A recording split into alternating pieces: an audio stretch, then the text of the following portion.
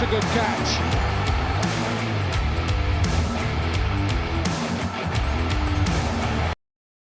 What a start by Shai. Now free.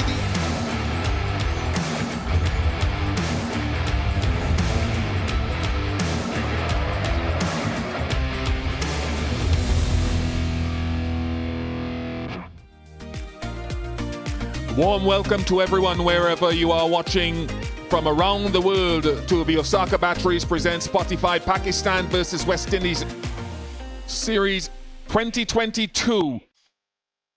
We are back in Multan after some 14 years for international cricket, and it's a great feeling to be here with a good cricketing weather.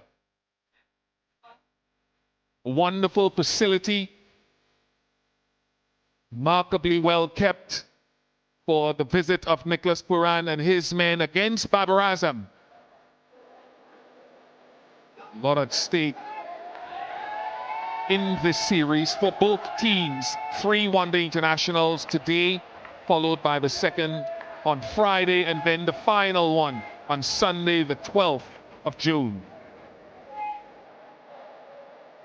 The reason I say there's a lot at stake is because the ICC Men's Cricket World Cup Super League points are available to the teams today. West Indies in 4th position on the table. Pakistan uncharacteristically low down in 10th position. Remember, the host nation and the top 7 others will take part in or qualify automatically for that World Cup in 2023. A lot of changes can take place until then on that table. Pitch looks a good one, a good surface. When I say good, good for batting. Not too much live grass there. Looks as though it's held together reasonably well. We'll find out if it may be a touch dry in the heat here in Multan.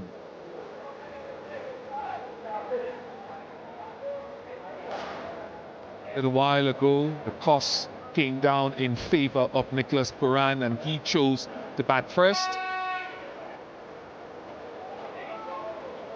For the West Indies, they've got Shai Hope, who's been ever present at the top. Shamar Brooks, Nicholas Pooran leading the team for the first time as full-time captain in the last series against the Netherlands. Brandon King batted well there. Robin Powell makes his appearance, missed the last series. Kyle Mayers maybe will go in at the top of the innings, and then Alzari, Joseph, Seals, Walsh and Shepherd. Sanamir, the former Pakistan international and captain, is with me. Your thoughts on Pakistan? Pakistan have got a very solid top 4 in Fakhar Zaman, Imamul Haq, who has been in great form, number 3 in the world, Babar Azam, number 1 in the world, Mohammad Rizwan, and Mohammad Haris makes his debut. Big moment for him in Multan. Khushbu Shah is there, and Shadab Khan and Mohammad Nawaz come back after an injury. So a very solid batting and bowling, and the 3 fast bowlers. Teams are lined up out there for the respective anthems.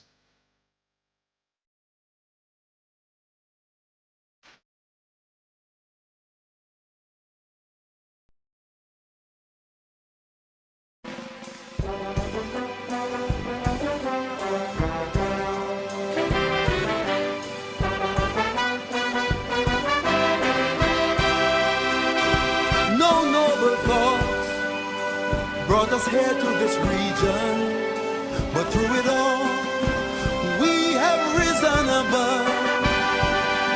Through our flannel nights, flashing their willow and leather, these keepers of the flame must feel our undying love. This Caribbean nation is rising fast, a sunbeam cutting through a clouded past. A passion fills the world like a raging fire. As the sun shines, you know we can take it higher. Let every voice be raised. Everybody give praise.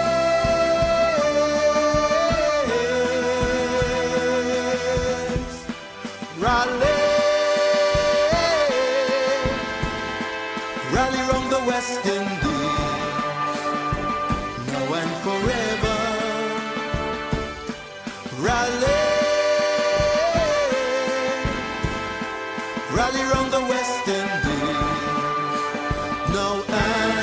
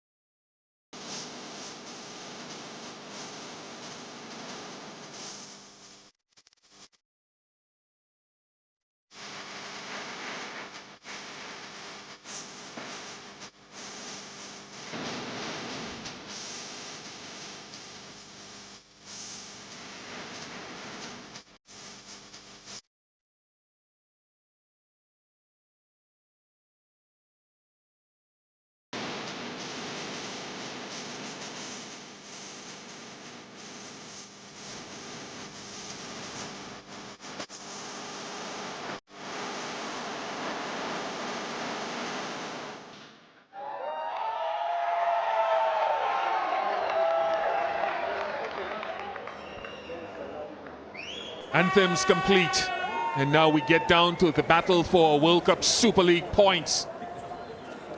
And this Osaka Batteries presents Spotify Pakistan versus West Indies series. Sana, cap presentation.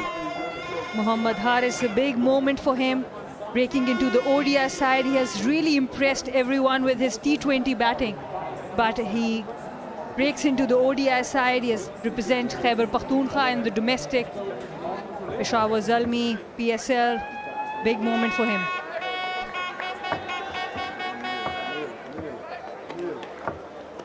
If you've just joined us, the toss was won by the West Indies, who've chosen to bat first. On a warm day for the return of international cricket after some 14 years to Multan.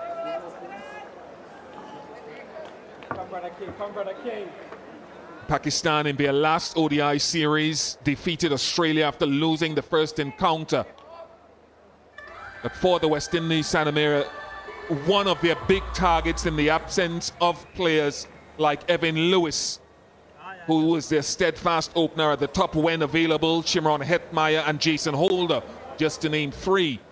Getting 300 plus, if conditions are even, would be a big goal for this team. And absolutely, and if they are able to do that, that will give them so much confidence, because they have had such a wonderful tour of Netherlands. In absence of all these three players, Powell was not there as well. But this time now, two more players have been added.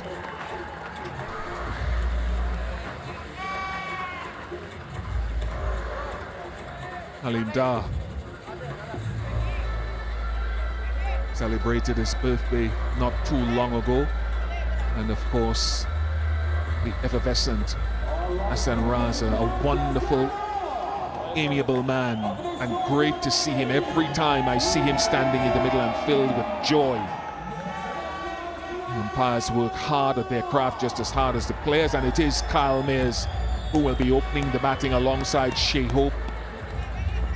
Kyle Mayers scored 100 in that last game against the Netherlands, 120. Opening the batting for the first time, but it's Shai Hope who's been steadfast, averaging over 50 in ODI cricket, which is a good return given his length of time in the game, but he'll want to kick on with that. Absolutely, 20 50s, 11 hundreds to his name.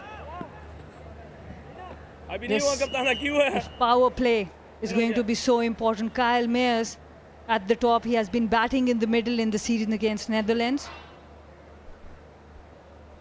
Of course, the players paying homage and paying their respects to the eradication of racial oppression across the globe, a conversation that must continue until things are rectified at the highest levels and equality for all is attained.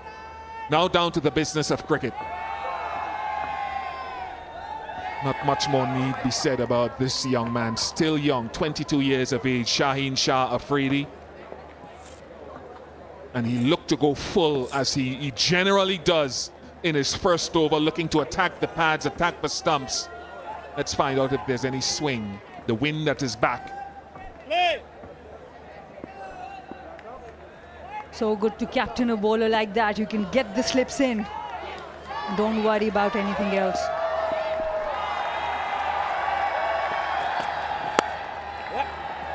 Goes full, but a touch wide of off stump, and the West Indies are off and running.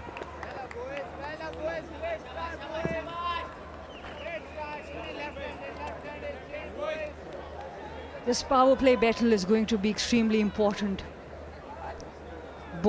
All the top 4 batters from West Indies have done well in the Netherlands. Shaheen Afridi, we know what he can do with the new ball. He would want to take one of them away in his first spell.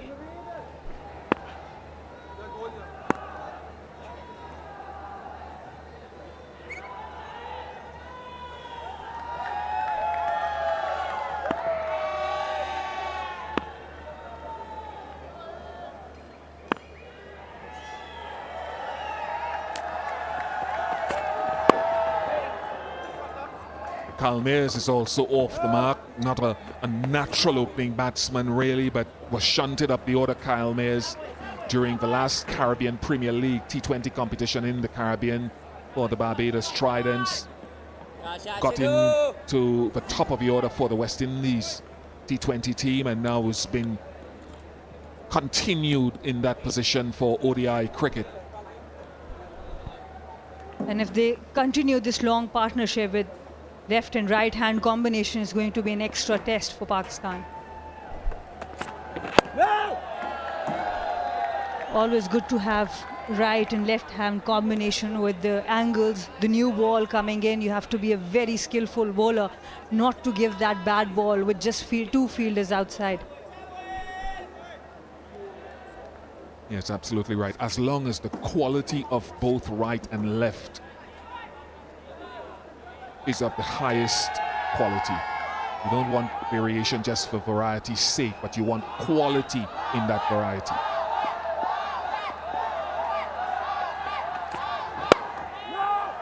What was good to see for me was to see so many Pakistan players in the English County Championship. Shaheen Shah Afridi was with Middlesex, played a handful of games, 14 wickets. Hassan Ali was, I think, up at Lancashire. Mohammed Abbas plying his trade. Shan Masood at my old county, Derbyshire. That experience is invaluable, particularly for younger players. Absolutely. So much to learn about cricket and life with that kind of exposure.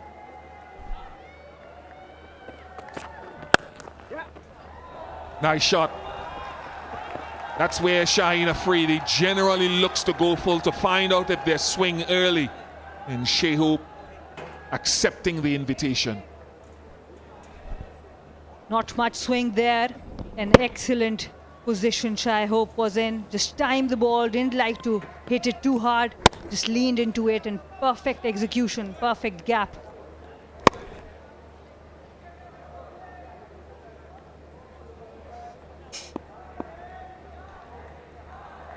Generally will continue going full. I would have pulled my length back slightly. Yeah, he does pull his length back slightly. 6 without loss.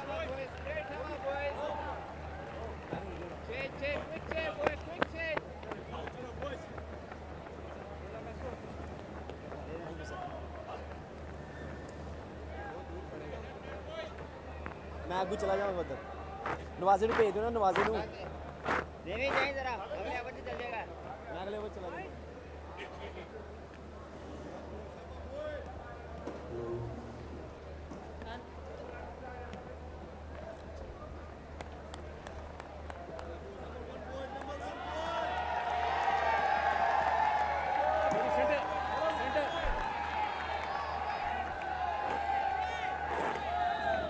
West Indies with Rovman Powell, who missed the last series because of visa issues in the Netherlands, along with Romario Shepherd, two, I suppose, more senior players back, more so in the case of Powell than Shepherd, still finding his way. Hassan Ali. How has he gone, Sana Hassan Ali, in white ball cricket since recovering from that injury a while ago? In the white ball, he has struggled a little bit. He had a really good comeback in the domestic cricket, but in the white ball, he has struggled. When he played one match against Australia, he was dropped, but then his stint with the Lancashire, played alongside James Anderson, got 25 wickets in 5 games.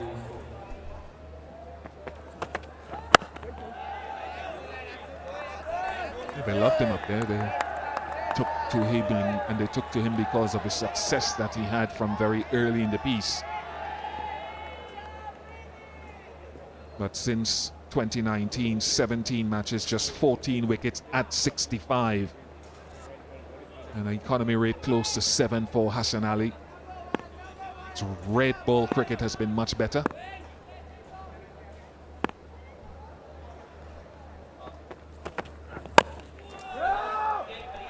And especially when you compare from the first phase of his career, from 2016 to 2018, he got 75 wickets in 45 games, averaging 23. So once he come back after the injury, after a year, like you said, just 65 average, that's where everyone is concerned about, because his potential is much more than what he's showing at the moment.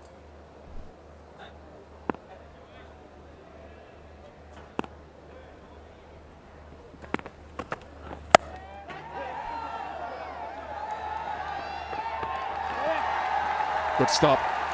And Shaheen Shah Afridi. Of course, he has that wealth of captaincy experience now behind him, having led his franchise in the PSL.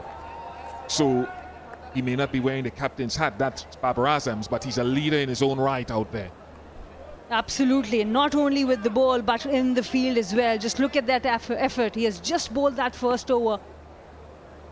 Excellent fielding.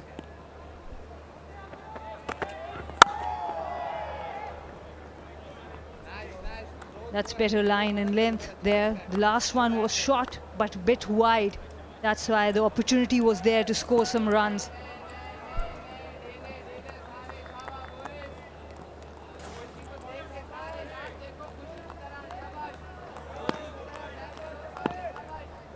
Third man and fine leg, the two fielders out of the circle.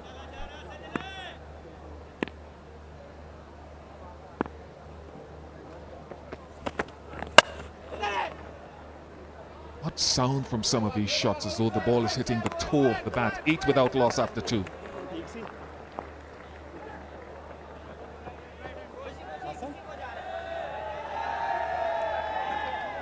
All right, team Pakistan. Zara zora se denge Pakistan. Kya baat hai.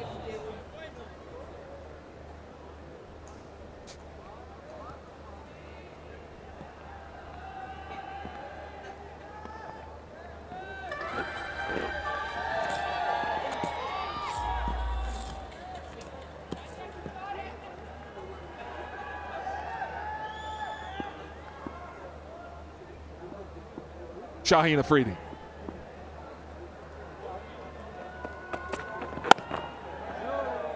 He's pulled his length back last couple of deliveries, and as you mentioned, the absence of swing, he's made an adjustment for the moment.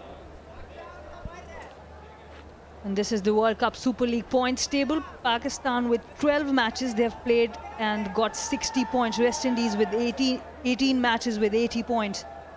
So 4 away and 4 home series. And the slip has been off. Just one slip now for Shaheen Afridi because of the lack of swing.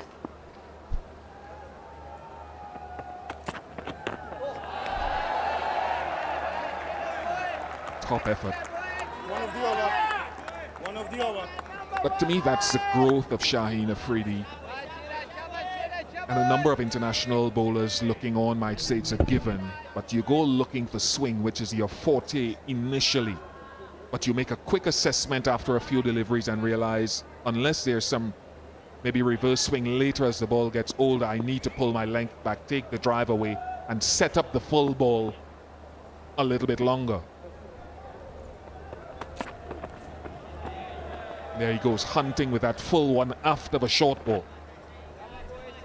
And how these short pitch balls can disturb the batters. We just saw a wild swing there this time from Shai Hope. Playing with the mind of the batter early on. That's the speciality of a new ball bowler.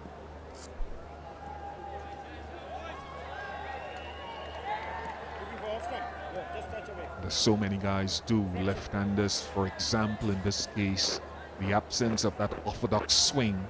He comes round the wicket now to try to close down the angle.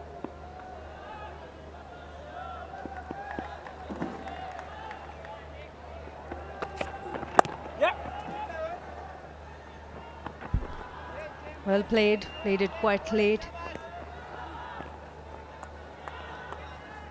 Strike rotation has been there. What's important for West Indies is that they see off this new ball.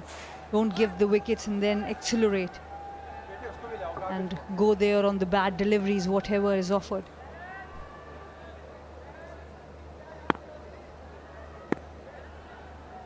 I think the fine leg has gone a little bit wider. I don't know whether that means there might be a short ball at some point in the over. Now is that caught and bowled? Is that caught and bowled? I think the umpires may just confer, may send it upstairs. Shaheen Afridi is absolutely convinced. Myers is holding the ground. He doesn't look impressed, but Shaheen Afridi and Pakistan are celebrating. Umpires are thinking about going upstairs, both really experienced.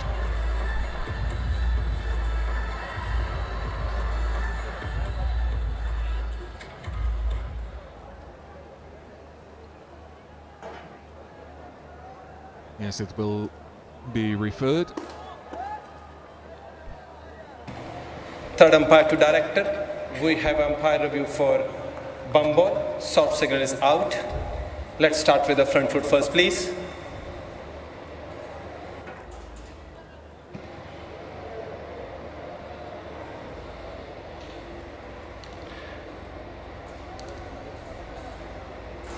It's a fair delivery. Can I have a front on spin win, please?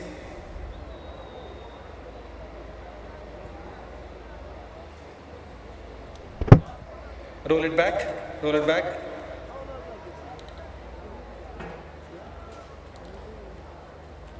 Now roll it forward. Yeah, I can roll it back one more time, please, Alvin.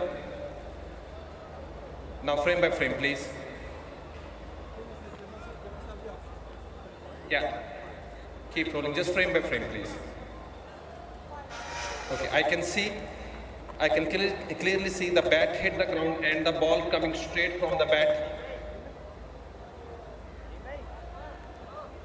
Yeah, fine, satisfied. I can clearly see the bat hit the ground and the ball coming straight from the bat. So I'm ready to make my decision. Decision for the big skin is out, repeat, out.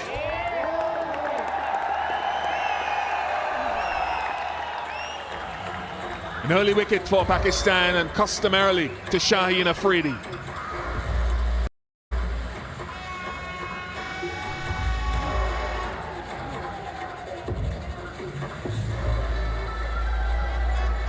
Important breakthrough. Kyle Mayers have to go back, just making 3 runs. Soft dismissal for him.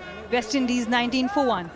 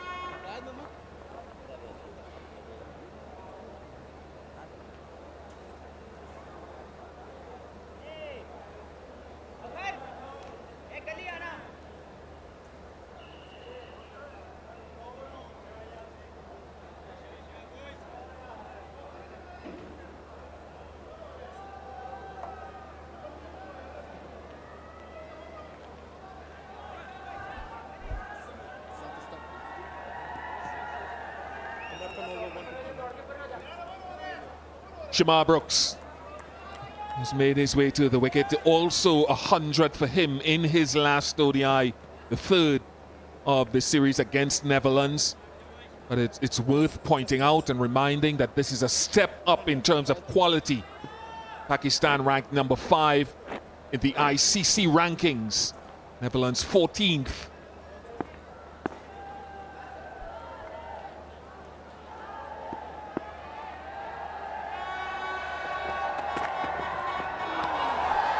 Terrific. Outstanding quality bowler across formats. 9 for 1.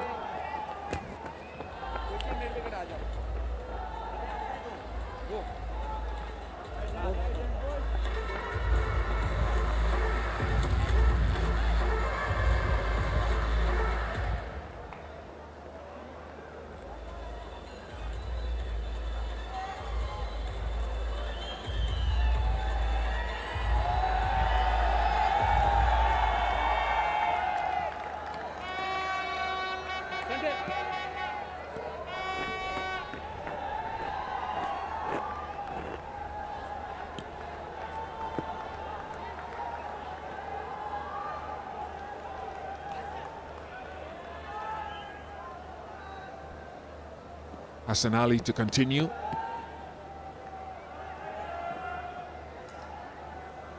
Nicholas Pooran will need some runs. He had a lean time in the Netherlands, but it's Shai Hope, whose job historically in this team has been to bat deep into the innings and allow other guys to play around him, not to go at snail's pace, obviously. But they often look to him to bat at least until over number 40, if he can, if he's allowed. That's the wicket. Shaheen Afridi bowling that full one. Hardly any feet movement from Kyle Mills. An easy take for Shaheen Afridi. He won't drop such catches.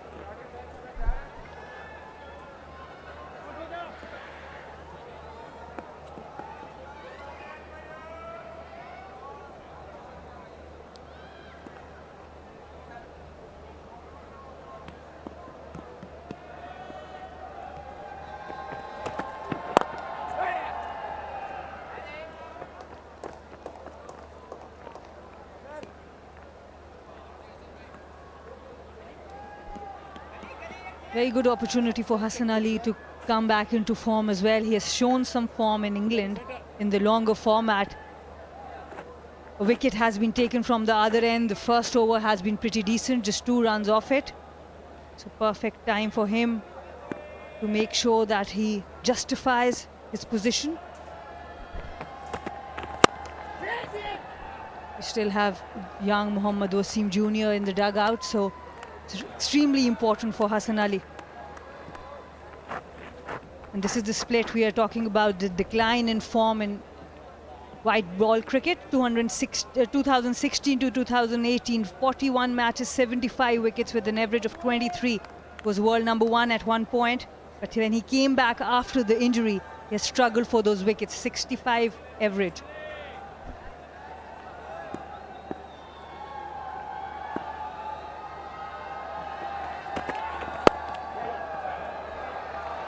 Brooks is a lovely touch player. I suppose you could say the same about Shai Hope. They don't muscle the ball. That's a good indication of it there. That was shot of the day so far. We are early in the match, but excellent timing, great balance. Perfect timing there. Just look at that. Good trigger movement. Still head. Excellent timing there.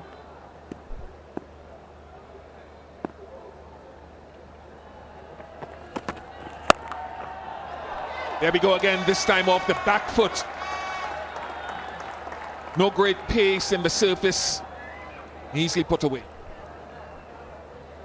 Over adjustment from Hassan Ali with the length. The last one was a bit full. It was not a bad delivery, but a very good shot. This one, a bit too short. Easy picking from Brooks. 2 back-to-back boundaries for West Indies.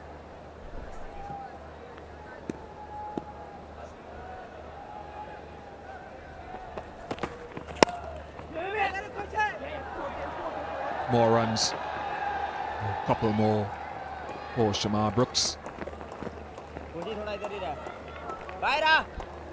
10 runs in the same area.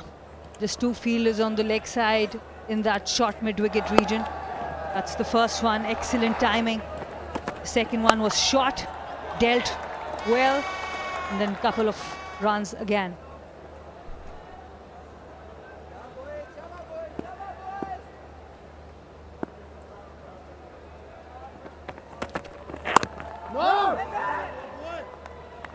Four of us gone 20 for 1.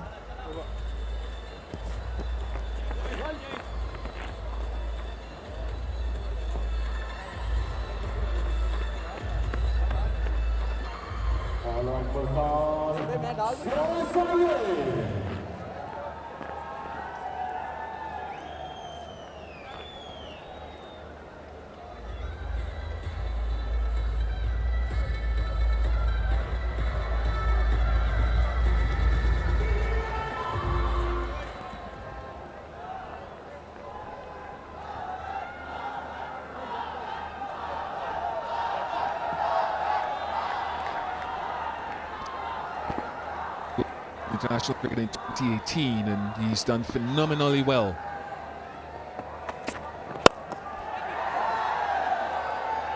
And that's what I think all know. This is not news to anyone in Pakistan or around the globe in terms of a cross-format bowler who's been brilliant. Pat Cummins, the Australian captain in there, Tim Southey, Mitchell Stark, I suppose the precursor, the one who came before Shaheen Afridi, left-arm fast bowler who pitches it up, swings it. Jasprit Bumrah, excellent. That's a good list. Rabada on there.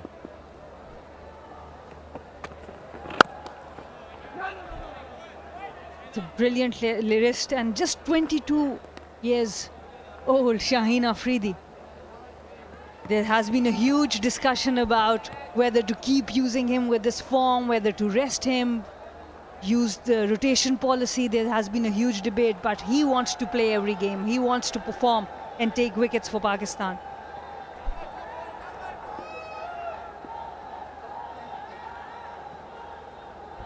I know what I would do if I were in charge of him.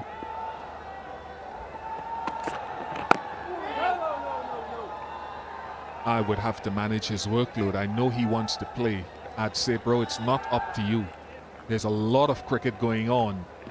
If we talked about the length that he's bowled, started off bowling very full in that first over, then just at the end of it he pulled his length back.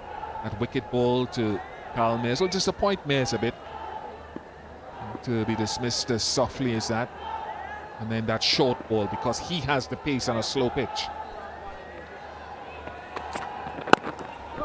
Yeah, I know he wants to play. And every player worth his or her salt would want to play as much as possible. But T20s, franchise cricket, 50-over cricket, he just finished at Middlesex, Test cricket. I think it's impossible for you to maintain your pace, which is your X factor with swing, across, say, a 10-year career playing every game. So I think they're going to have to manage it, even if he feels a little aggrieved about it. It's for his own benefit and the country.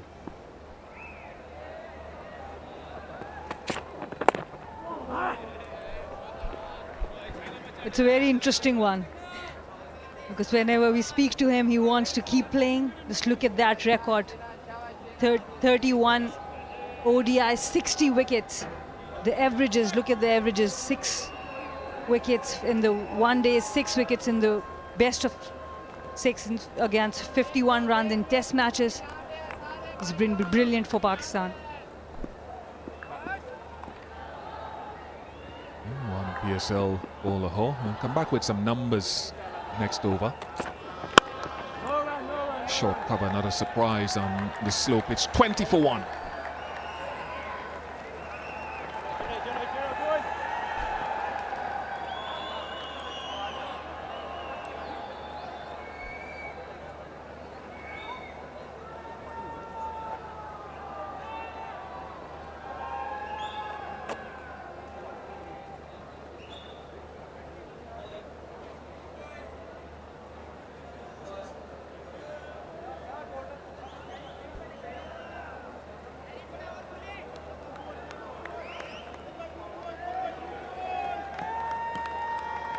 और मुल्तान के लोग बहुत प्यार करते हैं, पाकिस्तान की team से अपना प्यार दिखाएंगे जरा।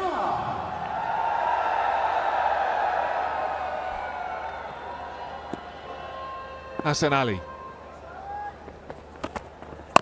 Perhaps a better line to Shamar Brooks. More fourth, fifth stump.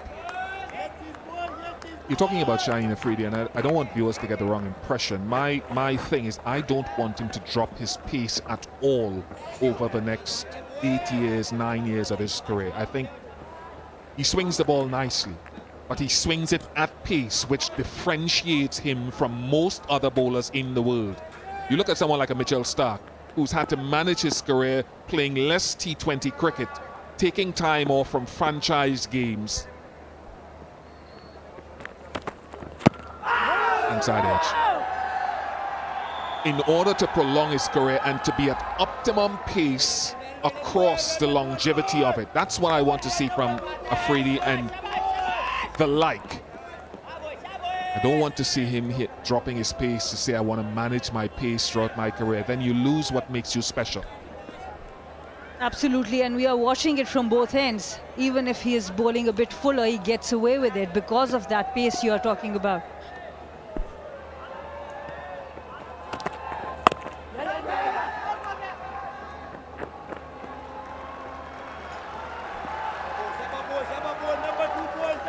But he has just won the franchise cricket, Lahore Qalandars as captain, so I'm not sure we'll have that option at least in the next couple of years.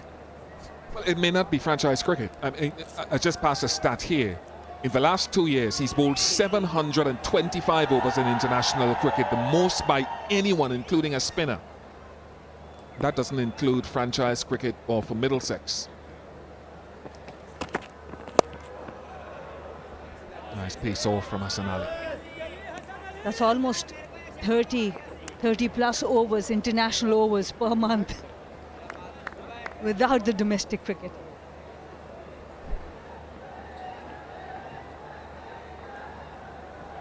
You just have to find room in the calendar. Maybe he could miss some ODI games when the timing is right, maybe some T20 internationals when the timing is right. I want him to get his bag, secure your future and your family's future financially. Didn't play the last game against Australia. That's a sort of management that'll have to happen. The one thing I say, Stan, and you know this better than I do, having captained your team, you're looking for that wealth and security, but if you choose to seek greatness, everything else follows. Kahisa Rabada, I think he's one, in my view, that has dropped a little bit of pace in recent years simply because in those initial journeys and years he played a lot of cricket of different formats, and I think he's dropped a little bit of pace because of that.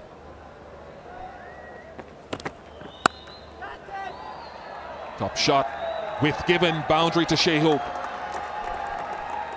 That's the problem, not finishing the over well. He has such a good over for the 5 deliveries, but the last one goes for 4. West Indies 25 for 1.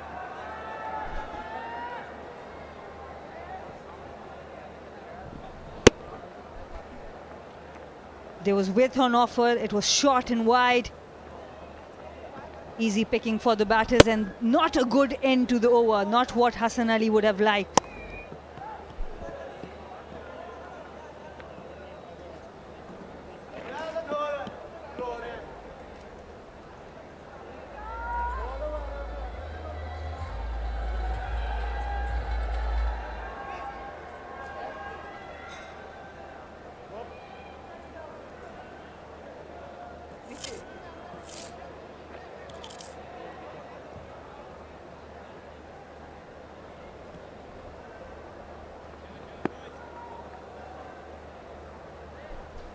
Shaheen Shah back in the attack. Continuing with the new ball, Shaheen Afridi. This time the short pitch on the very first delivery. He keeps the batter on their toes all the time. Hassan Ali, the last delivery of the over. Short and wide, enough room for the batter to use the pace. Easy pickings there.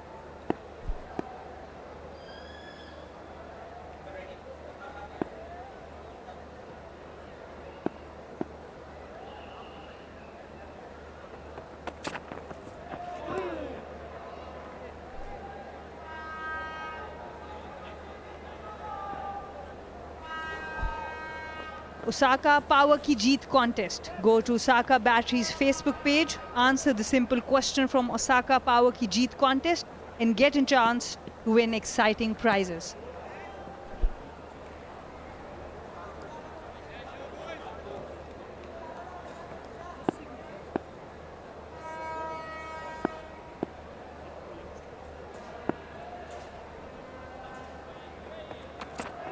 No shit.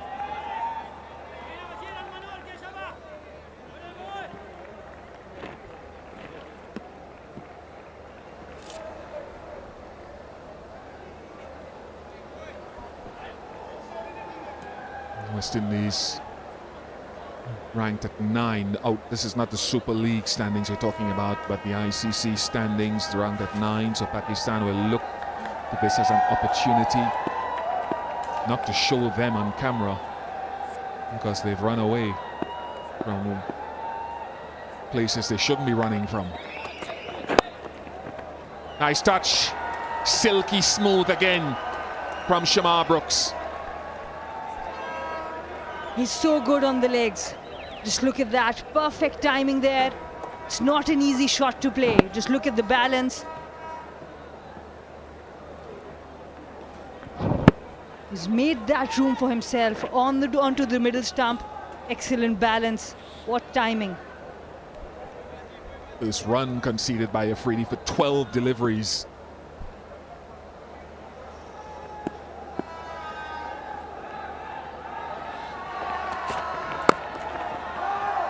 A line, ask him to reach for it, doesn't get a big stride. Shamar Brooks. Saw Shaheen bowl a couple of short balls.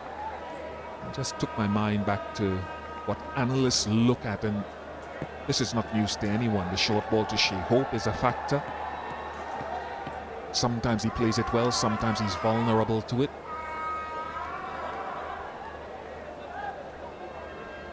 It's a well fortified offside field. It's a ring on the offside, so the line should be at least off stump.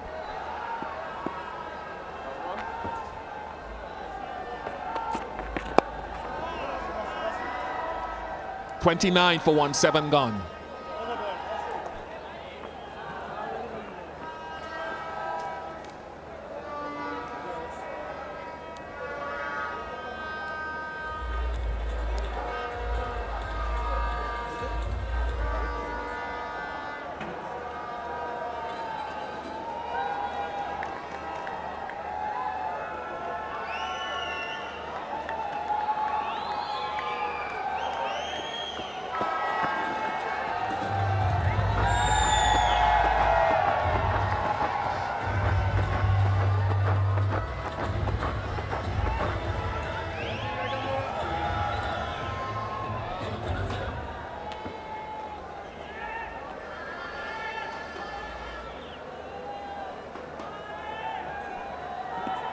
Arslan into the attack.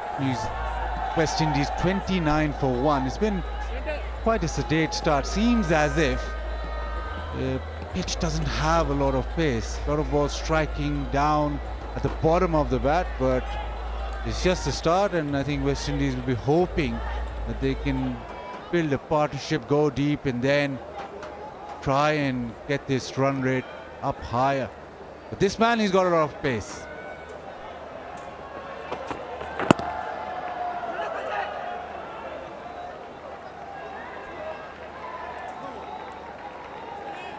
You're right, Baz. It doesn't seem to have a lot of pace, this pitch. I've seen a couple of times batsmen looking to hit through the line and just having to reach a bit for the ball. But I have to say, batting hasn't been difficult. It's just that I think the bowling especially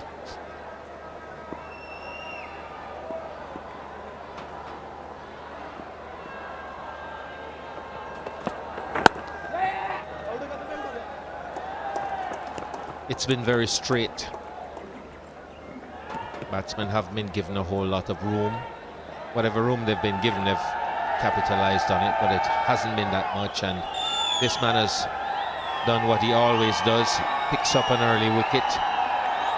Shah Afridi. Was Kyle Mayers sinking into that drive, and just popping an easy catch back to the bowler. And importantly, it was a legal delivery earlier, which maybe showed the wrong delivery where he's overstepped, but legal delivery. An interesting looking shot. Weight all going backwards and trying to drive straight down the ground.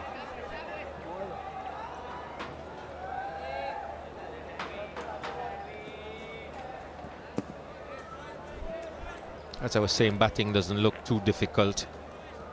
Batsmen just have to wait on the ball a little bit because it's not as much pace as they would like.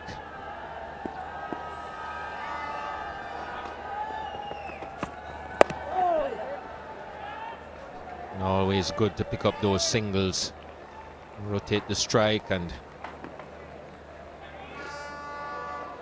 just ease a little of the dot ball pressure.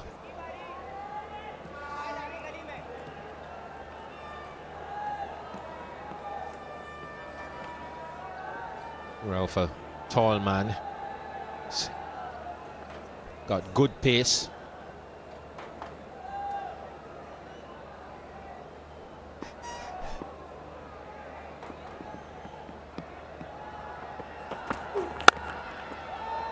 On the up through the offside, classic cover drive brings a boundary.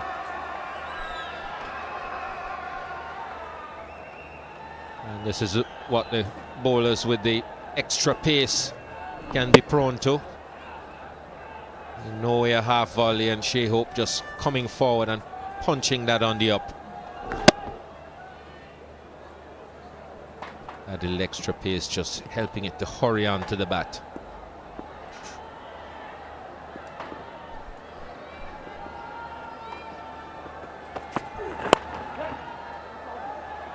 Turn into the leg side, he'll come back for 2, so a good over for the West Indies. 8 off is 37 for 1.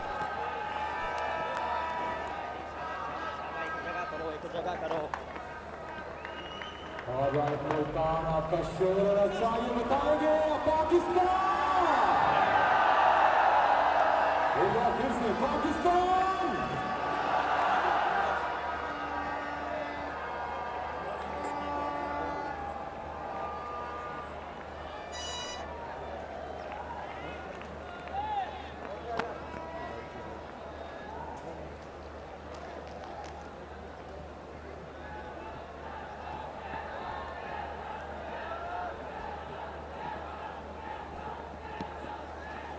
First 8 overs all about pace, but as expected, pace off the ball now in the 9th over.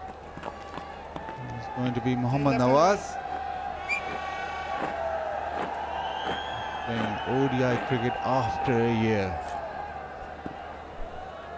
Missed the last series against Australia because of an injury, but the left arm spinner doesn't mind bowling with a newish ball. Be interesting to see in these hot conditions, these dry conditions, just how much spin there will be in this pitch early on.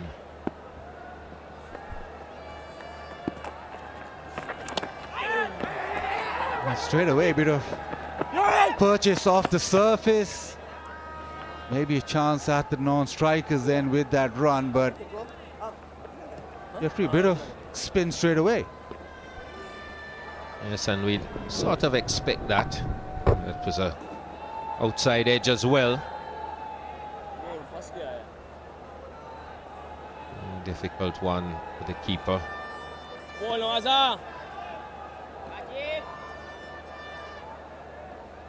Those have to be really fine edges, with very little deviation for the keeper to take them comfortably. There's just enough of an edge to get it outside of those fingers, but a slip brought in now. Oh!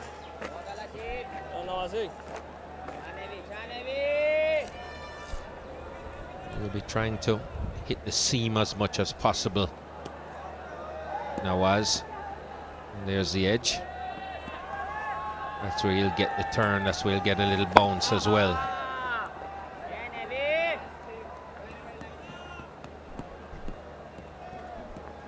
Yeah, also what is important for Nawaz, he's just played 3 ODIs in the last 3 years. So this series is quite important on a personal front for him. You want to bowl well, he's quite a decent lower order batter as well, he can make runs, so but for him, he needs to be on the money, he needs to perform in this series to be able to then put his hand up and say, yes, ODI cricket, I'm here. Because he hasn't played a lot for Pakistan in the past 3 years, only 3 games.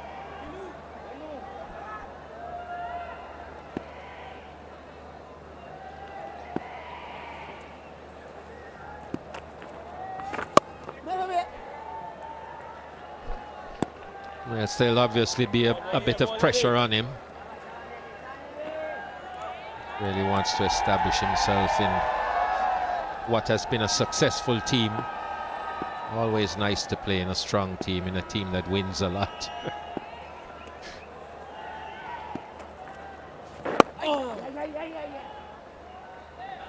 And there maybe just be a little bit of nerves. In situations like that, he just needs to go back to basics. End of 9, 40 for 1.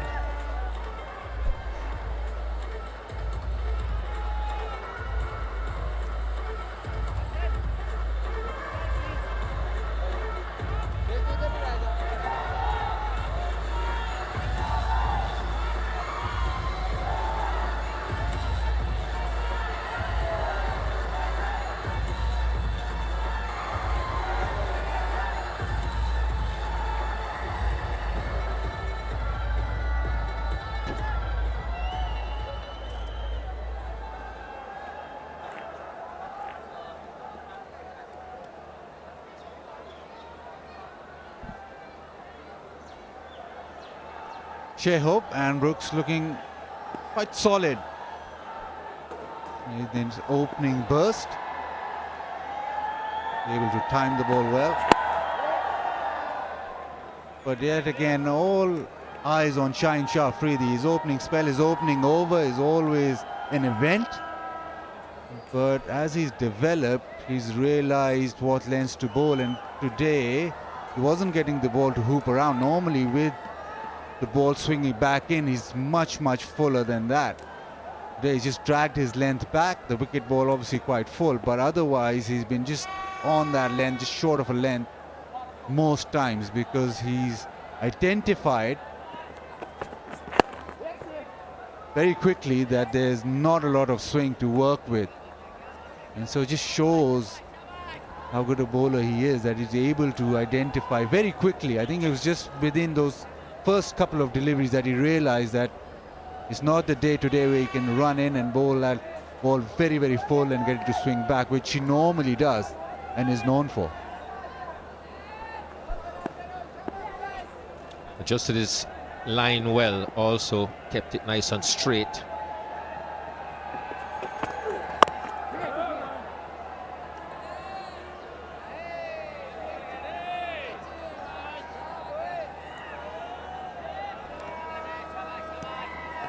Hasn't really been anything wide of off stump from any of the bowlers, apart from one delivery Hassan Ali bowled to Kyle Mears, which he slashed away. Focus has really been just about straight on off stump, off and middle.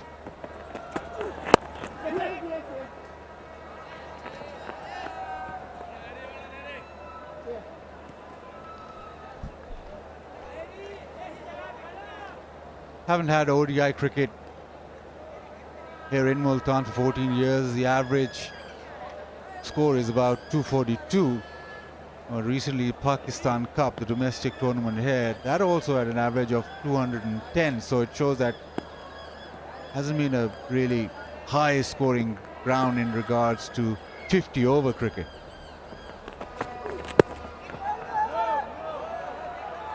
Leg side missed out. Brooks knows that the opportunity just to flick it away. Fine leg inside that 30-yard circle.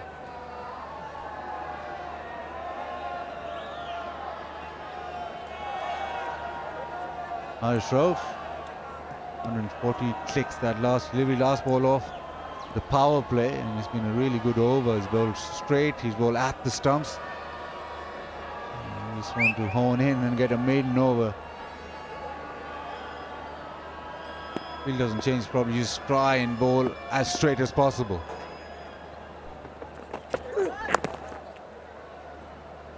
Misses that, just concedes a single down to third. It's 41 for 1 after the first power play.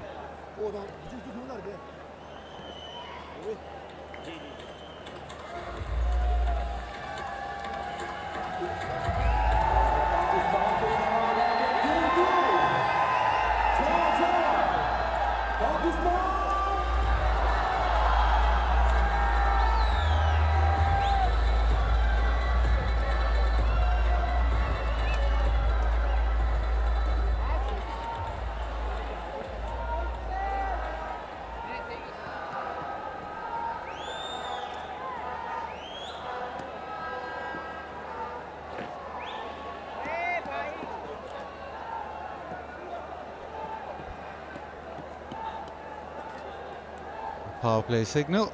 First power play done. It's out of power play 2.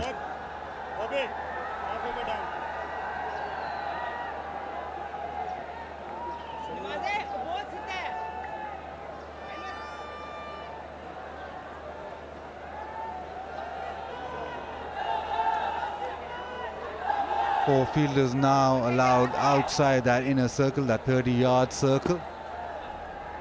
Mid-on at the moment on that circle. There's the opportunity again down the leg side. So a couple of opportunities which have been not put away. Definitely, obviously quite extreme weather and it's quite hot. So as a batter especially, is there an element where you try and preserve energy? In the olden days, or not the olden days, but years gone by, when it was quite hot, players would sort of almost walk a single or jog a single and not be too perturbed of running hard because they thought that maybe preserving the energy to bat longer. Well, you've got to get every run that's available, especially in this form of the game. I guess in a test match they'd try to take it a little bit easier.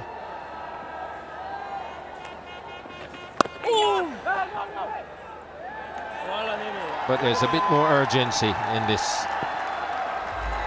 form of the game. So I think you've just got to hydrate yourself and go for it.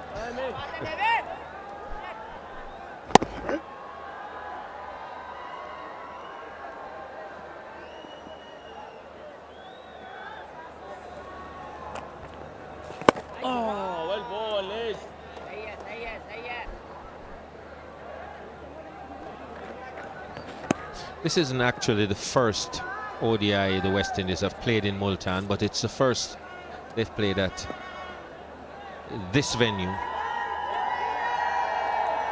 And on that occasion they were victorious, beat Pakistan by 7 runs, and that would have been in 2006. Just popped into the offside. Marlon Samuels got a 99 ball 100 in that game.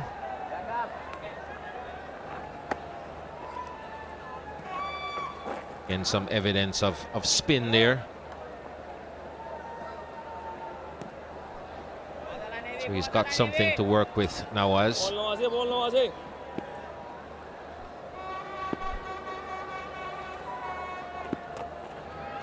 Oh. 11 done, it's 45 for 1.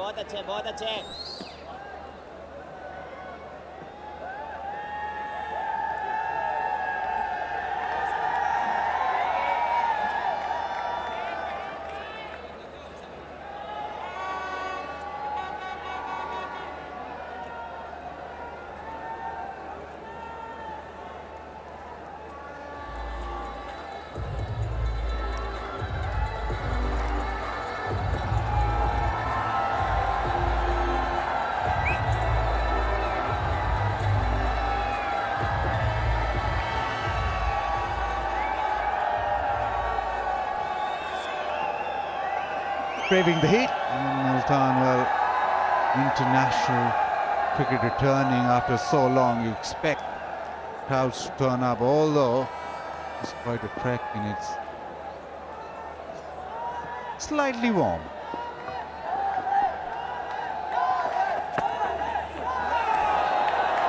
Evidence of that pace. He's been very good in that previous over, bowling quite straight, and suddenly Shai Hope decides he's going to waltz down the track.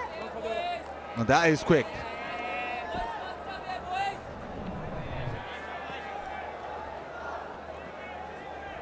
Yes, those will keep you honest.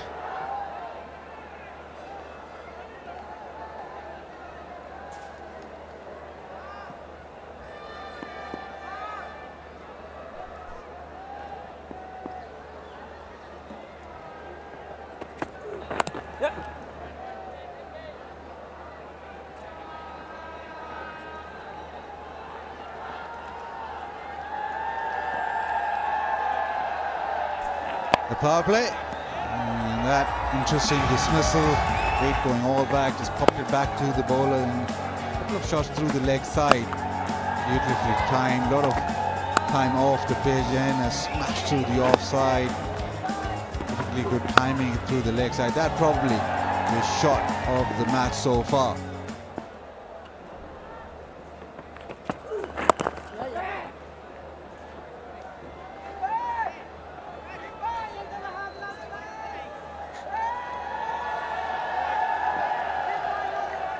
Fans enjoying Tapal tea in the Tapal Tea Lounge.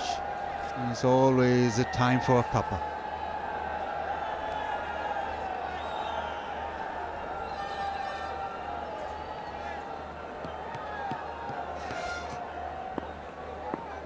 The challenge here for the West Indies will be assessing how many runs they need to score.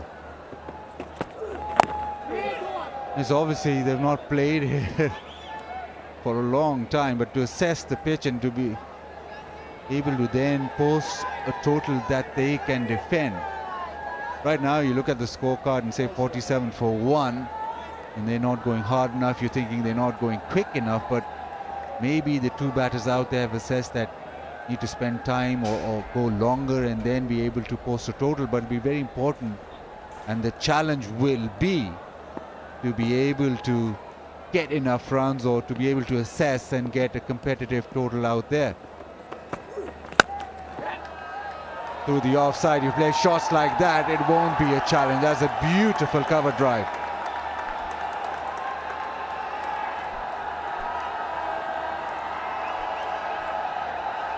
Really looks good when he gets on the front foot, Shai Hope. It's just an over-pitch delivery. But found a gap, and it wasn't much of a gap, but timing took it through nicely.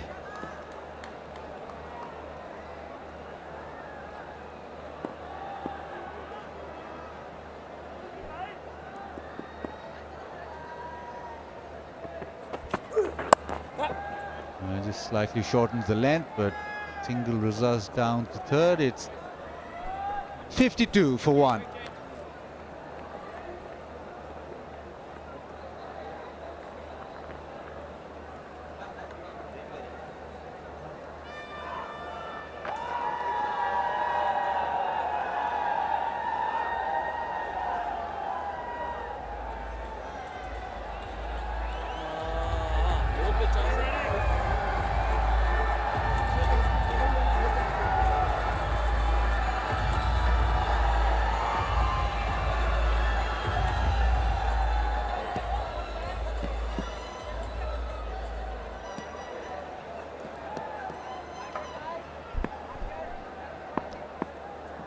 Nawaz again.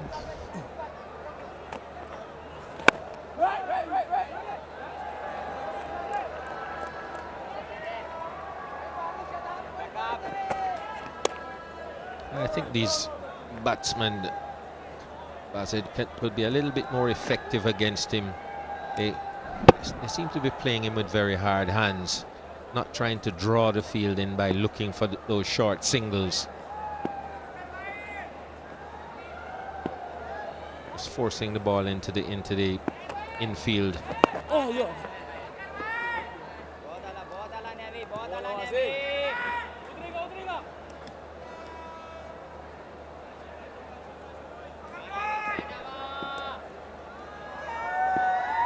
Good partnership forming between these two nevertheless.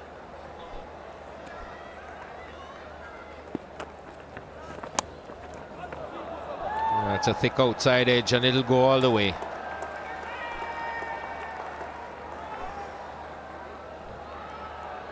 Slightly quicker from Nawaz. There's plenty of bounce in there, but maybe just hold it a bit too quickly. The outside edge, no chance for that slip fielder. Just races away. Maybe a word from Rizwan saying that slow it up. Only slightly slower. Don't give the batsman any sort of pace to work with. That's probably where he wants to be. And if he bowls that length, then Brooks and Hope will have to do something different. Maybe pull out that sweep shot or then try and use their feet.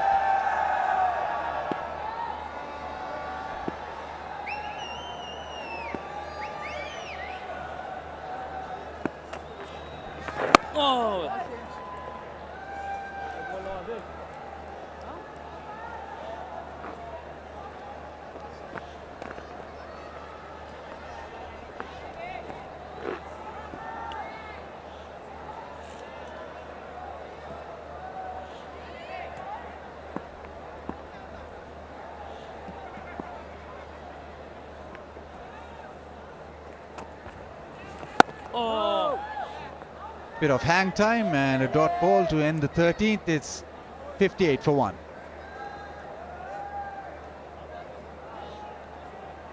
Multan Pakistan की team में match करने के लिए अपना जोर से नारा लगाएंगे Pakistan.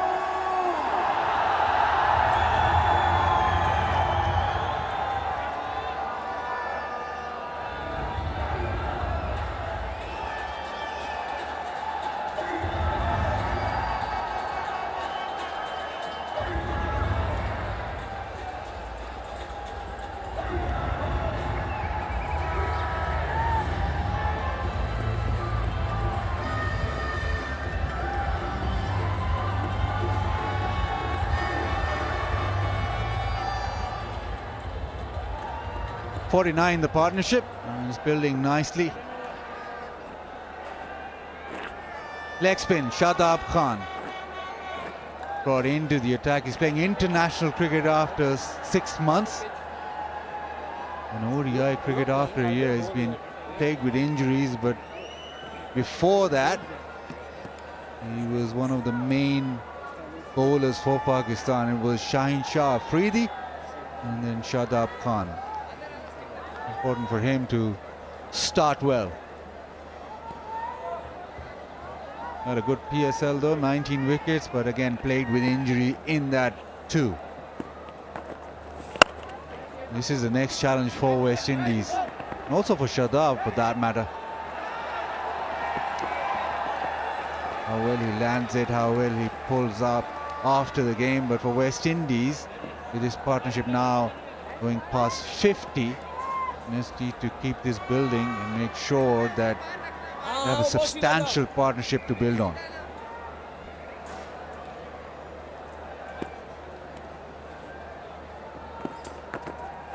Oh! Ball check, ball check.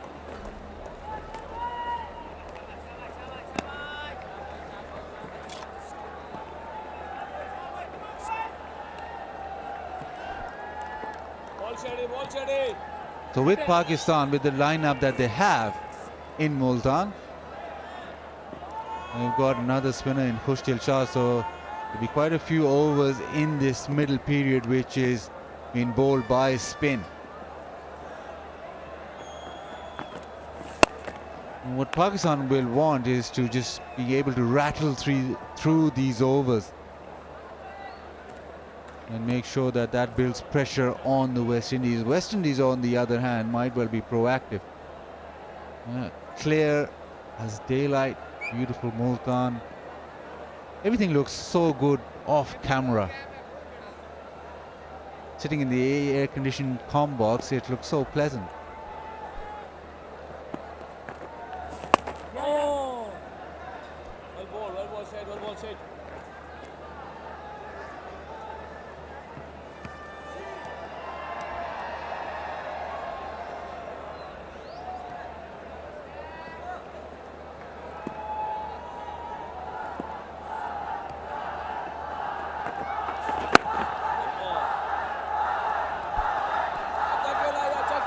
Just nudging it around, picking up the singles.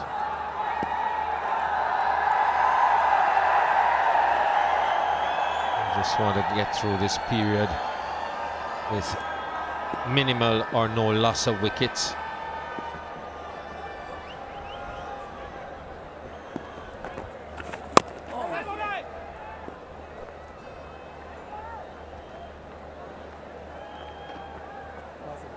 It's been a good over.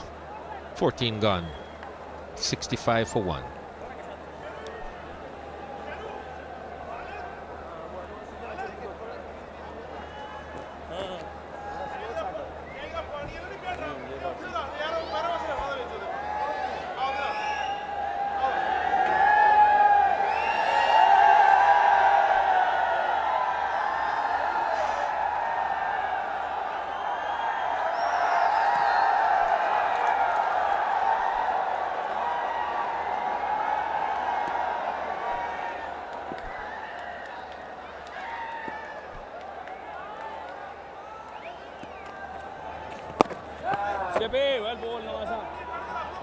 West Indies have recovered well here after the early loss of Mayers up front.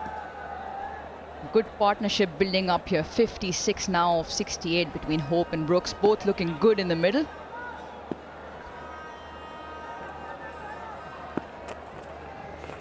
What's up?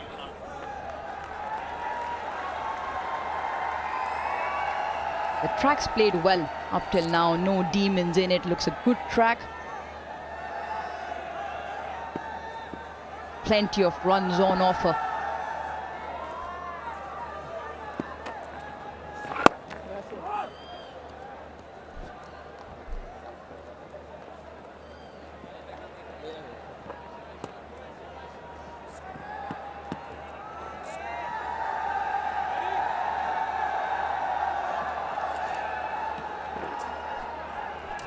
Beautiful outfield as well.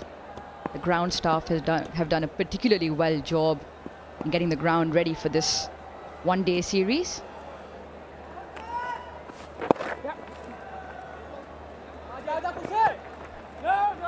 Easy.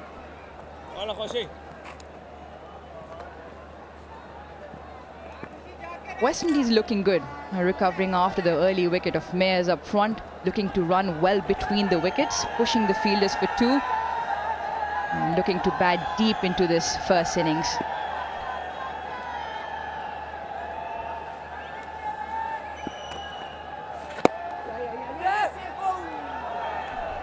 Yeah, hitting those gaps will be very important. They've got someone like the captain, Nicholas Pooran, to come next, who, if he gets in and it's a if, always use that precursor. Brandon King, who batted well in the Netherlands recently in the middle order, has opened the batting in times past.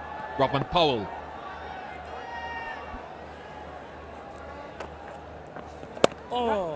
Romario Shepherd. Seam bowling all-rounder. Guys who can, if needs be, try to accelerate. Time will tell. Foundation needs to be built. 69 for 1.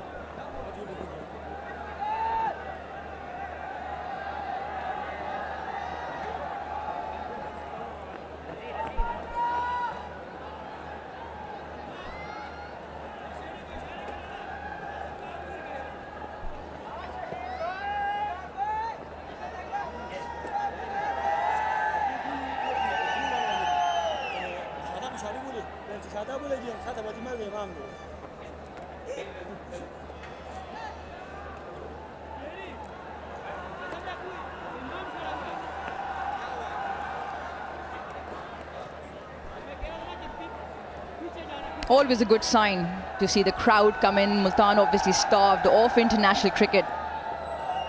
And they are well and truly behind the team in green. And we hope to see the numbers in the crowd build up as the sun sets and the weather gets slightly better.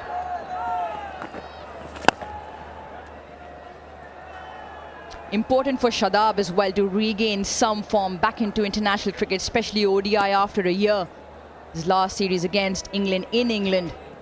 Vice captain of the side, gun fielder, offers plenty with the bat as well.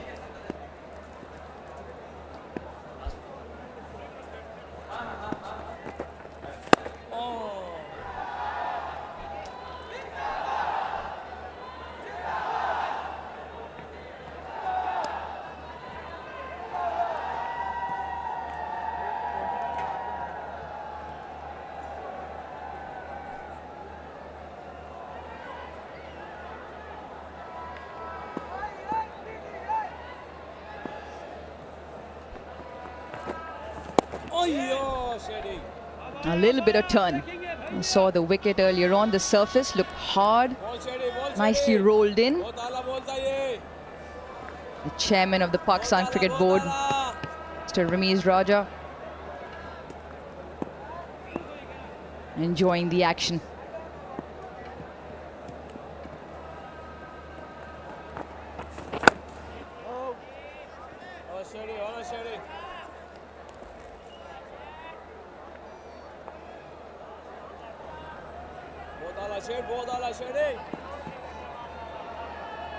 I'll be fascinated to see if conditions remain the same as we go through the course of the game.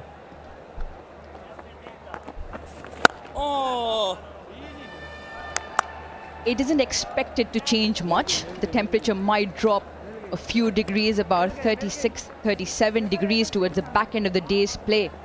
But I guess with the sun going down, there is a slight breeze. But it's going to be tough. No dew? I only came in yesterday, but I haven't heard of much dew. Only time will tell. Short one put away just for the single.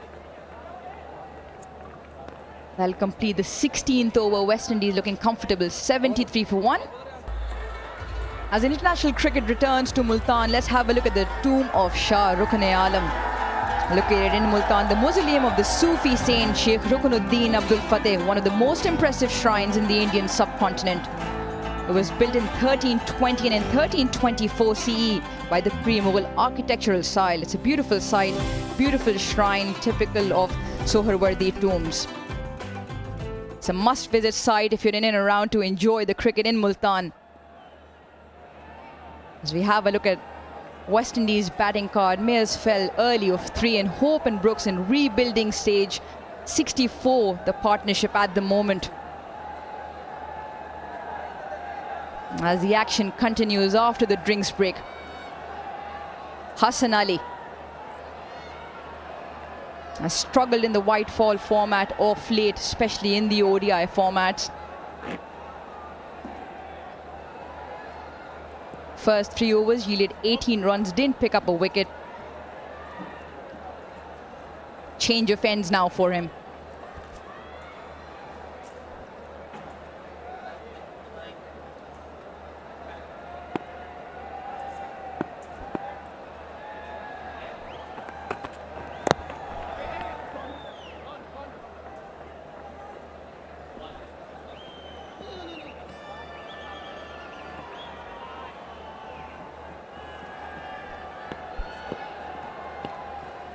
Bish, you spoke about the West Indies and the top order and the middle order and how they have the firepower, especially in Brandon King, who's done well in Netherlands.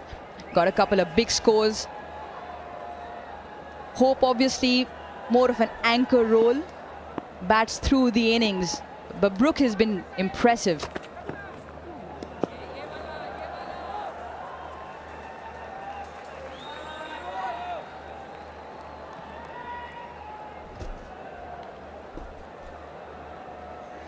Sensodyne, sensitivity-free moment. Because life is too short for sensitive teeth. Much needed to cool down in this hot weather in Multan.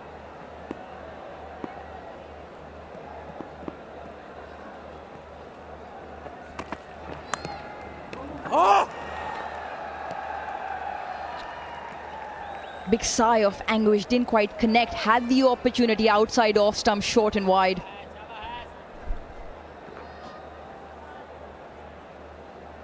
An occasion that he could have put some pressure on Hassan Ali in this new spell, who switched ends.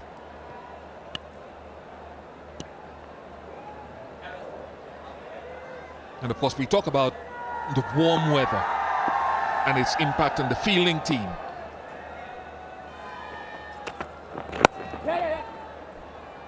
There's a challenge. Players train for this. Pakistan have trained for this. The West Indies, obviously in the Caribbean. Climatic conditions, very warm. Although they've come from the Netherlands, where it was several degrees cooler. But for batsmen as well, it can be challenging with the rotation of strike and running hard between the wickets. He got 16 that first ODI in the Netherlands and 101 in that third ODI. So he's come in with form, even if the opposition is a lower ranked team, it's still form.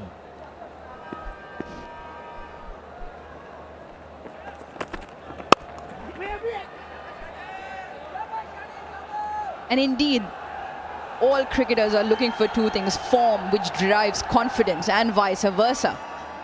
And yes, you talk about different weathers, different opposition, but form and the confidence that both Brooks, Hope, Mayers obviously missing out today, all the top order scoring heavily.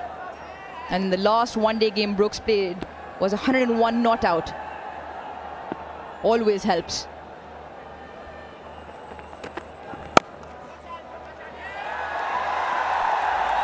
Good over, just the two of it. 17 done, 75 for 1.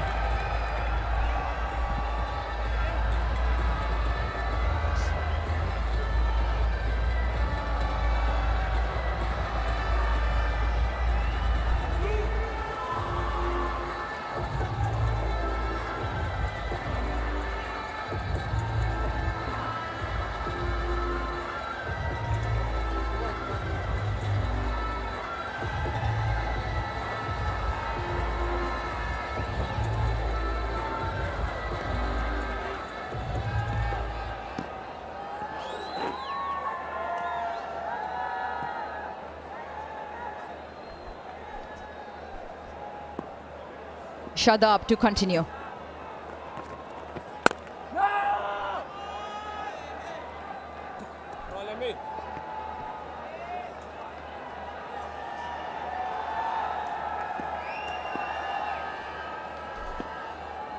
He's got a sweeper fielder on the offside, long on and long off on the boundary and deep square.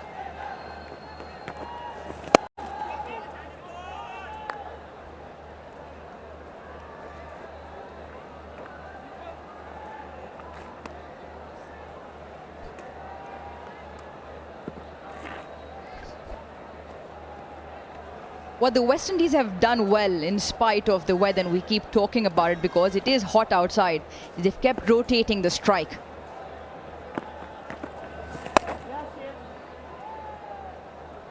Every opportunity that they get, they try and milk the singles as much as possible. Running between the wickets in this condition is obviously not easy and takes a toll on the batters.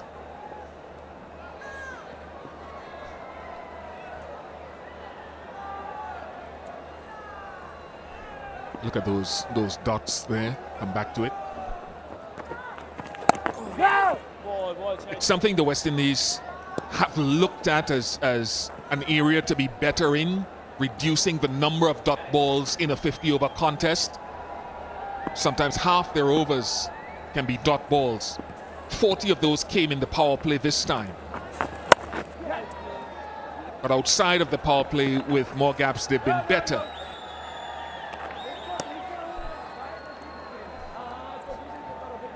And sometimes becomes a matter of a few runs. Sometimes can also become an underestimation of the singles that potentially batters can get, but they do miss out, and especially in the power play when they're looking for boundaries. Straight to the fielder, end of the over. 78 for 1.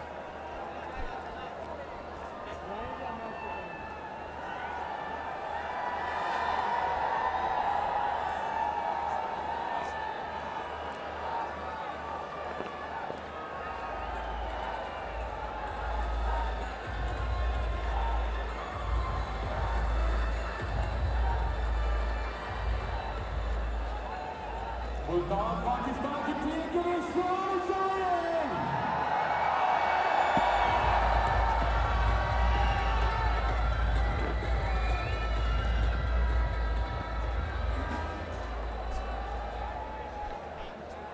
In the wickets column, only the one wicket for Shaheen Shah Afridi in his very first over.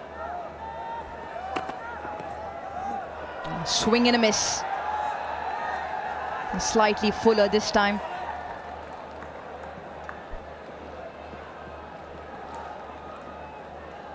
Yeah, I'm looking at the previous over from Hassan Ali and the number of deliveries in that good length area. Now, watching him closely, and he's someone that I've, along with Shaheen Shah Afridi and many of the Pakistan bowlers, generally have spent a lot of time watching and have great admiration for over the years. Back from Hassan's debut in international cricket as well as Shaheen's, we've been there watching him, and I'm sure you have. The one thing I would want to see from him since he's returned from injury 2020, I think, in white ball cricket, I find that his deliveries have been sporadic in terms of its length. That's my impression. I may be wrong, others know him better. I'd like to see him grouping his deliveries a lot better on that length, and then when the time comes, if there's some reverse swing or if he feels he needs to change up to short ball or pace off,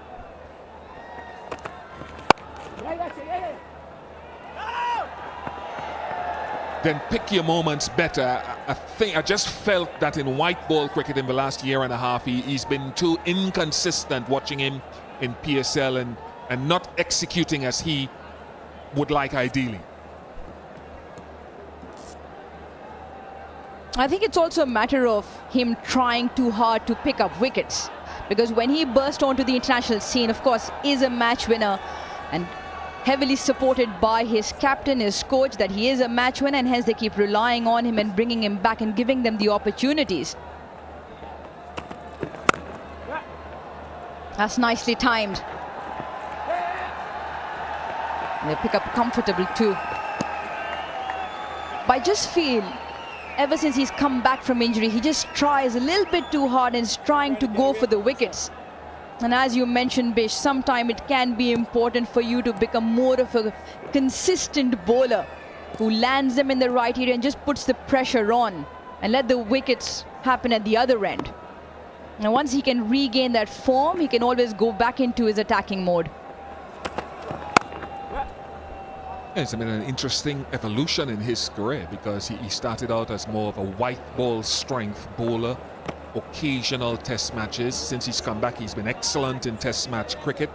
43 wickets at under 20 since his comeback. You talk about control. I've been watching Josh Hazlewood, the Australian fast bowler, who's now become a T20 phenomenon. People talked about consistency has no place, let's say, in T20 cricket. Well, Josh is showing it has value in test cricket, it has value in ODI cricket and in T20 cricket. So pick your moments, set up and structure your over a little bit better in this format. 84 for 1.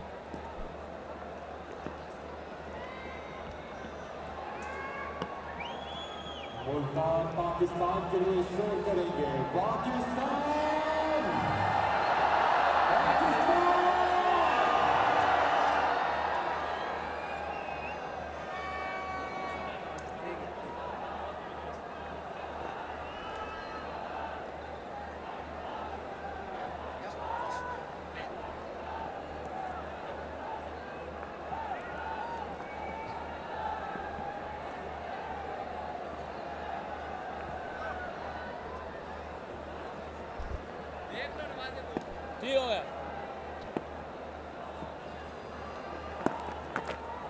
Yes, man. A little bit of turn.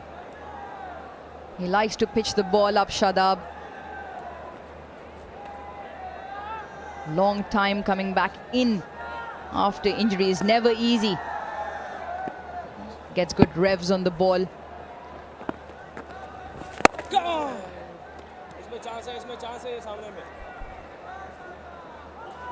Was Daniel Vittori, the former New Zealand captain, left-arm spinner, all-rounder.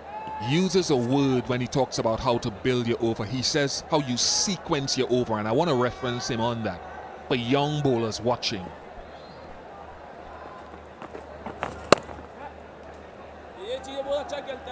When you go searching for wickets, and Pakistan have had a great history of attacking bowlers, Waqar, Wasim, Imran at his best, Umar Gul, all of those guys, great attacking bowling options.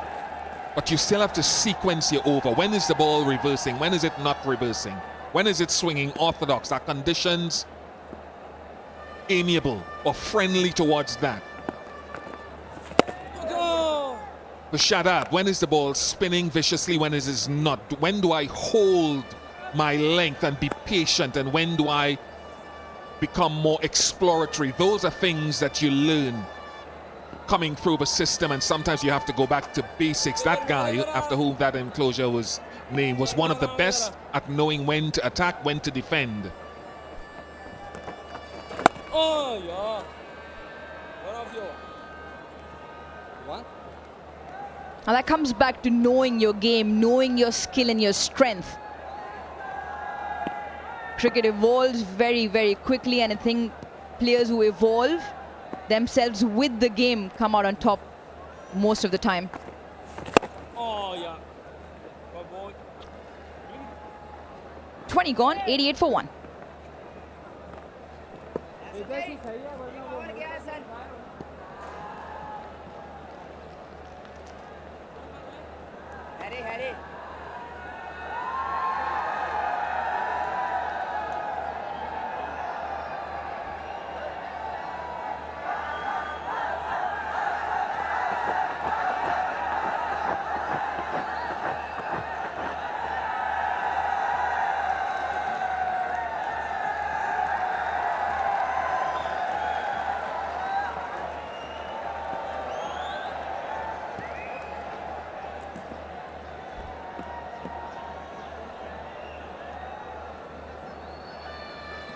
Haris Rauf,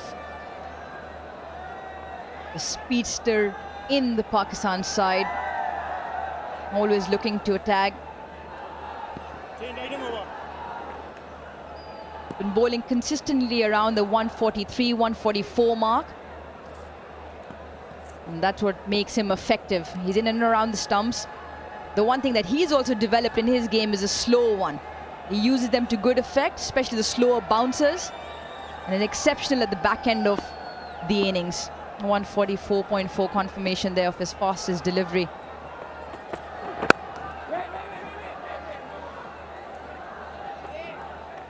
Bish, we were just talking about how bowlers need to sequence their overs, as you referenced Daniel Vittori. There was a piece Simon Dool and Lisa Stillacre did a few days back about bowling in partnerships. When we talk about partnerships, most of the conversations are around batting partnerships. But the importance of bowling in partnerships, and Dooley mentioned the greats like Wasim Akram and Waqar Yunus. In the women's game, we talk about Marizan Kapp, Shabnam Ismail. You just mentioned how Hazelwood is becoming a prime in that format as well. And I think that's somewhere where Hassan Ali can benefit from the partner at the other end. Somebody like a Shaheen Shah Afridi who opens the attack with him. About bowling in partnerships, of how Hassan can probably just look to land the ball in the right areas, not give away too many, while that man on screen does the damage at the other end.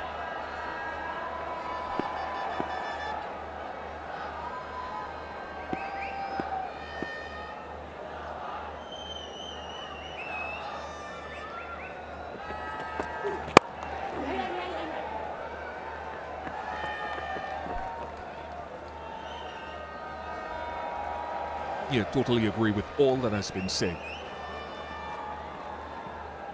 And that's where you have to assess, what does the game require now? What is Haris Rauf thinking? Is he thinking, do I need to try and up my variation and attack more and risk giving away a few runs, or do we still need to hold and be disciplined? Nothing much is happening with the ball yet.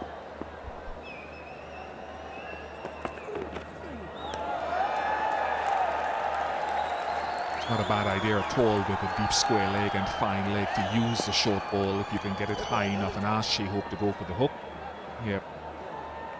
Happy to be back in Multan. I played a game here very early, not at this ground, at another venue, One Day International, early in my career. I can't remember exactly when was playing, 1990, when dinosaurs roamed the earth. It's the first series in which I think Pakistan beat us 3-0. No! It was my first tour of Pakistan, and the liveliness of the people, and of course a lot of development has taken place, and this venue itself is a tribute to that. But great to have cricket back in Pakistan. I was enraptured by a lot of the international cricket since return, and the PSL as well, which I found fascinating for the crowd involvement and the quality and standard of the game. Just watching someone like Babar Azam reel off hundreds in international cricket recently. 90 for 1.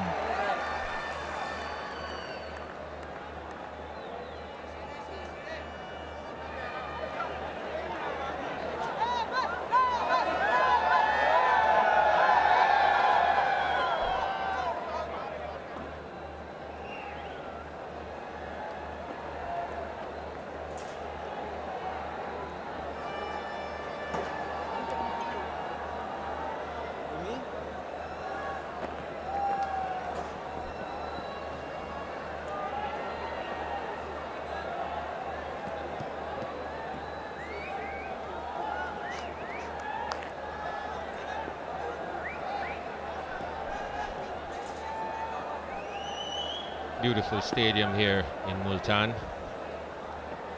And Shadab continues. Shamar Brooks, Shulf and Shai Hope have put on a steady partnership. Boundaries have dried up, but they've been rotating the strike very well, picking up the singles where they can get them.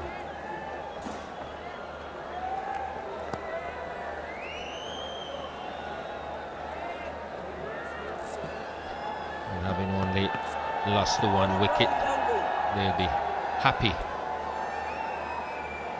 with this partnership of 82. Lots of batting to come. Partnership has looked really solid, and what it has done is has taken away overs of Shaheen Afridi, Shadab Khan. We all know that Shadab has knack of taking wickets in the middle, so after a comeback from injury, it's very important in these middle overs for our spinners to take those important breakthroughs.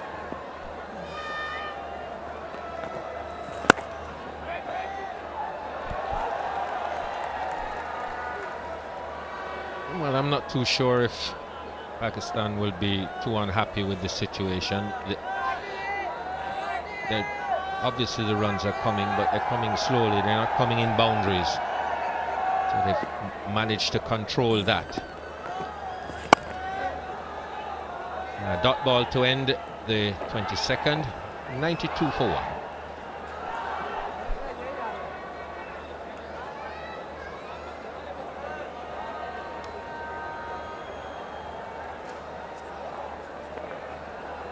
Multan आपका शोर होना चाहिए।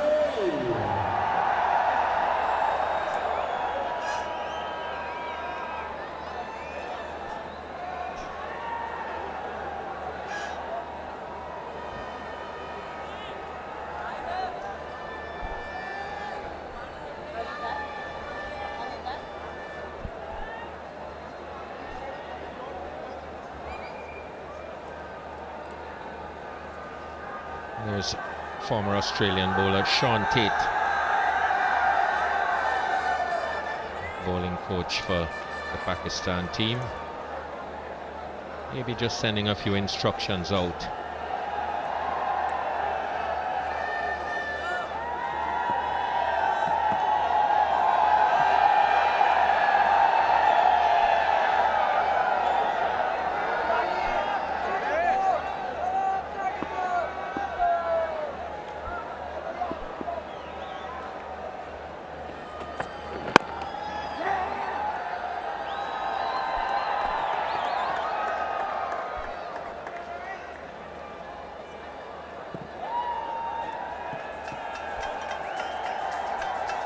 the carnival atmosphere at Multan Stadium. The crowd is coming. They are coming to support international cricket back in Pakistan. It's been 14 years and they have all been waiting for this moment.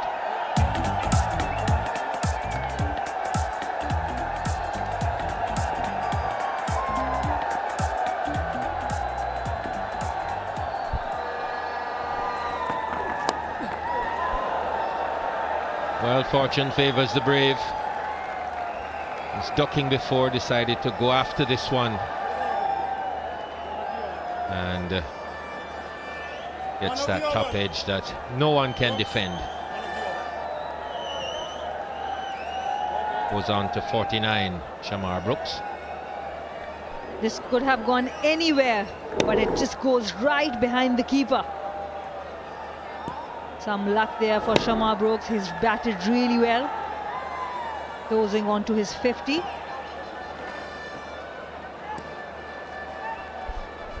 He's really played with a lot of confidence. Shows what coming off 100 can do. Oh, it could be close. No matter how many 50s and 100s you have made, when you reach this mark, 49, 99, this is what it can do to you. But Yes, I think he was looking for that pull shot again. And Shai Hope trying to get him to his 50, almost got himself out. bowling it with a lot of pace. Haris Rauf 147.7 the last delivery.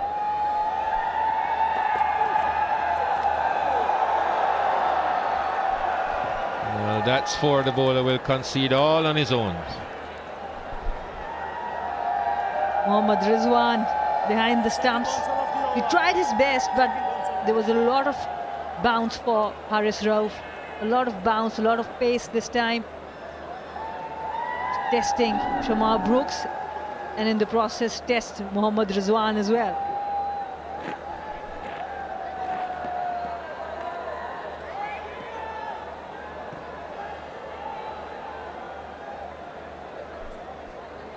Can't blame himself, he would have needed a ladder to catch that one. Brooks still on 49 as the 100 comes up.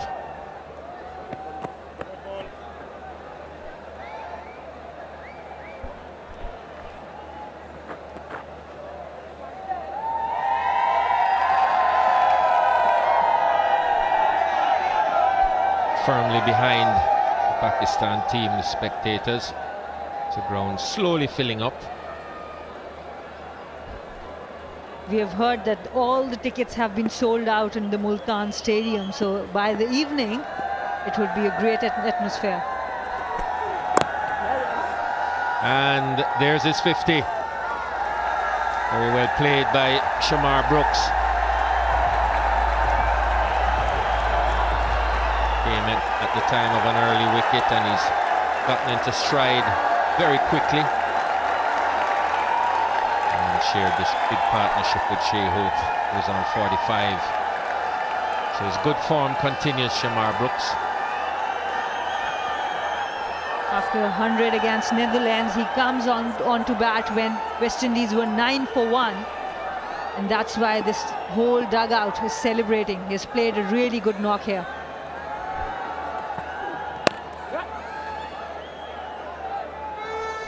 Slow delivery.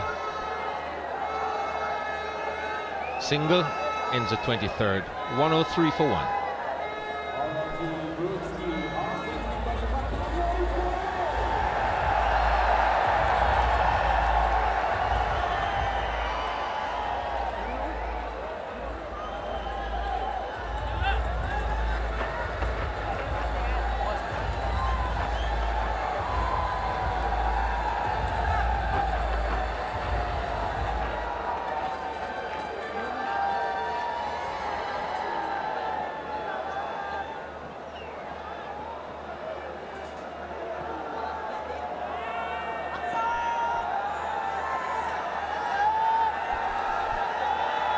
So the 100 comes up for the West Indies in the 23rd over. And a crucial period begins as Shai Hope comes back into the attack. Shamar Brooks now 50 off 63 deliveries and signals to his dugout as he gets to that figure. Looks as if there's a little bit of a problem with the sight screen. And Babar Azam understands there's a need for wicket, and once both these batters reach their 50, there will be a foot on the accelerator, because they have both understand the pitch, the conditions here. The team is in good position. So he understands that, brought back Shaheen Afridi. That's nicely played, straight down the ground, beautiful timing. And it brings up Shai Hope's 50. Another well-played innings. His 21st in ODIs. What a shot to bring that 50. The 21st 50 for Shai Hope. Goes with 11 centuries in his ODI, 11 centuries in his ODI career. What a shot to bring that beautiful straight drive.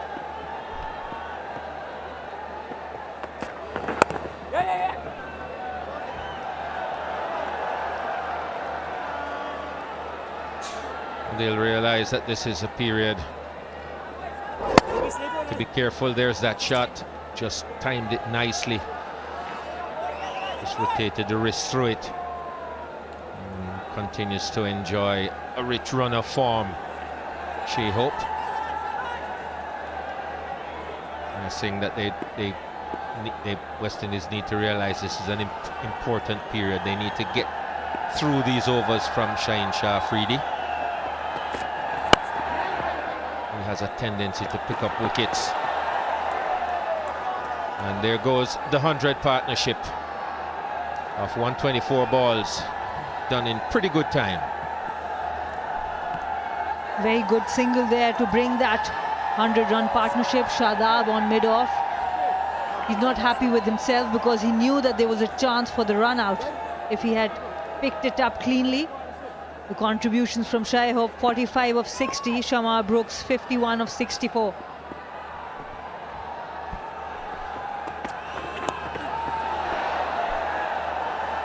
Well, that was a beautiful piece of fielding. Really looked as if it was going for 4. Excellent cricket overall. Shaheen Afridi using that short pitch delivery. Very well played there. It was intentional, just got out of the way. And then this fielding effort from Haris Rauf. Just look at that. One-handed pickup, full-length dive while he was running. He has been such a good fielder for Pakistan. It's not very easy for a big man to do.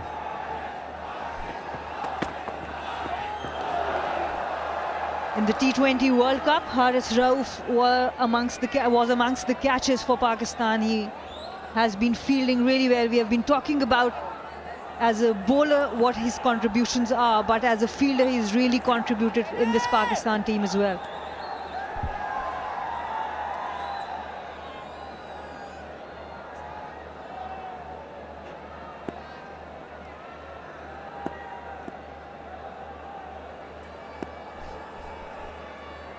Last ball. And he's hooked that one away. Just be a single. Down to wide fine leg. Direct throw. 24 gone. 1-1-1 for 1.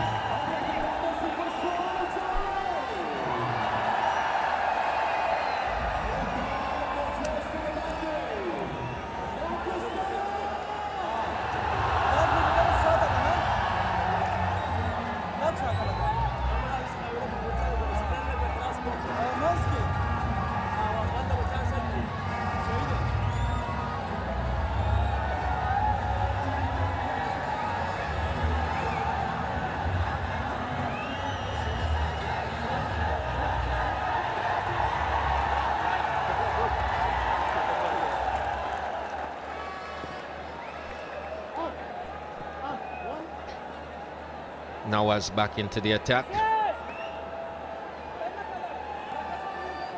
Just the 4 overs. They'll try to get a few quiet ones in from him. West Indies have put themselves in a pretty good position as a launching pad, going at just about 4.25 and over. A little bit over that. 4.63. So again, this partnership just needs to continue to blossom.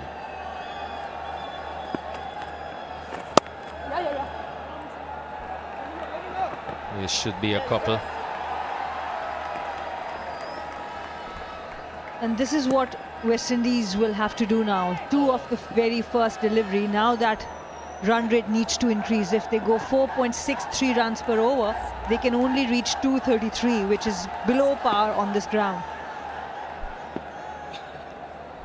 Well, you'd expect with wickets in hand there'd be an acceleration at the end.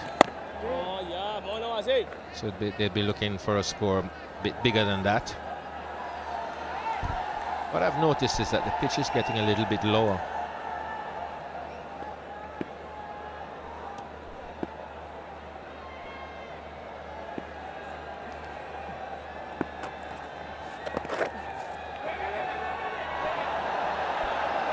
Oh, that's not such a great piece of fielding, and 4 will result. Not good from Pakistan. Mohammad Nawaz straying down the leg side. That was the first mistake on this delivery. Shamar Brooks was on it very quickly, swept it, and then a misfield. When your fine leg is in the circle, you can't go on this leg side. And then a slight miss in the field. He tried his best, dived around, but 4 runs for West Indies.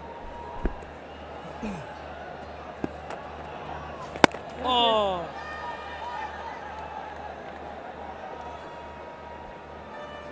Good over so far for the West Indies. 7 already off it. Just 4 deliveries.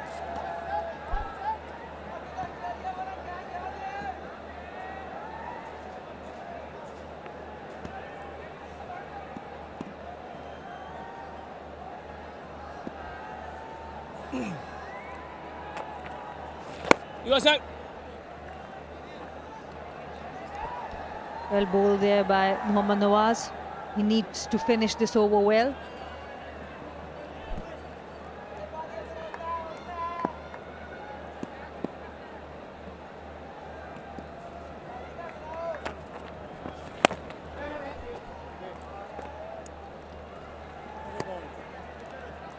We've reached the halfway mark. It's 118 for 1.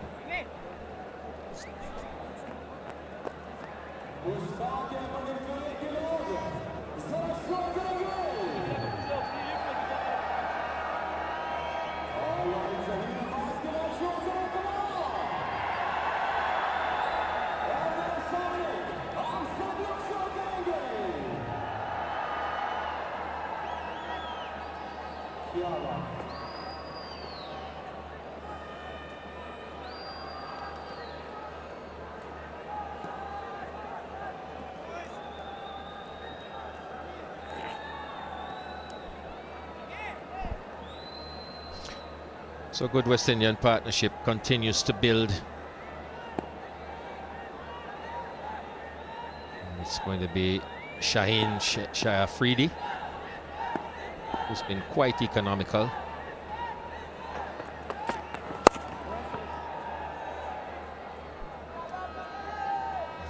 Single off the first delivery. What these batters have done really well is that they have stayed there. So now they can accelerate and attack whoever they want to attack. Shai Hope has got a very decent average against spin, so that's why Babar Azam was not able to continue spin from both ends. So he has been using the fast bowlers from one end, spinners from the other.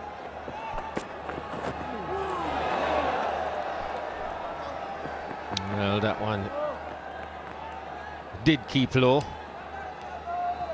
Shai Hope got himself in a very strange position there. Looked as if he was looking for something short. You have to give them credit. Coming directly from Netherlands, the bounce on those pitches is very, very different to what they're experiencing here.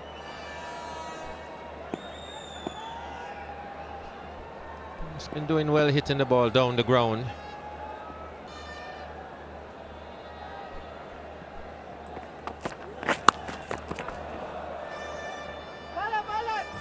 Got hold of that one, but just for a single.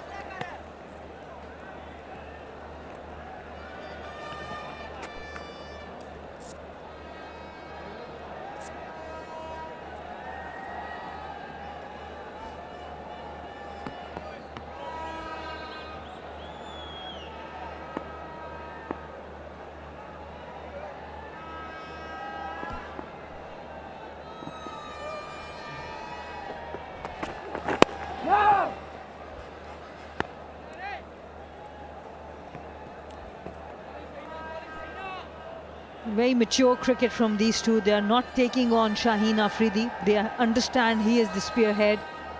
He is the main bowler for Pakistan to build some inroads. So giving him the respect that's due.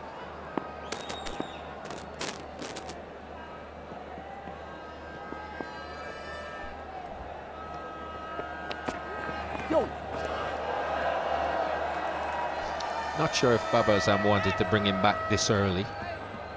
So that's a small victory for the West Indies, that the spinners haven't been as effective as Babar thought they would have been.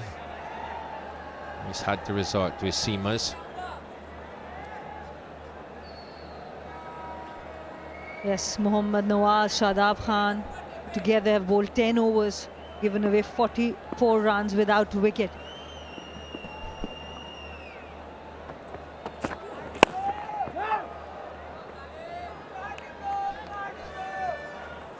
End of 26. It's 121 for 1.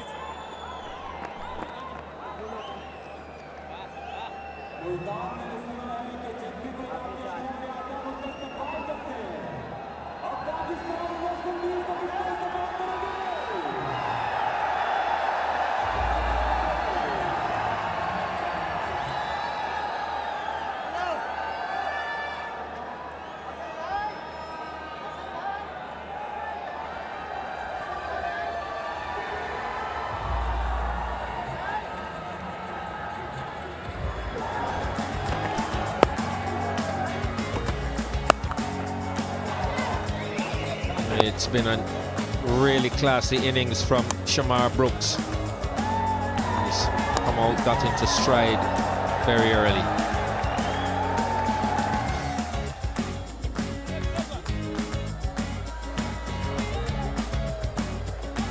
Scored all around the ground, Shamar Brooks. It's the 4 boundaries. He's found the gaps, and along with Shai Hope, they've really kept the scoreboard ticking over with a lot of singles. Haven't at any point looked bogged down. Maintaining that run rate of 4.65.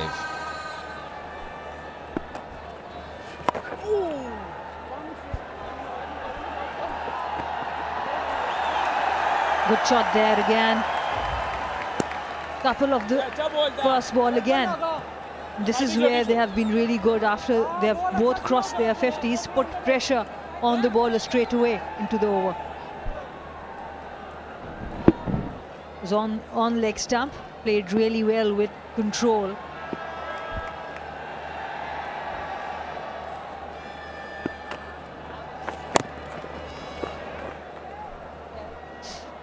It's another example of that lack of bounce.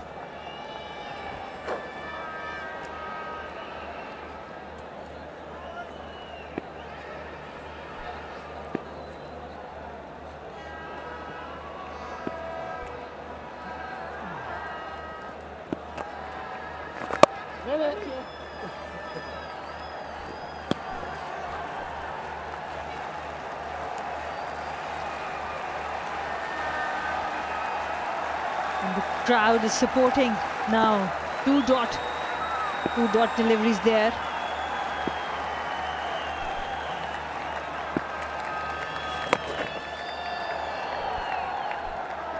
And swept it too firmly, just a single.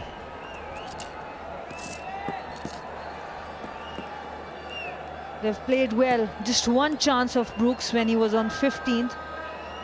And after that, they have not let Pakistan in.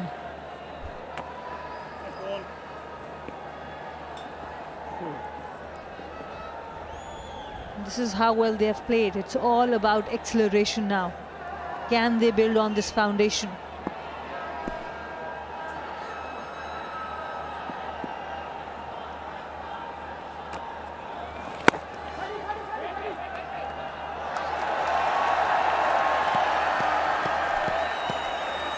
Excellent fielding.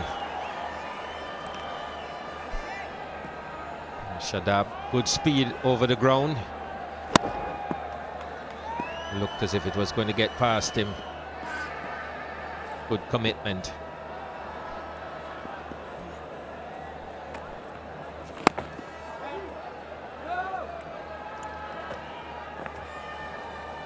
Single off the last. It's 125 for 1. All right, team. So the India Kabaddi trainer,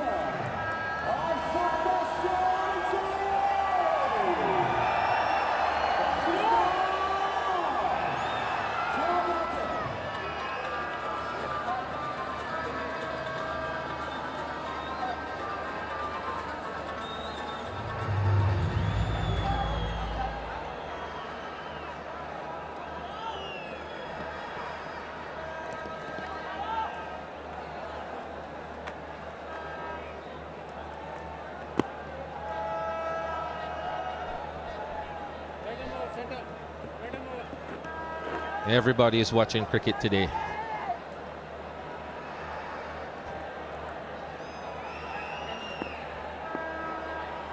Arslan Ash. That's beautifully hit, straight down the ground from Shai Hope.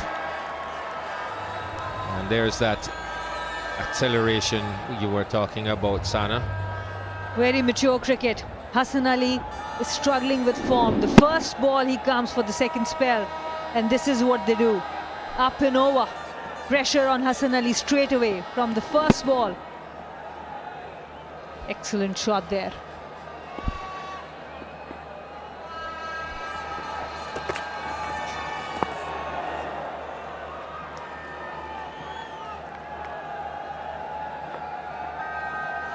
There's that lack of bounce again. Not a good shot from Shai Hope. Opened himself up. He's played well today. He's got on the front foot. He's hit the ball on the up. Found the gaps.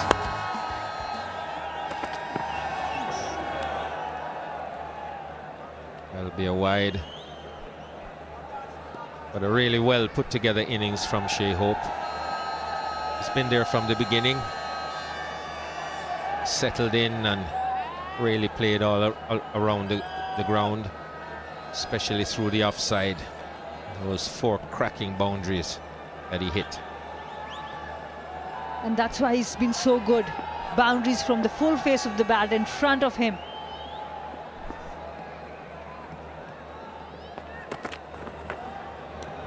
And because he is so good down the ground, opens the face up, plays with the full bat, that he has got a very impressive average of 52 in ODI cricket. It's brilliant because he's batting with more average than Rohit Sharma, Hashim Amla, MS Dhoni.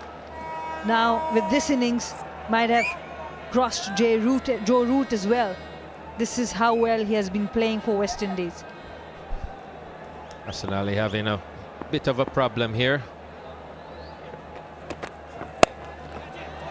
And he's gotten hit straight down the ground again. It's a bit all over the place and then back at the stumps and gets hit straight down the ground. So it's been an expensive over for him. And it's given Babar Azam something to think about. And the plan is simple. They are going to attack Hassan Ali. And this is where I would like to see a change in field. He's so good down the wicket.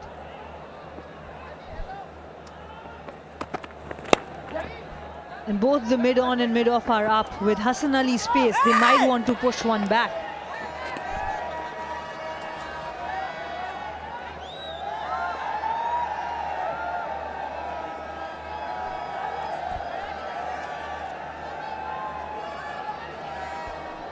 And this is what we are talking about. This is before this innings.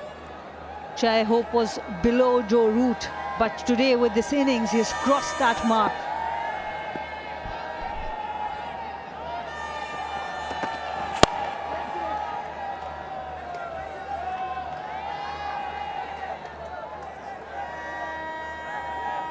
With 62 now in this game, he has crossed Joe Root, so an average of 52 plus. Just look at that, those names in the list. Shai Hope in top 6 now.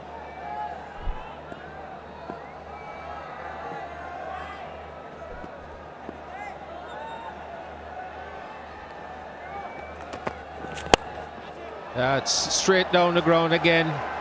Mid-on had no chance. 4 more for Shai Hope. 140 for 1.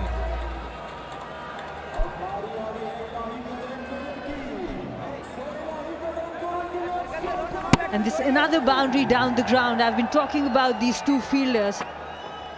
There's been 3 boundaries in this over in we, and both the fielders still in the circle.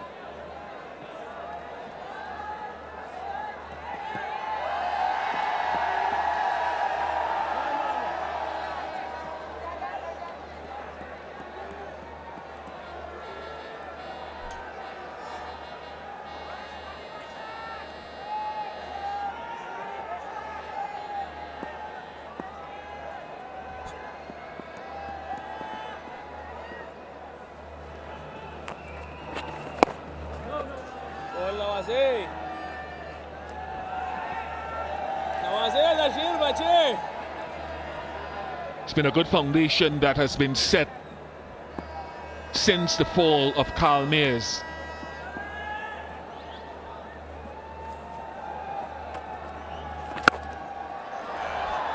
And we could sense in the last 3 overs or so that the West Indies have tried and are looking to accelerate even more. Hello, Bazit Khan. 19 runs of the last 8 balls, and that is a fantastic slog sweep. As soon as he hit that, he knew that this is going to the fence. Plays that sweep shot, the slog sweep, really well. But this is a challenge for West Indies. Talked in the previous stint as well. Very few sides now want to bat first and set a total, because obviously all around the world, chasing targets, the batter's skills have improved so much, and more or less every target is achievable, and to be able to then come out and on, I would say, a slowish deck, be able to bat and get a partnership together and then get to a total which they can defend. That is a challenge, to actually know exactly where to go, at what stage, how hard do you want to attack the bowling.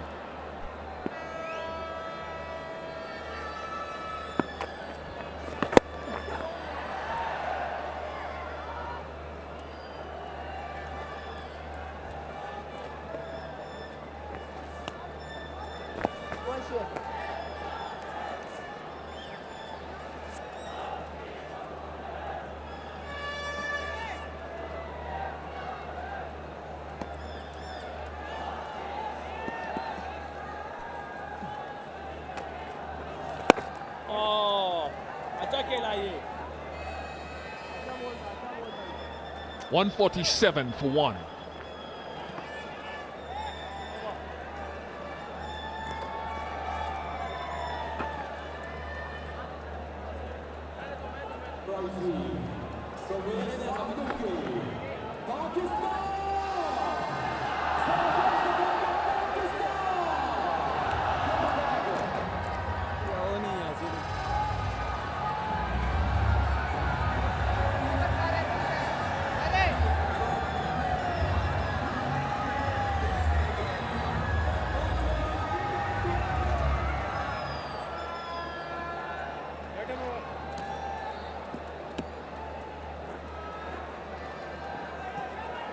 Crowd starting to make their presence felt here in Multan.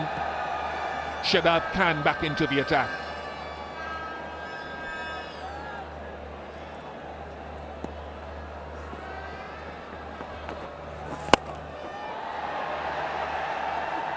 It's a top-class shot. The wrist work there and the picking up the gap from Shai Hope was sublime. 150 comes up. Yeah, the wrist work. To be able to just place it leg side, and he made sure that it was wide of long on. Wrist came into play at the very last moment as he hit it.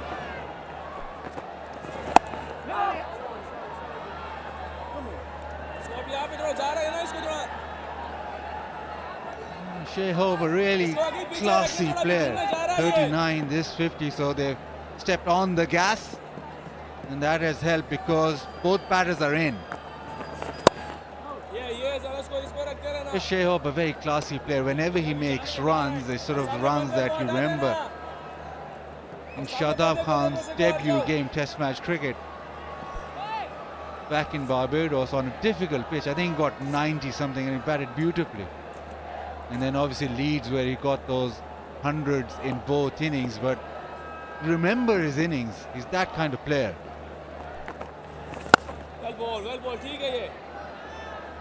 Right, so you're talking Test match cricket there, which has fallen away drastically since those hundreds that you talked about, or that 100 at Leeds.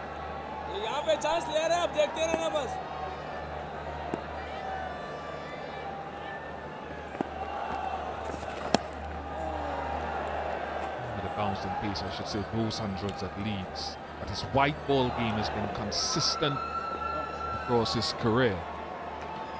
Shai Hope, that is.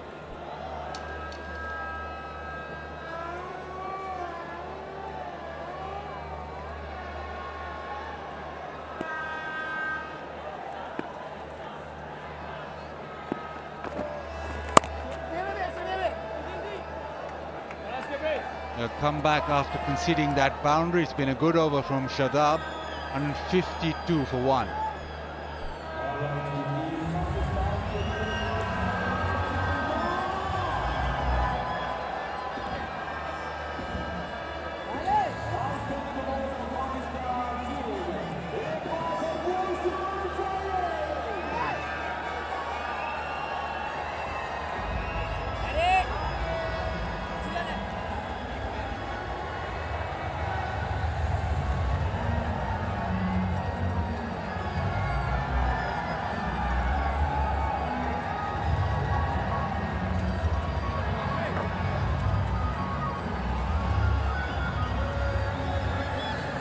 There's been a little period here from, I suppose, around over number 21, 22, where Shaheen Shah Afridi and Haris Rauf and Hassan Ali, to a lesser extent, tried a few short balls because the partnership was building.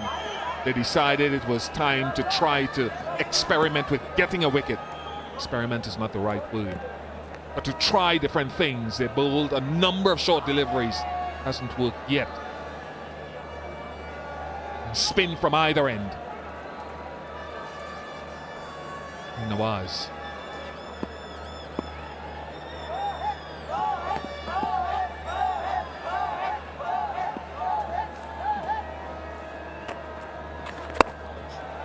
Nice, inside out. I can think of several players, excellent players in the subcontinent, who would appreciate the opening of the bat face there from Hope. Yeah, something so elegant about the shot over extra cover. Shai Hope follows that ball with his blade, goes through with the shot. It's a beautiful shot.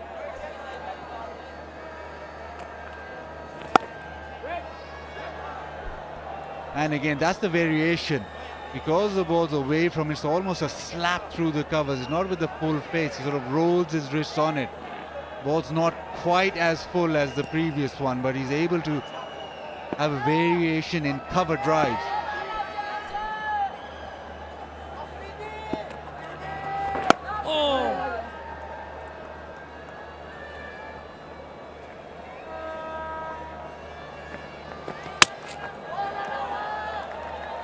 I think it'll be fascinating to see, first of all, what the West Indies can set.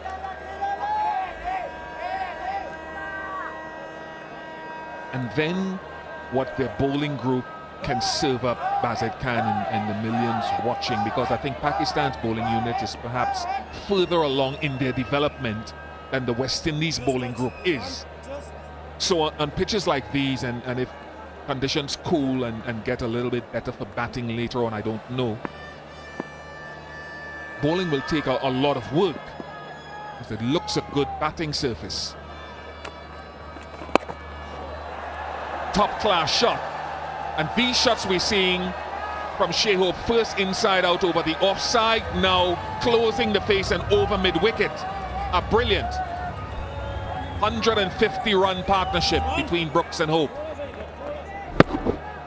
The other side of the wicket, he's been able to pick the gap, and it's all to do with that little flick at the very end that has got the ball square enough to the fence.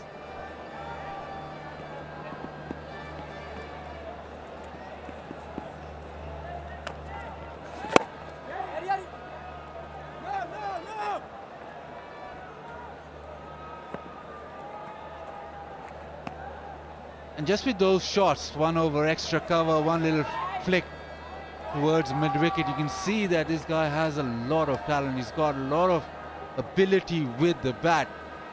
And I remember going, what, 6 years ago, was it?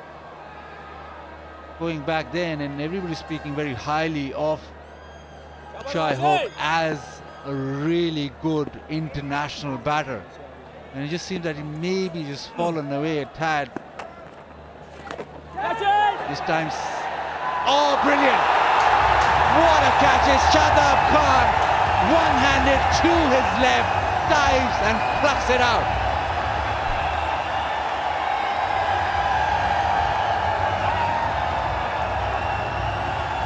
That is special. That is a special piece of fielding. I can think of a number of fieldsmen around the world who would not have committed themselves at the last moment there. That is outstanding. Right-handed fielder going to his weaker hand, plucks it out. Brooks goes for an impressive 70, 163 for 2.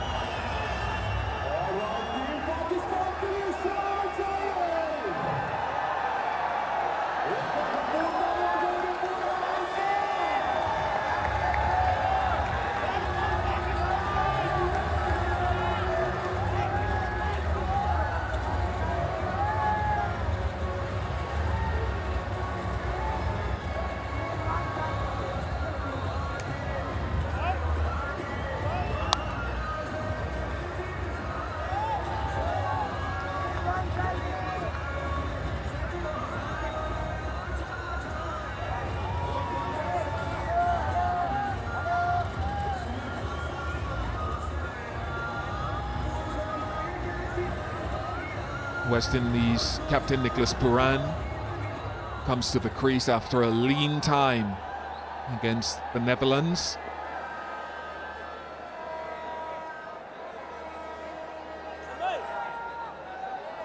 In fact, if I stretch it beyond the Netherlands to the India series, through to the Ireland series where he was batting at 3, the last 6 or 7 or 8 ODIs have been a poor run for him, so he's in need of runs. But a number of fielders wouldn't have bought a ticket to enter this contest here by stretching out the left hand. Yeah, superb, and the ability to steady himself and actually stretch out and get the catch is brilliant. That's why he's Pakistan's #1 fielder.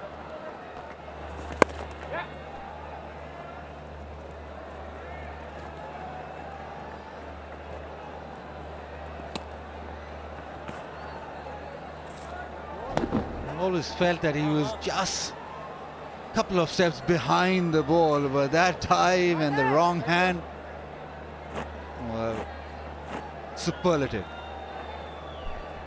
Yeah, I know a couple of guys, a number of guys who would have turned and looked to run to take that after it's bounced a couple of times towards the boundary, but Shai Hope committed himself.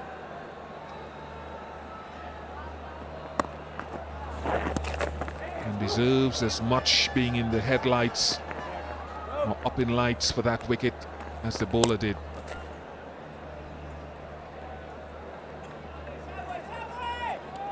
Ball set.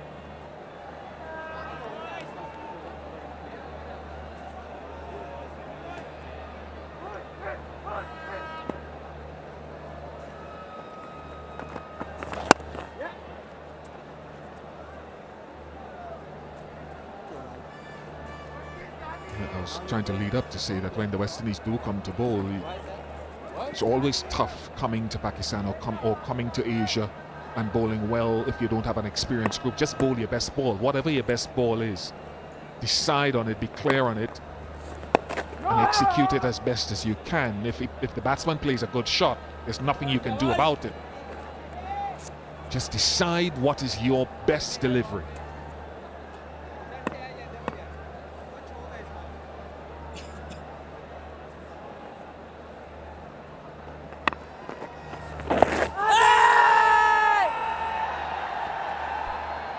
And talking about best deliveries, Shadab Khan is very good with the googly. Normally you see Shadab bowling quite a lot of googlies. We haven't seen that today at all. Just from memory, I can't recall that he's bowled the googly or hasn't bowled a couple of googlies in this spell. Although he's just gone for 27, he's bowled decently, but you expect him to go with that googly more often than not. Something like that. But he's got a dot ball, and it's another decent over from Shadab. It's 166 for 2.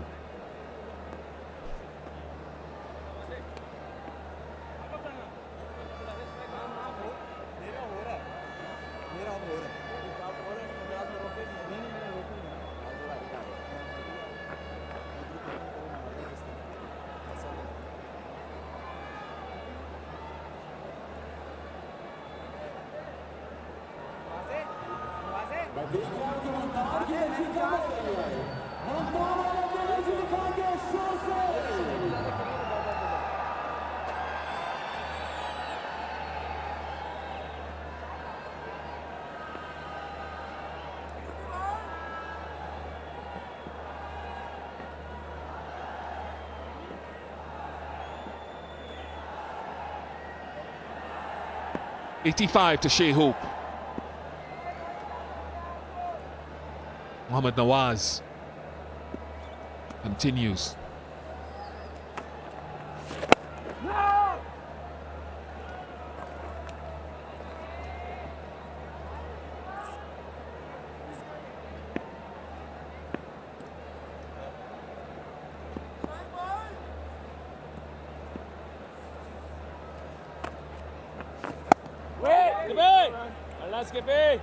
It's the 9th over for Nawaz. Shadab has bowled 7.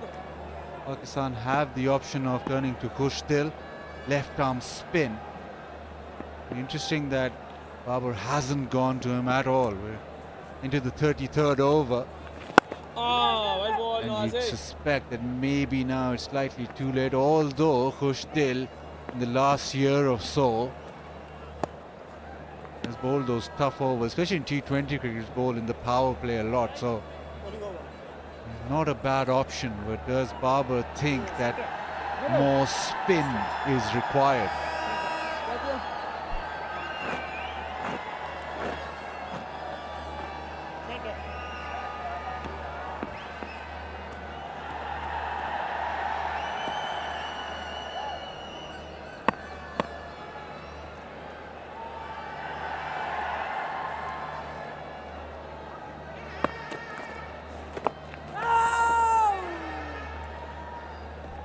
Of course, one of the things, and Pooran has averaged, I think, about 11 in his last 10 innings prior to this game, so his 50-over form has been great.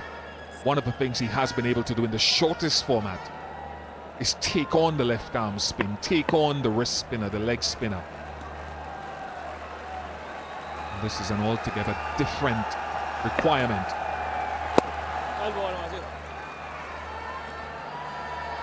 It's your favorite topic, isn't it? Matchups, left arm spin to a left-hander, the chess match.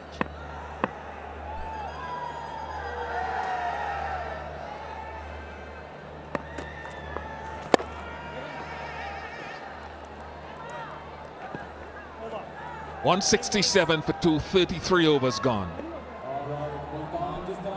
And drinks.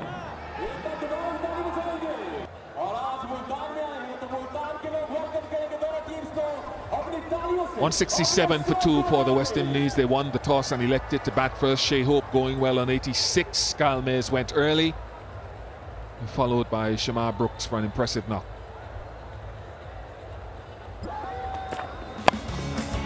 And quite a soft dismissal that for Myers. He's just sort of leant back on the drive and popped it back to Shai Hope. Bit of discussion whether it was a pump ball or not, but clearly went straight to Freely. He accepted the catch. That was early on. Then a massive partnership, a really good one, which ended with an absolutely magnificent catch from Shadab Khan. Was receiving him with flight and with a bit of turn, but watch this replay again and again. Full stretch, wrong hand, picks it up.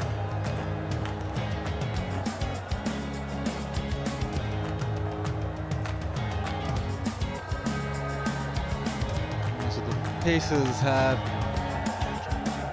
4 overs each. Shaheen Shah, Afridi and Hassan Ali.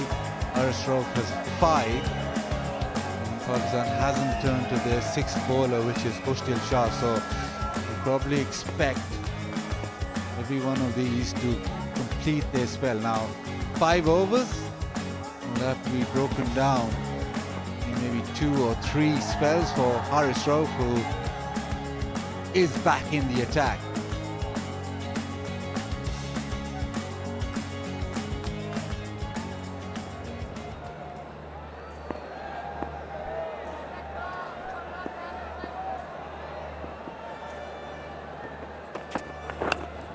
Four runs, badly lined from Haris Rauf, and that takes Shai Hope into the 90s. Last 5 or 6 overs, Shai Hope has been able to find the fence quite frequently. That one down the leg side, all he had to do is just get a little bit of bat on it, which he did. But there's been a significant change of the way that he's batted in these few overs.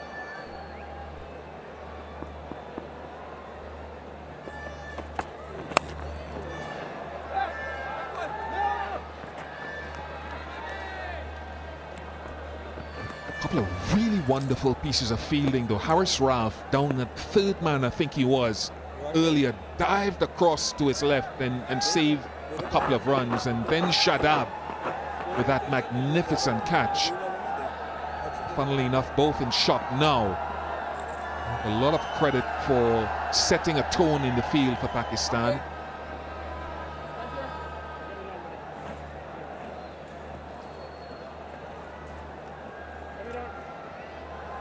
Now this Rauf-Pooran matchup, interesting. People have talked about hard length at Pooran.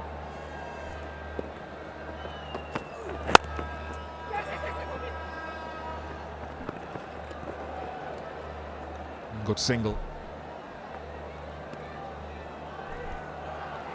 The Tapal Tea Lounge. Relaxed with the way team is performing, but when you have Tapal Tea, this calms you down.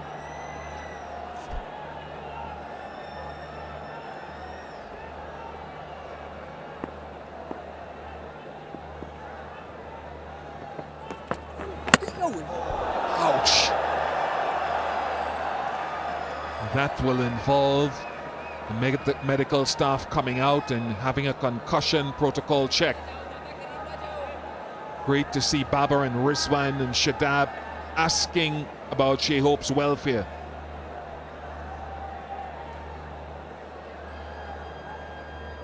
The bouncer on slower pitches is sometimes quite a problem. He wanted to tuck underneath that, duck right into it. It's not got up high, it's not bounced over his head. It's just sort of skidded on, and he's thought about tucking underneath it, but he just found that ball didn't go high enough. And Shai Hope has used the short ball quite a lot, and for that particular reason, where you don't know if the ball's going to bounce over the top or just skid through, it's quite difficult. The usual tests, questions.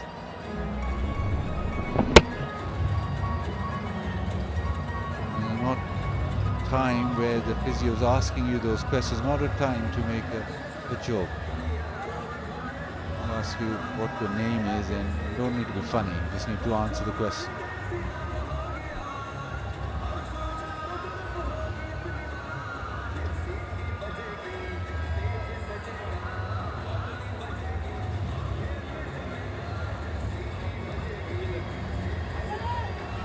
It's one of the points that I wanted to focus on in terms of the progress of the West Indies.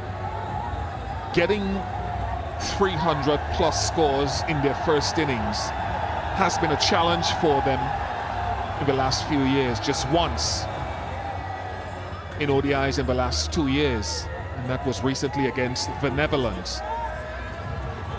I don't know whether they'll get there today, time will tell, but so many of modern ODI games, all things being equal in terms of conditions, push that 300 barrier, particularly a lot on the subcontinent. Not always, I'm not saying every game, and I'm not saying across all conditions, I'm just saying many times with the rule changes that we've had, it seems to be a pass score, 300.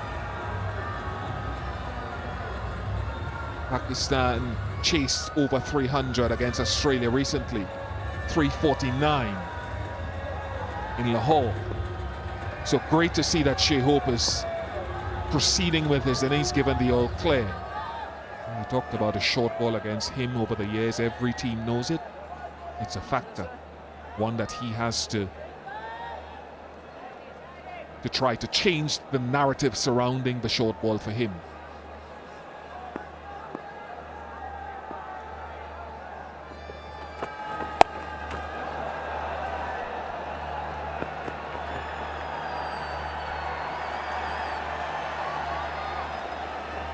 Couple of runs. Even our statistician wants to do some commentary now.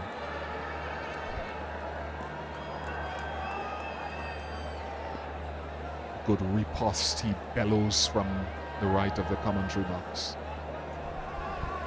He first Googled that and then told you what it was.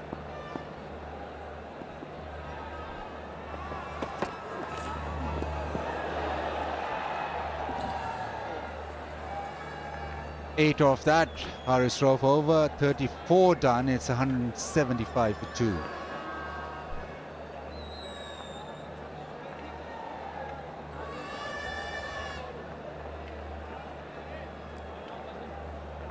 All right, दोनों टीमों की जानिब से शानदार खेल का मुजाहरा जारी है। लेकिन मैंने मुल्तान की आवाज़ से शोर करना है।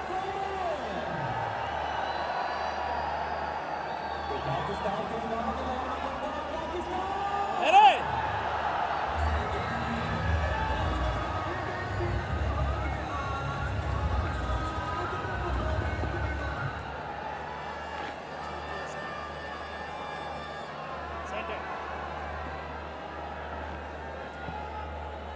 Have a look at that last ball of the previous over again. A number of deliveries today from either end have not carried through to the keeper.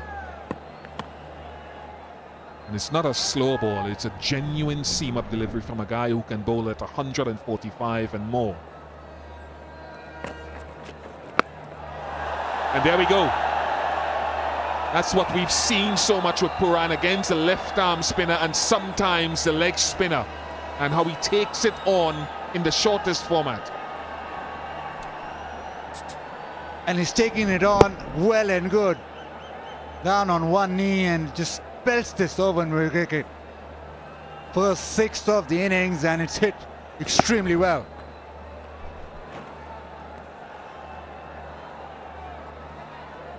Wonder how Nawaz now responds. We've seen guys sometimes throw the ball wider or off stump, or go into the pitch and ask their boundary riders to come into play.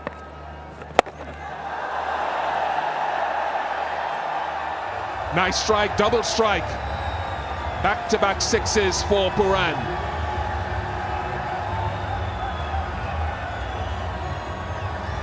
Yeah, goes full again.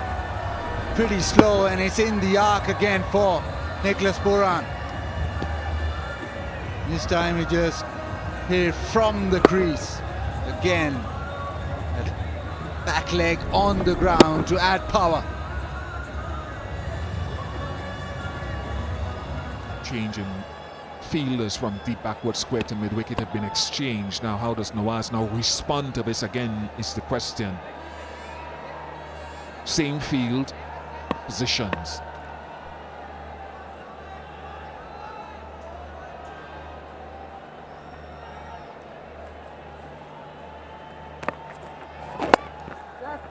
Into the pitch, arm ball it looked like.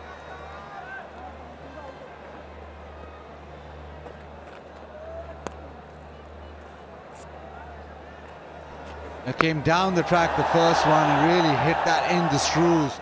Long way. This time just settle in the crease. Slog sweep to perfection.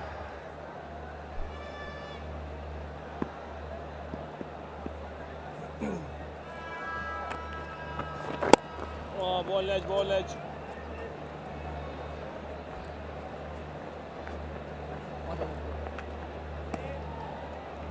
तगड़ा बोल लो कब तगड़ा वाला left arms. Two.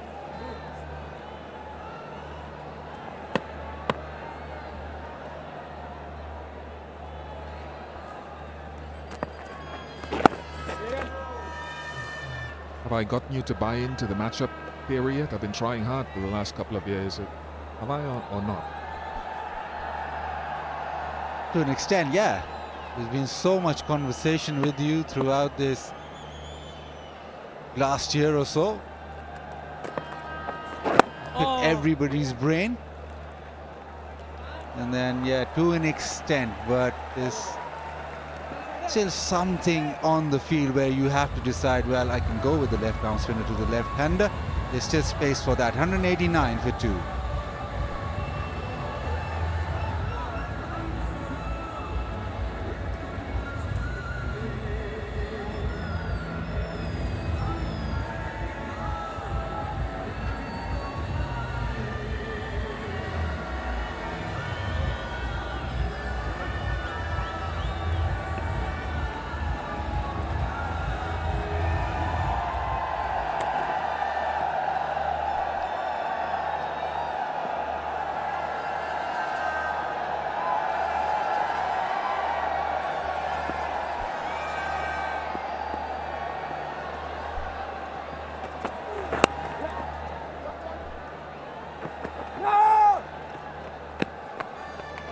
You just sense now with the urgency coming into the West Indies.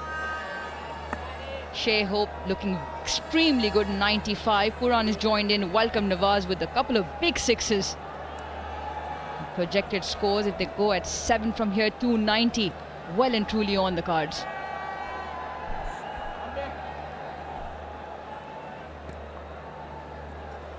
Well, I think this partnership needs to go a ways longer. to achieve that. That's in the air and it's out of here.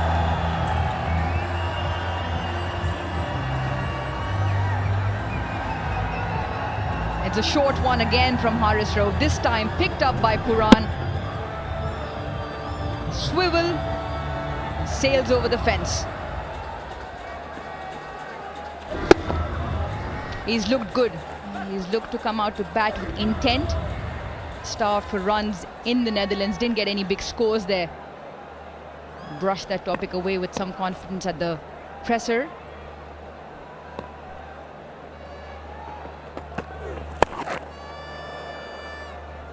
Well, he's the one that's taking the chances now. Shai Hope just 5 away from another 100. And he'll want to stay there for as long as he can. But Pooran is fresh. Just come in. And you can see his confidence growing with each boundary. You see the seamers have started to hold a little bit shorter to Shai Hope.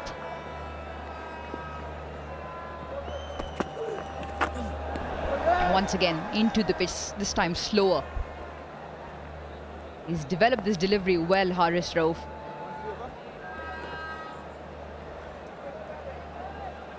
Heard Bish talking about earlier where there's some deliveries that haven't carried through. The one that hit Hope on the helmet as well. Just puts a little bit of doubt, especially when the batters are starting to take the initiative and the attack on.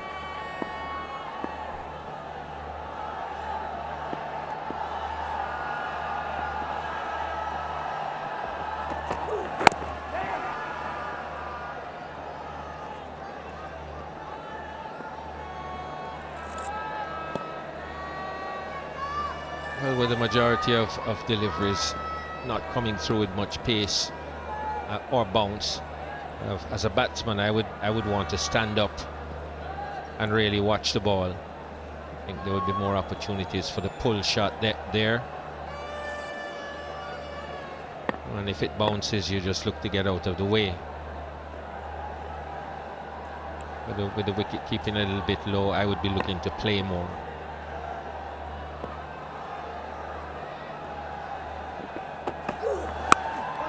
That struck well, but straight to the man at deep square leg, and a wicket.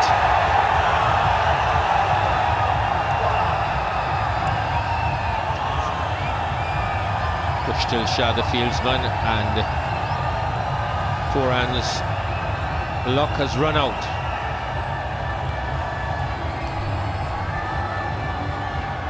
Ends the over well, Haris Rauf. Had been hit for a big 6. Didn't quite get a hold of that completely, and straight round the throat of square leg. Khushdil Shah, an excellent fielder. Comfortable catch for him. Haris Rauf into the wickets, the first for him. West Indies lose their 3rd. Skipper walks back for 21. West Indies 198 for 3.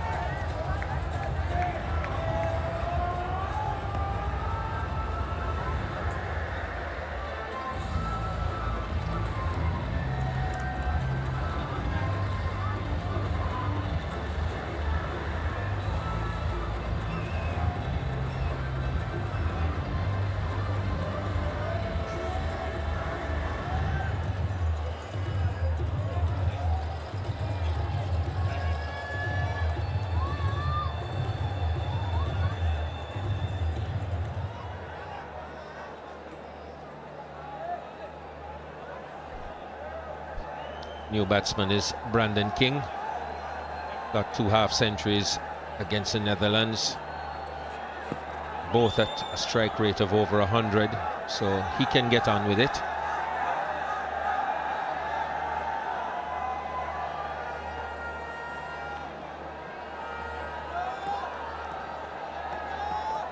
So we'll watch Shai Hope now He doesn't really have to take too many chances, as Nicholas Pooran did. Didn't seem to really get hold of that one. It was more wristy than use of his arms. Gives Rauf a wicket. Here comes Hassan Ali.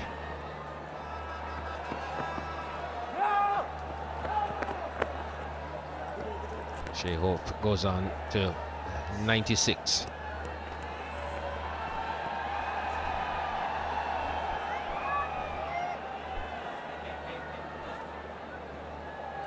Brandon King, coming off a good series in the Netherlands, will obviously try and continue his run of form.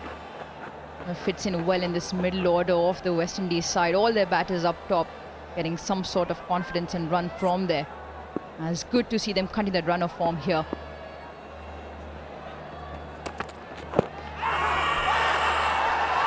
Looks like they're sliding down. Huge appeal. S.M. Raza shakes his head.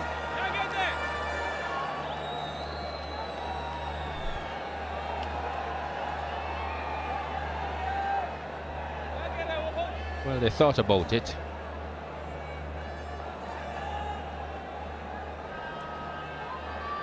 Seemed to have been going down. Let's have a look. Yes, pitching leg stump and just continuing. Beat him for pace though.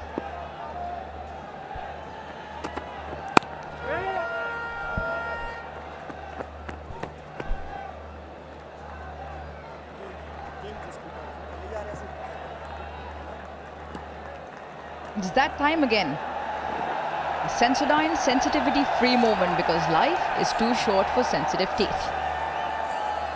A huge roar also goes up because the scorecard shows that West Indies have brought up their 200.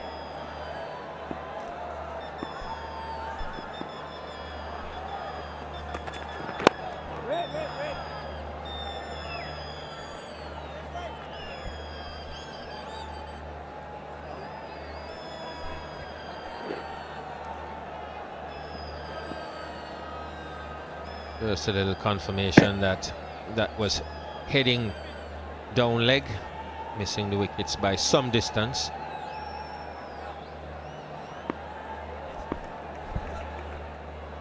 .97 now for Shai Hope.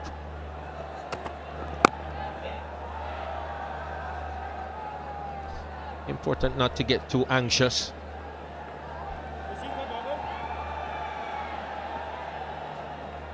Important not to just go after everything.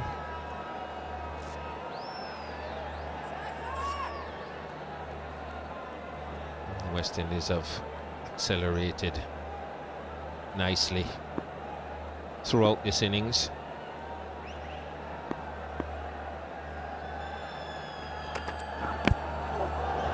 Last ball is through him. 200 for 3. 37 overs gone.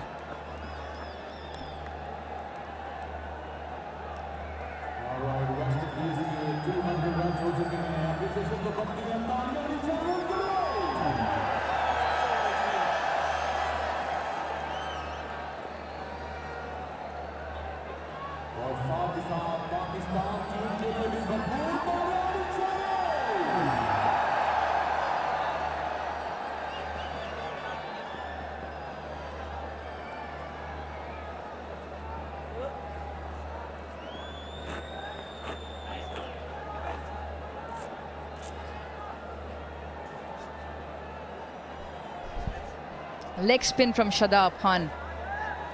He's bowled well, 27 off his 7 overs, and he looked to put the screws on as West Indies look to accelerate. 13 overs now left in this first innings.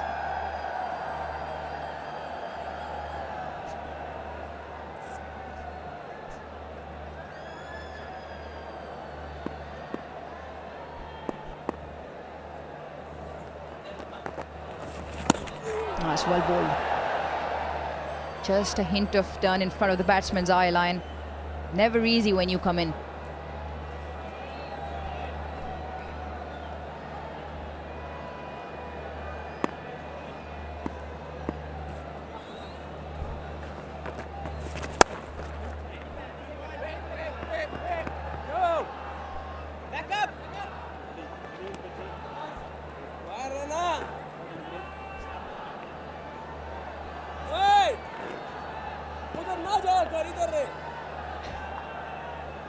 Superman indeed. We've already seen a gun effort from in the field, picking up a one-handed blinder.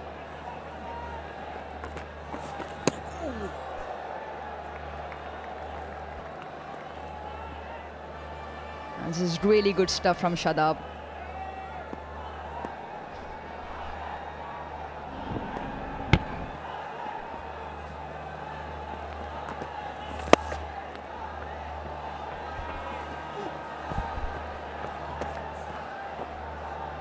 Dude, you mentioned not to get too anxious, but I think it's just but natural. You know, when you're up in the 90s, 97 now, he's played a couple of dot deliveries.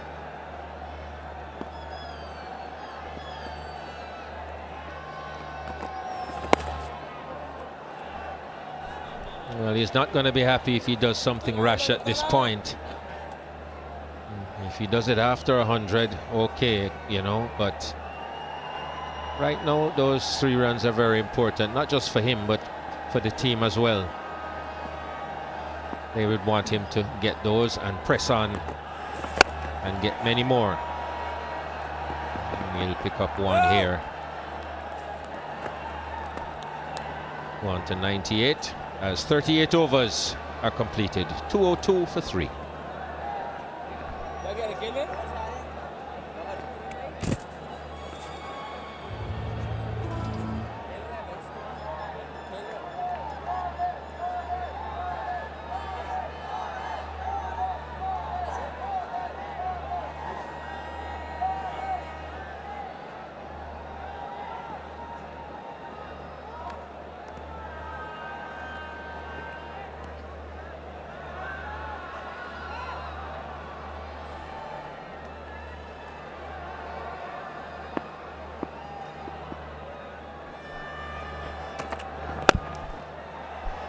Beautifully timed.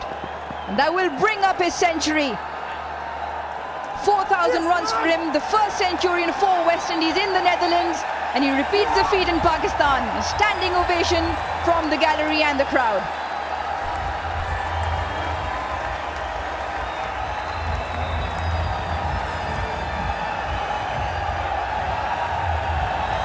Third fastest in the world to 4,000 ODI runs. And a well-deserved 100 from Shai Hope. Batted beautifully today. Very, very hot conditions. And he's stuck it out. Here we are in the 39th over. And there he goes to his 100. And he'll get another one here. Thought of 2, but thought better of it. Lovely pictures on screen as he brought up his 12th ODI century in fine style indeed. He steadied the ship for West Indies when they lost the early wicket, and he's played a fine knock, 103 not out.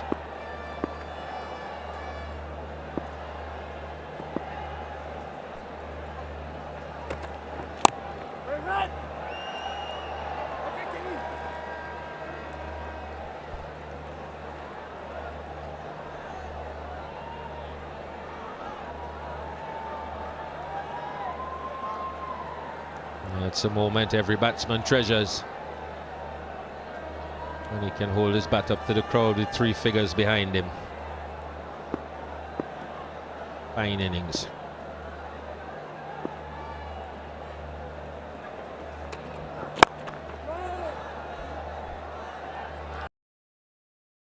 Just a hint of reverse, just getting the ball to dip back in late. Hassan Ali targeting the stumps. Let's celebrate Shai Hope. He's the 4th fastest to 4,000 runs in one-day international. 3rd fastest, correction, joint with Sir Viv Richards.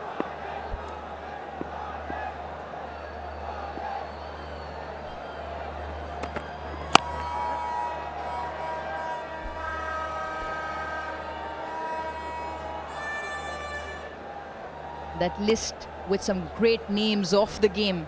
Oh, what a moment for Shai Hope to be in amongst those. Hashim Amla leading with 81 innings. Babar Azam, one of the greats of modern day cricket, 82 innings. Root, Kohli, Warner, Quinton de Kock, Shikhar Dhawan, Gordon Greenwich. Good company. Well, mid-on is up, and that's over the top.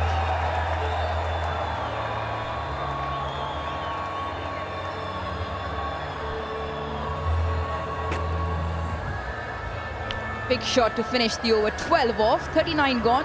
West Indies 204 for 3.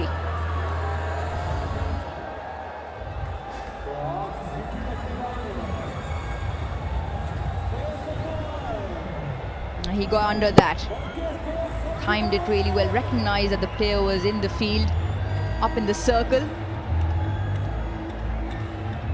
Straight into the advertising cushions.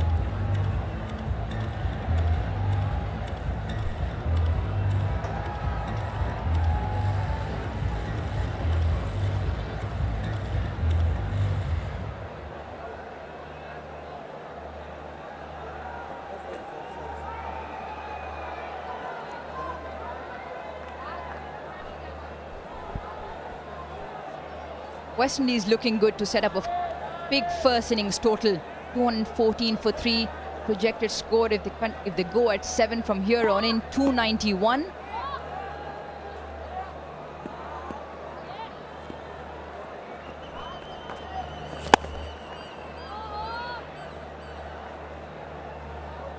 Harry.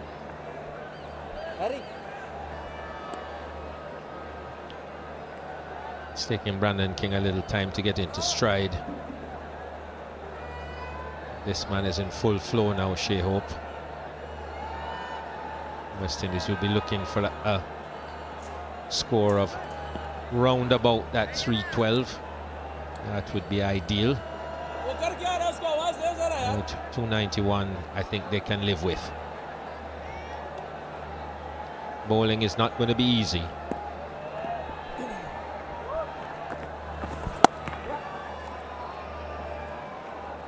Especially against a very in-form Pakistan lineup. The top order has accumulated a lot of runs in the series against Australia, just in the recent past. Especially that man leads his troops well and lets his bat do all the talking. Catch it! Simple catch. Wicket for Shadab Khan. West Indies lose their 4th.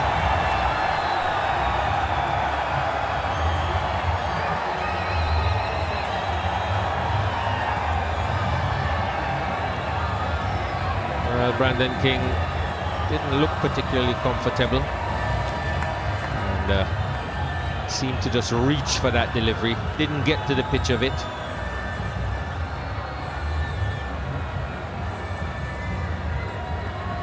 Reached way out in front of him, and you don't give Shadab catches like that. He's not going to drop that.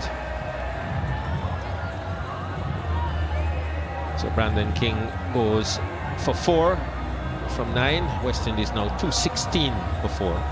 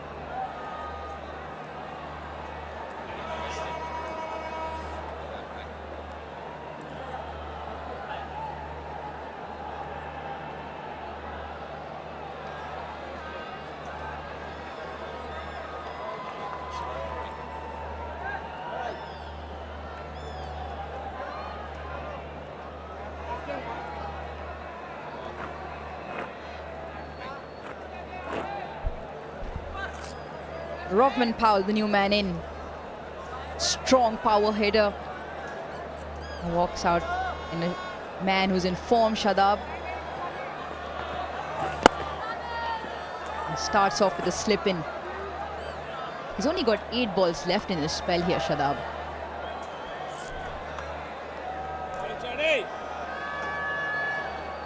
Rodman Powell prefers the quicker stuff. Very powerful when he gets hold of it.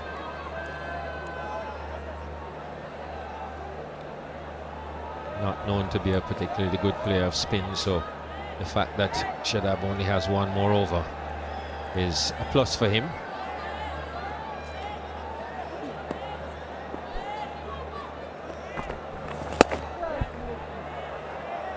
A wrong one. Well picked. Picks up a single. Shai Hope. 40 done. 218 for 4.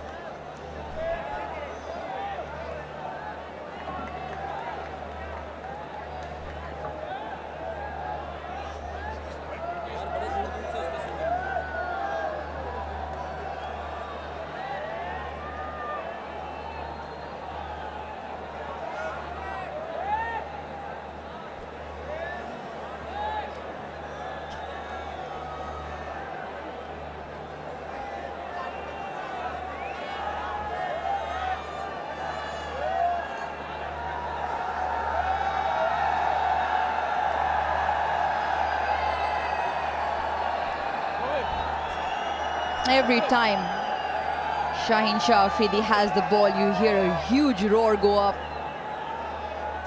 signaling the third power play there. Ehsan Raza. Love affair of sorts does this man have, Shaheen Shah Afridi, with wickets in his first over. And he did the same in the first innings today as well.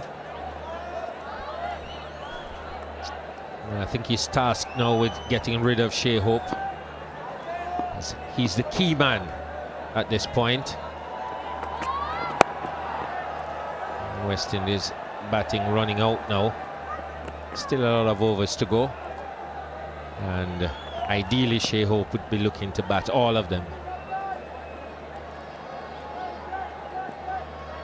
Don't think he'll get more than 2 overs here, as he'll have to save him for the death.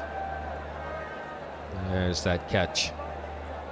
Simple one.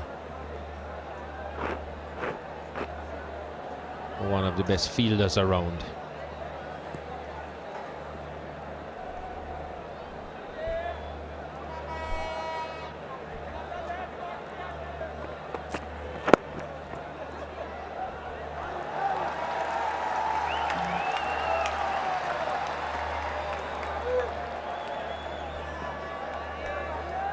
A wonderful initiative by KFC. Hit the 6 and score a scholarship.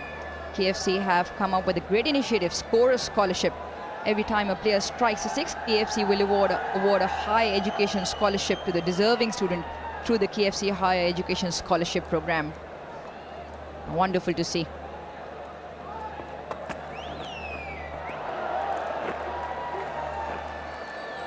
An important time in the game as well, where Rodman Powell has just walked out. Shai Hope, on the other hand, very comfortable at the other end. But like you mentioned, he needs to bat through and have the big hitters bat around him for West Indies to get to that 290, 280. They'd be happy if they cross the 300 mark as well. Absolutely.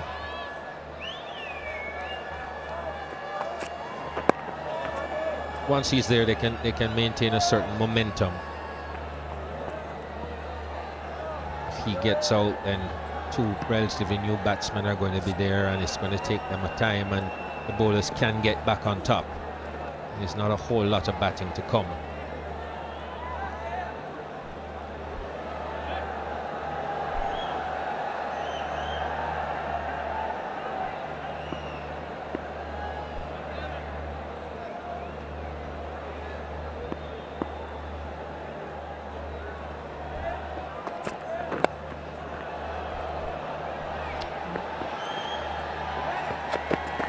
Looking for 2. Comfortable in the end. He called early.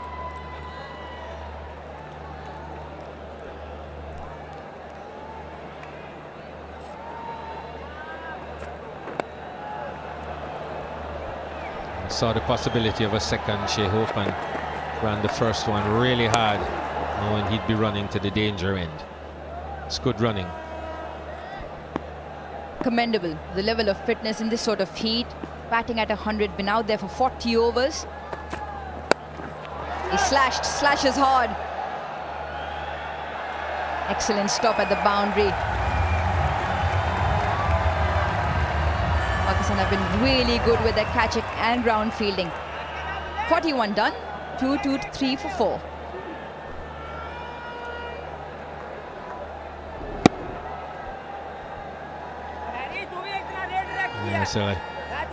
That's a shot of a tired man. I think the heat is starting to get to him now.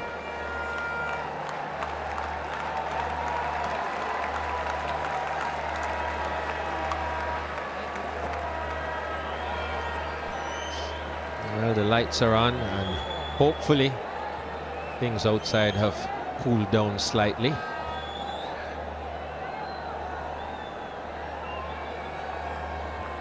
And if things have cooled down, it would only be by a few degrees, I think.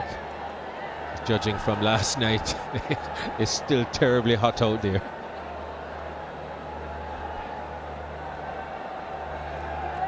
And there's absolutely no denying the fact that it is hot out there, especially the start of day when the players did actually arrive at the ground. It was soaring at about 45 degrees.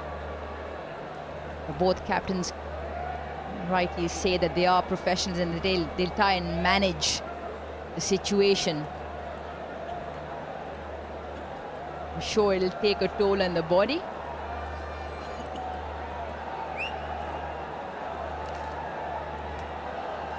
It's a nice squeeze that Pakistan have applied. The last 5 overs only giving away 25 runs and picking up the 1 wicket.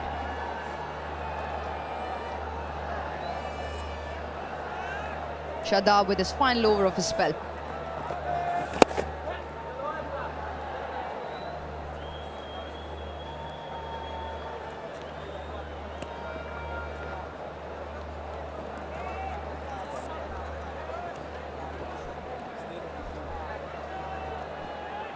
Now you mentioned that Powell's preferred option is pace on. He does have 5 deliveries here to reckon with.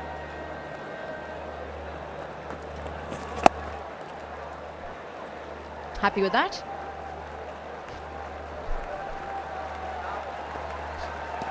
It was short enough for him to have time to play. Did the right thing, got off strike.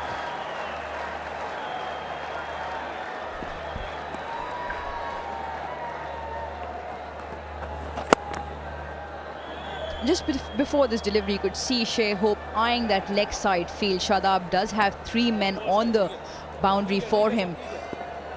Long off, deep mid-wicket, deep square. Normally the release shot coming over mid-wicket or square. And they stay there for Powell as well. He's got the power to clear them.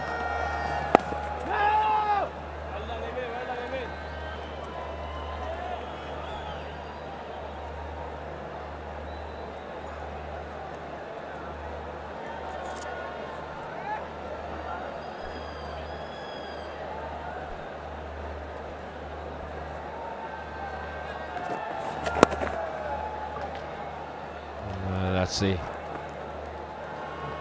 It's been a good spell from Shadab. Just the 1 delivery to go, and he's only conceded 1 boundary today.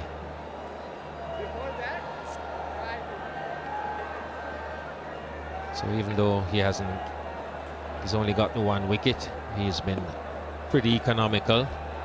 Here's his last delivery. And he ends it with a dot. And we've now had 42 overs. West Indies 227 for 4.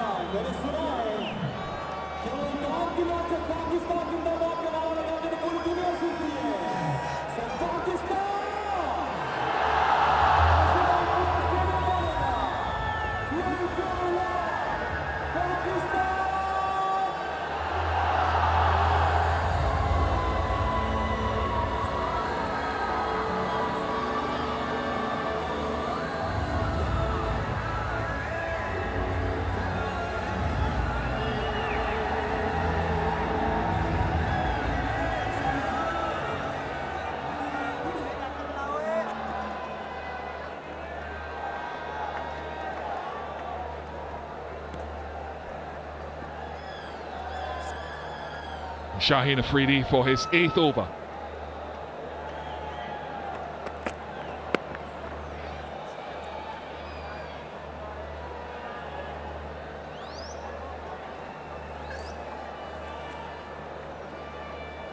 An opportunity for Rothman Powell again in this format of the game. His T20 game has improved markedly. His ability to play spin has improved by his own confession. He's worked at it assiduously over the last 8 to 10 months. And we saw some real positive signs from him in the recently concluded IPL and of course against England in the Caribbean. But it's Shai Hope who has seized the moment and seized the limelight with an innings of enviable ability and style.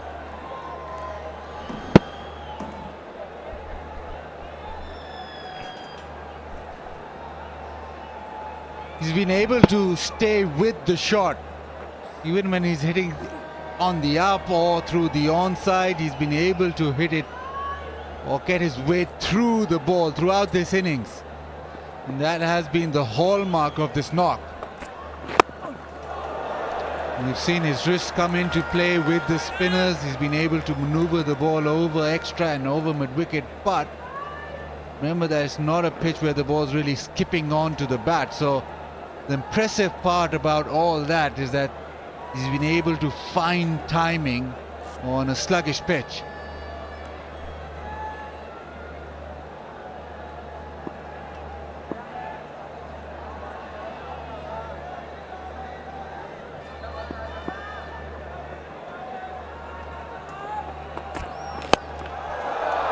Terrific. A generous amount of power takes it over the boundary. And again, well aware that the gap is on the leg side over mid-wicket. Gave himself a bit of room leg side, but when Shaheen Afridi followed him, he's hit it over mid-wicket because there's no boundary rider.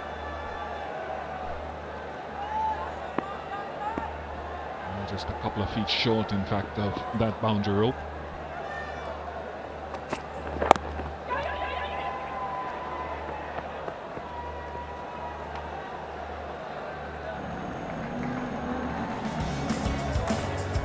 Yeah, lovely through the offside.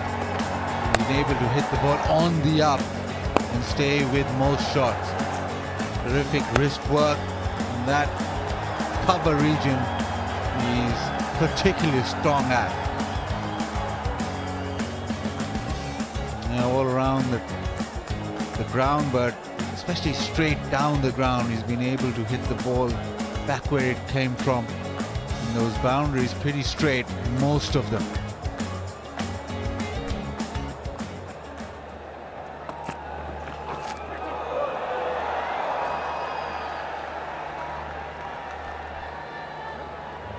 Afridi is asking the question. He wants to talk to Rizwan to ask if they should review it. No, decide against it. 2:37 for 4.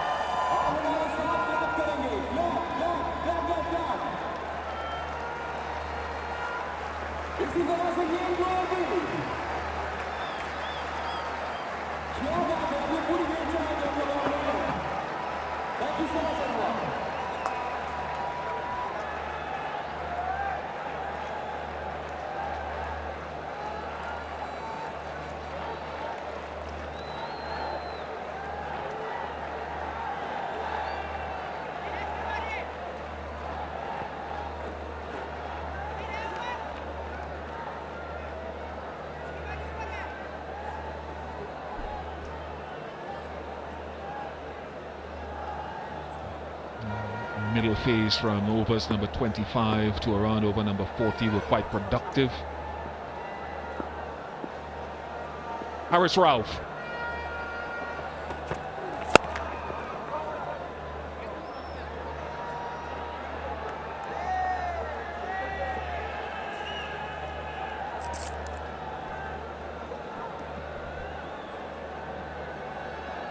So into the last part of the innings, just under 7 overs remaining. If they go at 11 over from here on in, they can breach 300. And which you've talked about 300. Whipped away, that'll get to the fence. Just straying leg side, and the pace allows Powell to get a boundary.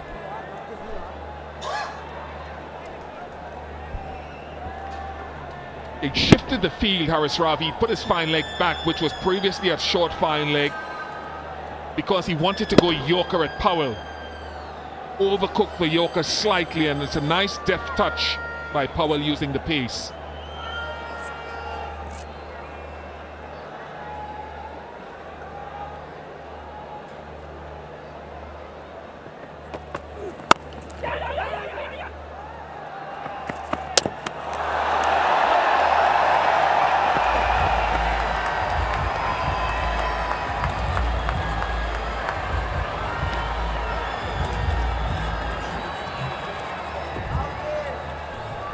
Baba hitting the stumps, but well in was Rodman Powell. Excitement in this crowd. The crowd has braved the heat and making some noise now in the Multan Stadium. Every time the ball goes to Babar, he's a superstar of note, so crowd get up. Ball in. This time, pace off, slow one. Haris Rauf off stump, uprooted.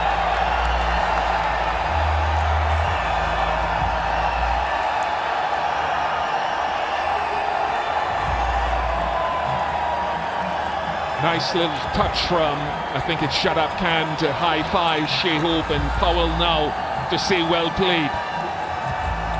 The end of an excellent innings and an important breakthrough for Pakistan.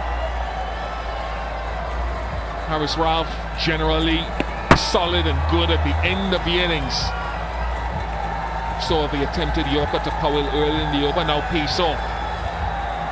Outdoing Shai Hope. Top class knock, 12 ODI centuries now, 127 to Hope, 243 for 5.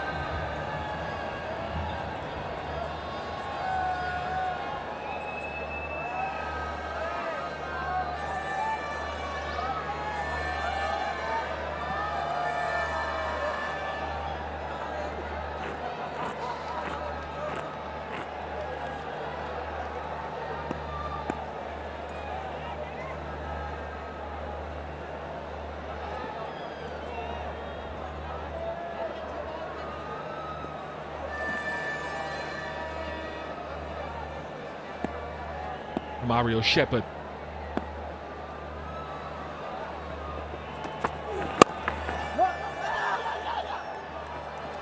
He's off the mark immediately.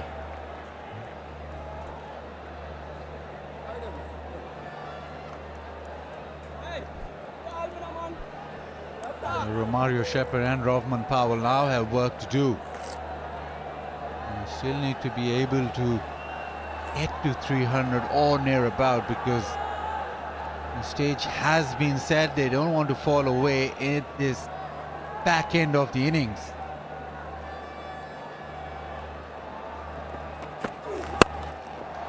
Beautifully hit, just down the ground. Lovely shot, full face off the bat over mid-off, and the over ends with a boundary. 248 for 5.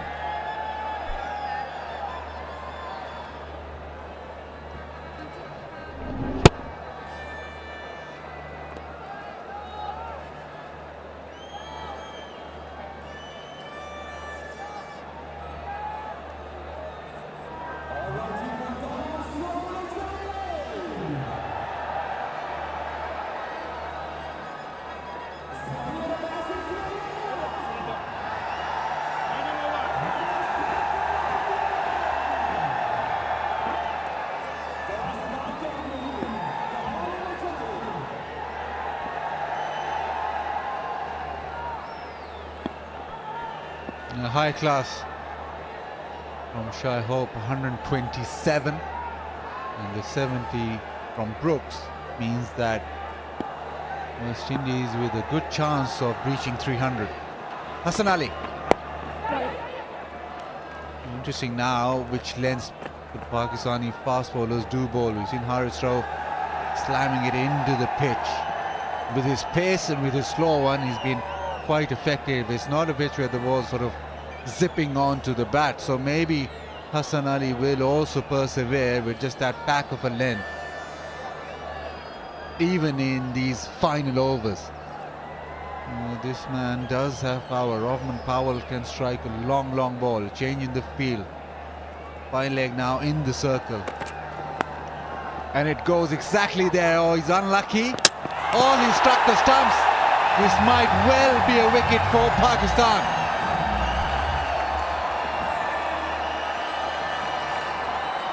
Third umpire to director will have an umpire review for run out. Can I have a best side and angle, please?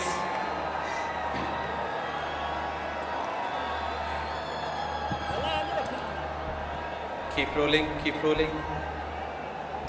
Pad grounded behind the popping crease. When bails off, satisfied, I have made my decision, and decision for the big screen is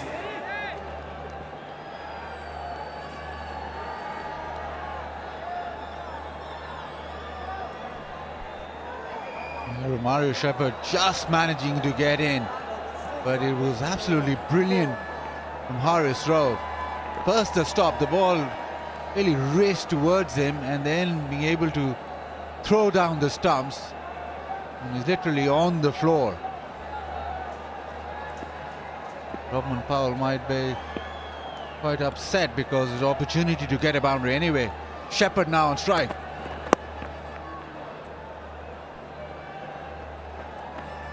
And Pakistan will accept the single. At this stage of the innings, the bowler will think, yeah, every ball that doesn't go to the fence is a victory.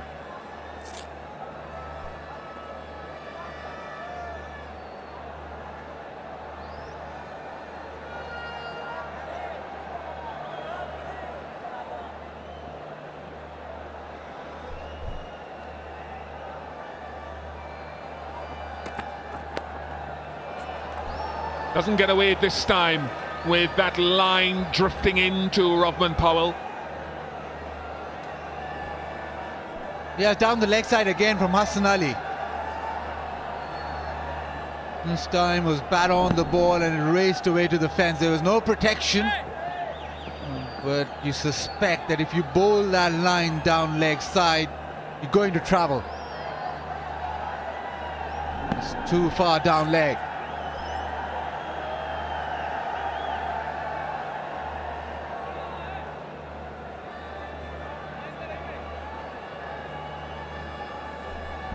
Another change, another tweak in the field. Third comes into the circle. Fine leg back on the fence. More protection leg side. Goes shorter, goes slower. And that is a wide. So he'll have to re-bowl, reload that.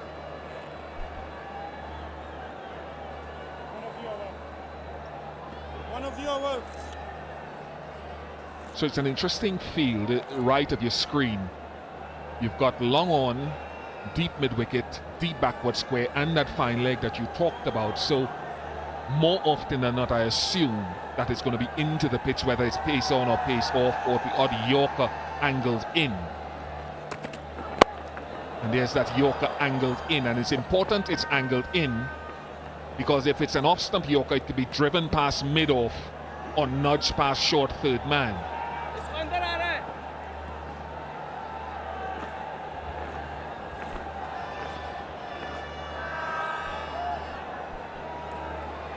With Romario Shepherd now, they've decided, they've decided against the change of the field. The field is still set, as it were, for Rahman Powell. So again, the ball angling back in. Slow one. Bit of an inquiry, but it's going down leg. I suspect Hassan Ali wants to go upstairs. Rizwan disagrees. Babar doesn't look up, so it's... Is there going to be a review?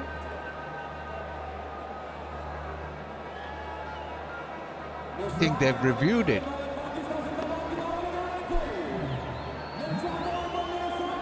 Original decision is not out. Let's start with the front foot first, please.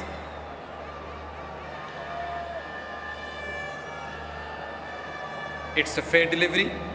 You can move on to front on spin vision, please.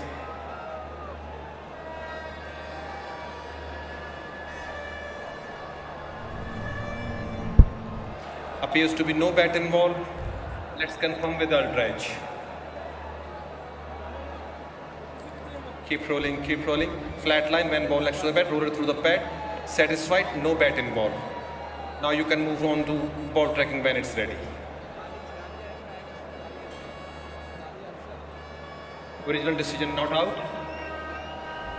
Pitching outside off. Impact umpire's call. Wicket missing. Arslan, you can stay with your original decision. Not out. You are on screen now. Yes, and Raza with a good decision. This one I thought wasn't interested in going down leg. 45 done, it's to 57 for 5.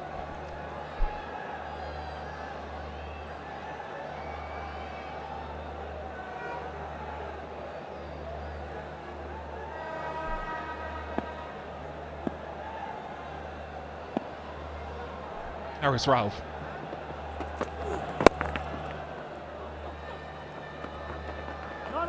Just one. Yeah, for someone,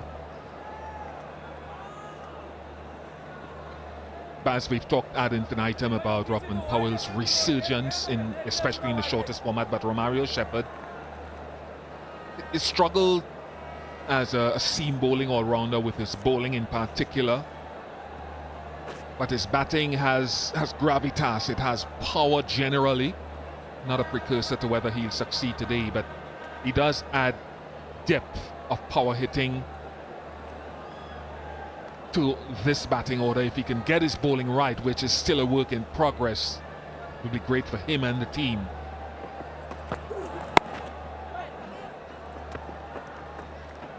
Got a 50 against Ireland back in January, 3 innings ago, Shepherd that is.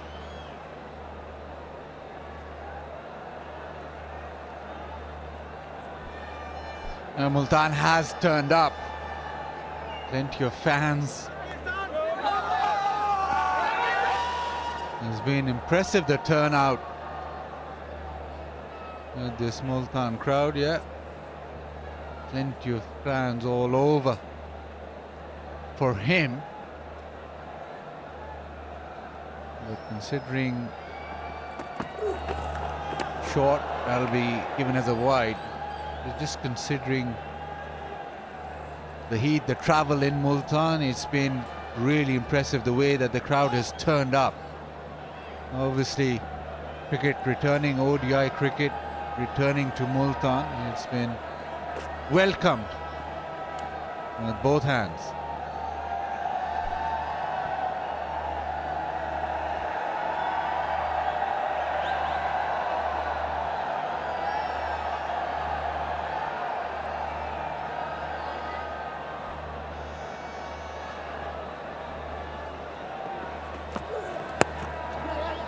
Slow one into the pitch. It's worked well for Harris Ralph. He's been able to bowl back of length even with the slow one. And for the first time, under-19 cricketers from all over the world will be in action at the Pakistan Junior League starting in October this year. It could well be the stepping stone for stardom for the young guns. Great initiative from PCB. First time franchise cricket for under-19 cricketers.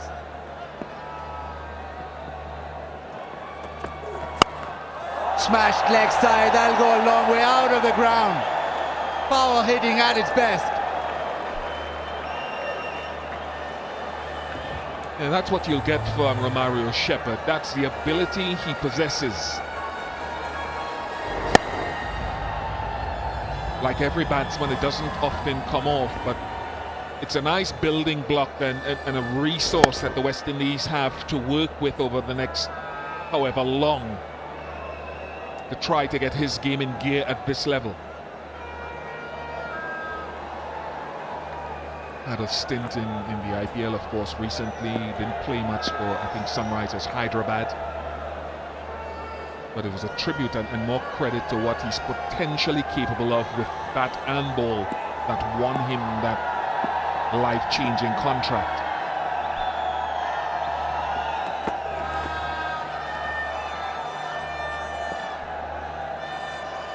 And Haris Rauf trying to bowl to his field again with that deep square leg, fine leg, deep mid-wicket long on, so he doesn't want to pitch up anywhere near the off-stump to be struck down the ground.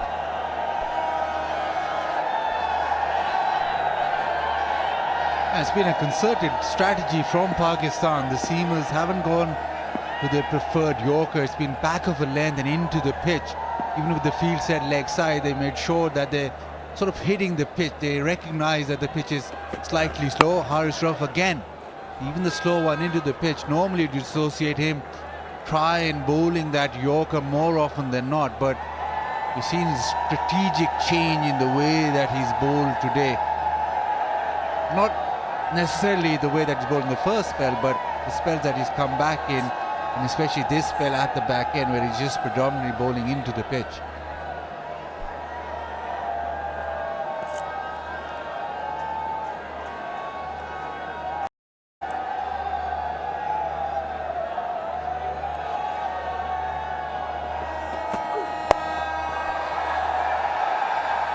Even with that leg side field set back deep, it's hit into the gap for 4. 15 off the over, 273 for 5.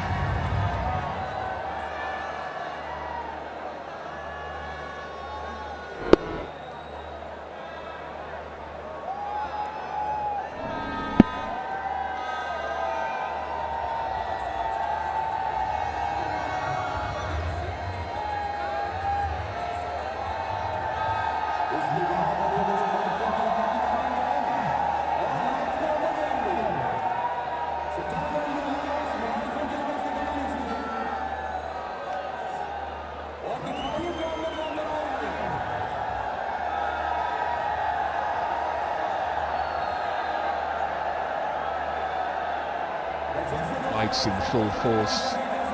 As I'm throwing the question out before because I don't know the answer. Do you suspect with the climatic conditions cooling whether the pitch will play any differently under lights? Come back to it. But I love these little kids. This one especially, he's fielding down near our commentary box and he's been playing so much shots. And this young gentleman as well, shadow batting immensely. All candidates for the Pakistan Junior League, that great initiative by the PCB.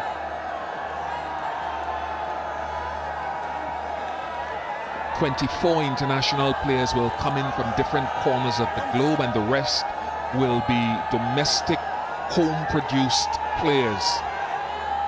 What an opportunity that is being created. 6 teams will take part in that tournament.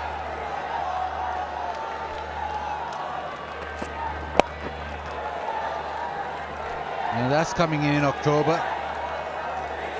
And it's the first time the under-19 cricketers will play franchise cricket. But I tell you what, you said shadow batting. A bit disappointed nobody's doing shadow bowling. Maybe it's the heat, they just want to bat. I have an answer to that.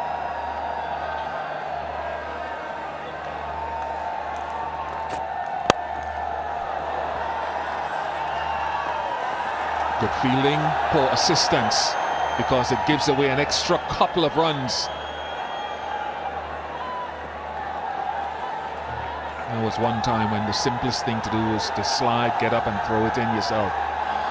Yeah, I go back to the ball boys, and this guy, number 56, Babar Azam, was a ball boy back in 2007 when South Africa toured Pakistan.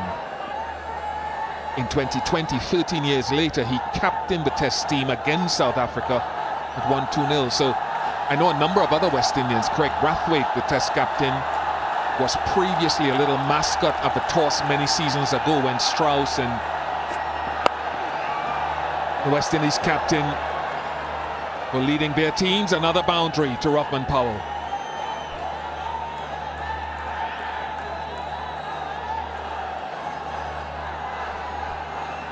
Yeah, swinging away as you'd expect. Final overs of the innings at the 47th over. He's trying to muscle a leg side, the outside edge. It's just the nature of bowling at the depth. Roughman Powell, well, he's 30 of 21. 5 boundaries. He's looking big leg side yet again.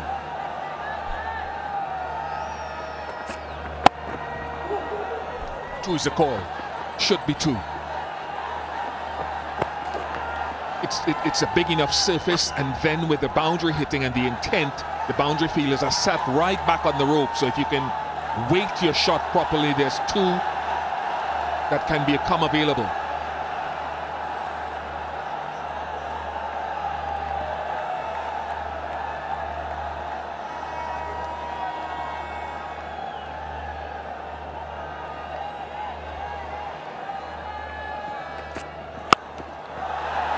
That's high, it hasn't got any distance on it.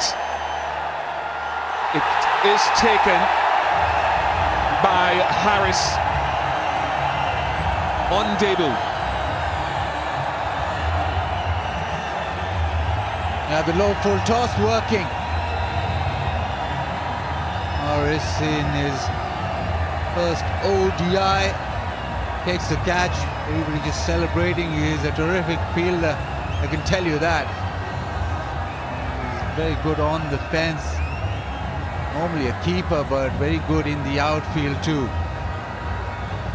He's customary check off that no ball, which is absolutely fine. And Shai Hope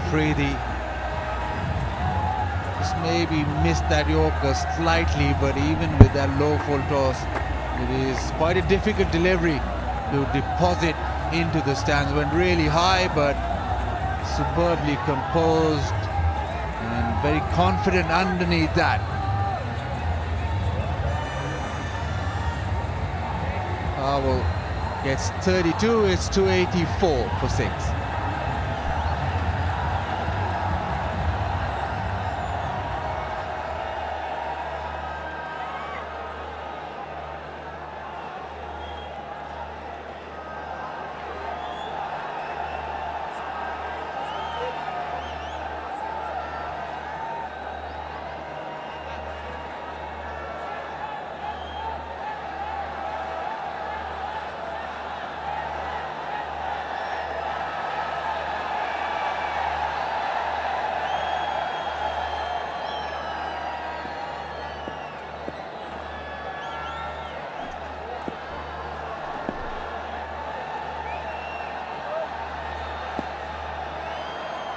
Hassan Ali.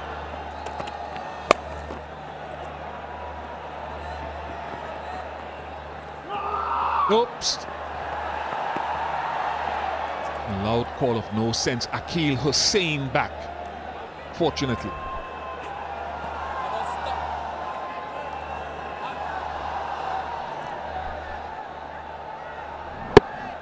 No timing on it and went really high. As soon as he looked at Harris, Harris was entrenched underneath that and got it pretty high up, which made sure it was a decent enough catch. Hassan Ali well aware that's the first catch for Harris. It's now Hassan Ali, left-hander on strike.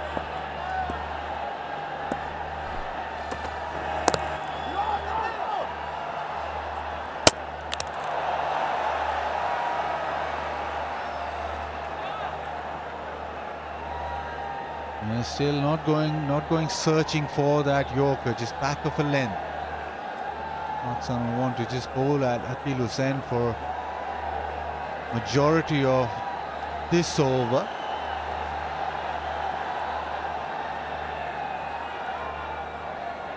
Somebody doesn't want to go to the fence. So protection leg side is a deep square and a long on fine leg.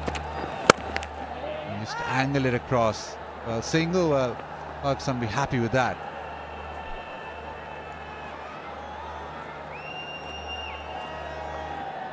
Bowling in the last few games. Pakistan economy rate heading up towards 6 prior to this game in the World Cup Super League 2020 to 2023.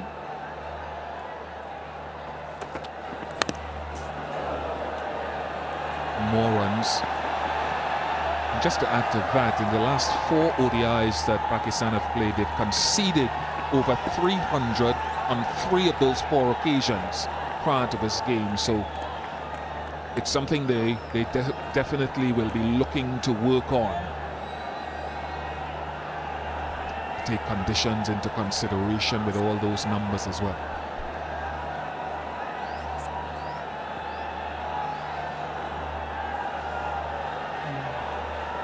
ODI cricket, they haven't nailed down their death bowlers as yet. Shaheen Shah Afridi, yes, but he's not bowling at the very back end too often.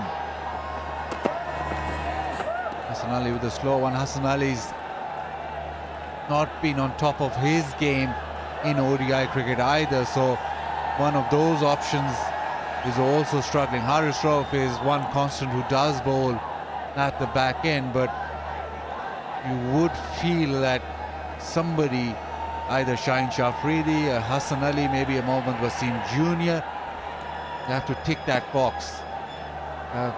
Maybe Shah Nawaz Dhani even to have to tick that box in terms of bowling at the back end or closing in innings out. Pakistan haven't nailed it down yet.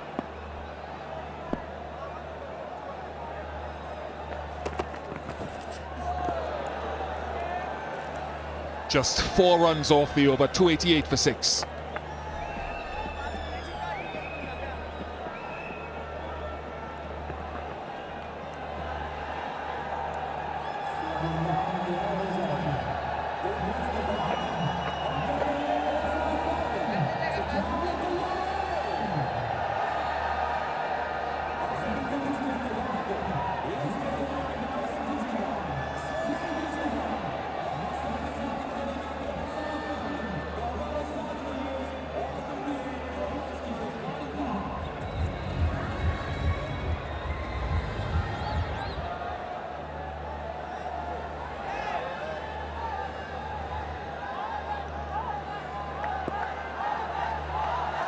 Just 2 overs to go. West Indies 288 for 6. Shai Hope was glorious with his 12th ODI 100. Rockman Powell had a nice little cameo as well.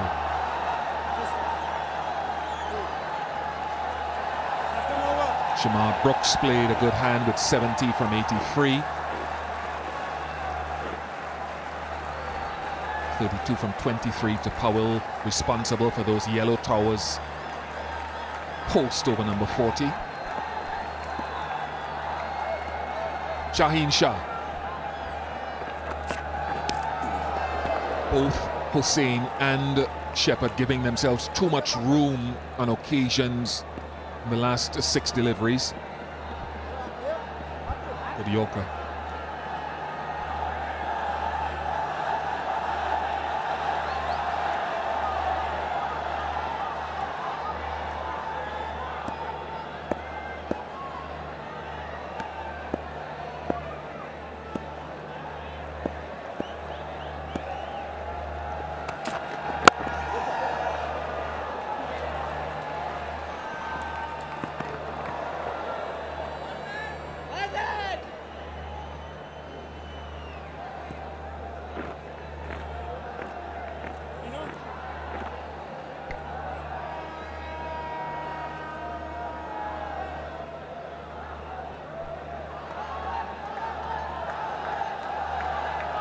Dismissal of Rockman Powell sort of brought back memories of the experience he had trying to dispatch a low full toss a few weeks ago off a fellow West Indian, Obed McCoy, and he was playing for the Delhi Capitals. It went for 6 but could have been called a no ball. A lot of swinging and missing here in the last couple of overs.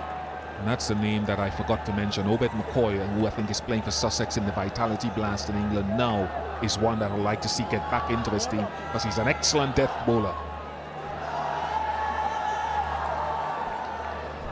Yeah, talking about dead bowling, this over Shaheen Shah Afridi has nailed a couple of Yorkers, then the slow one into the pitch which has died. It's kept really low, so again now does he go to that Yorker again into the pitch? Yorker, and again he's nailed it again. This is exceptional bowling. 5 runs off the last 10 deliveries.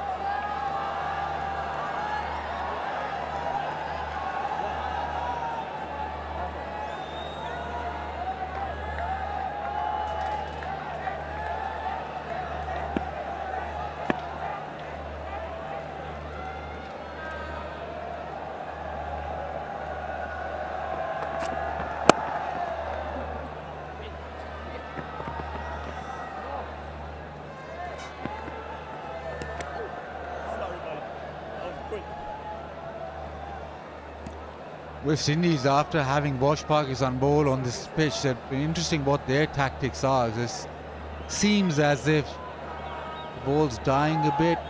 If you're back of a length, if your slow one is pitched just short of a length, it's not really arriving. So it'll be interesting if they've worked out already the lengths that they're going to bowl. If you asked me earlier if the pitch will change, it might just slicken up slightly under lights, but not a lot. This time he misses the Yorker and he travels the distance. Just maybe 6 inches and he's smashed down the ground for a maximum. 49 done is 296 for 6.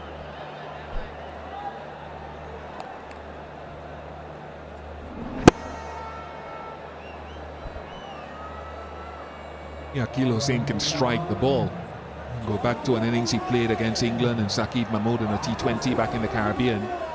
Took 28 off the last over.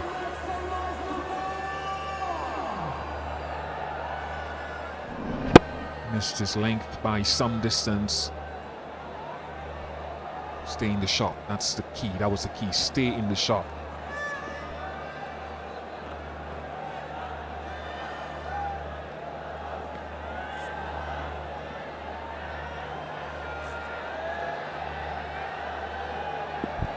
Final over, Haris Rauf.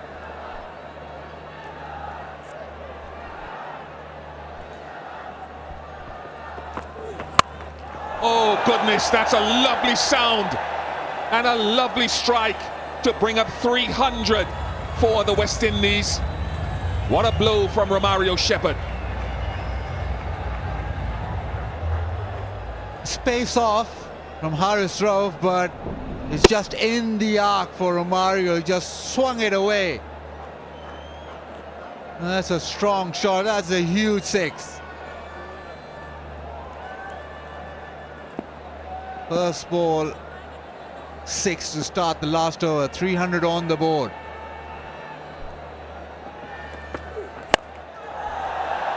Don't think he's hit that power failure. Mohammad Nawaz pockets it.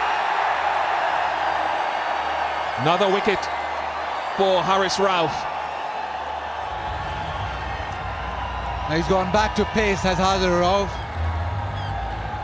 Almost a Yorker, but near about, so Romario Shepherd couldn't get underneath that completely. And then he just hit it straight in the air. Nawaz is not going to drop that. Picks that up easily, but after the first ball, 6, Haris Rauf has his own back. Romario Shepherd out for 25, 302 for 7.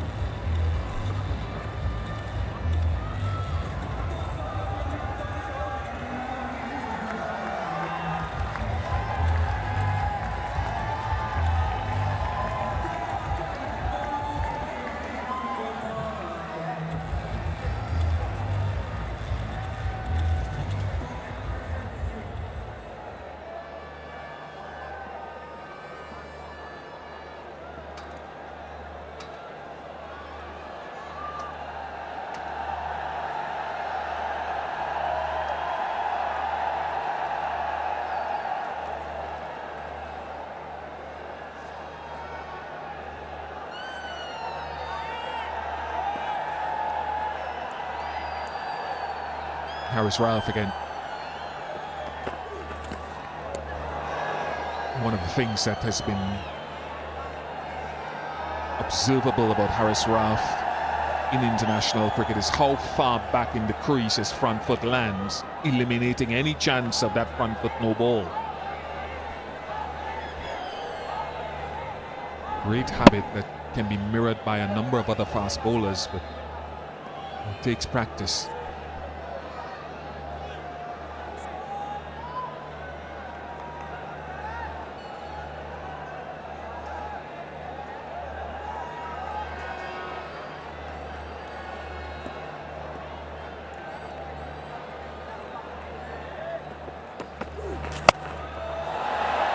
Power failure there as well.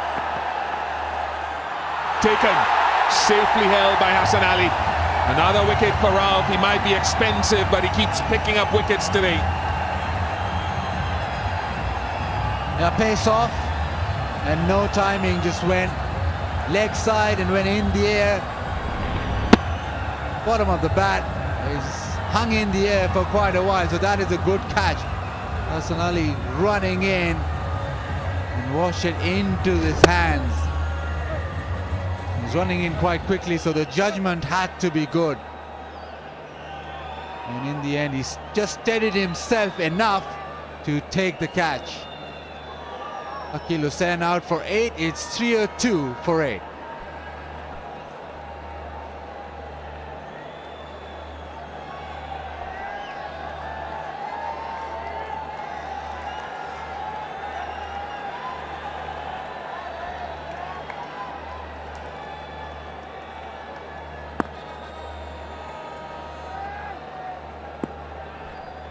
Four wickets to Ralph. Single to Alzari. Joseph Heaton-Walsh Jr. will have strike for what could be the last ball, providing it's a legal one in the innings.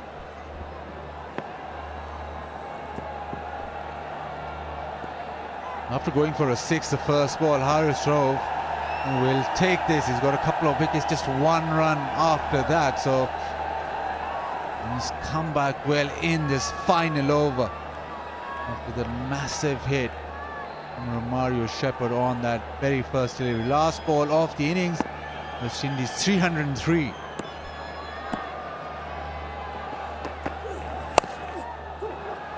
Two is a call.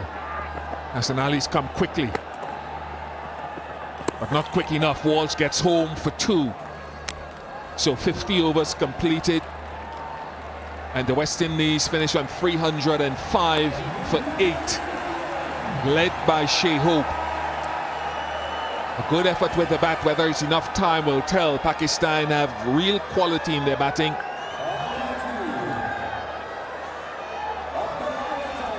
Good control from Shadab and good effort in the field from him. Will this man, Baba, lead his troops to another resounding batting effort? The West Indies will hope to have the final say. In the last 5 ODIs, Pakistan have conceded 304 times, but they've got the quality with the bat to be able to chase it down in these conditions. They like to chase, they like to bowl first, and with those looks, it seems as if they think that things are under control.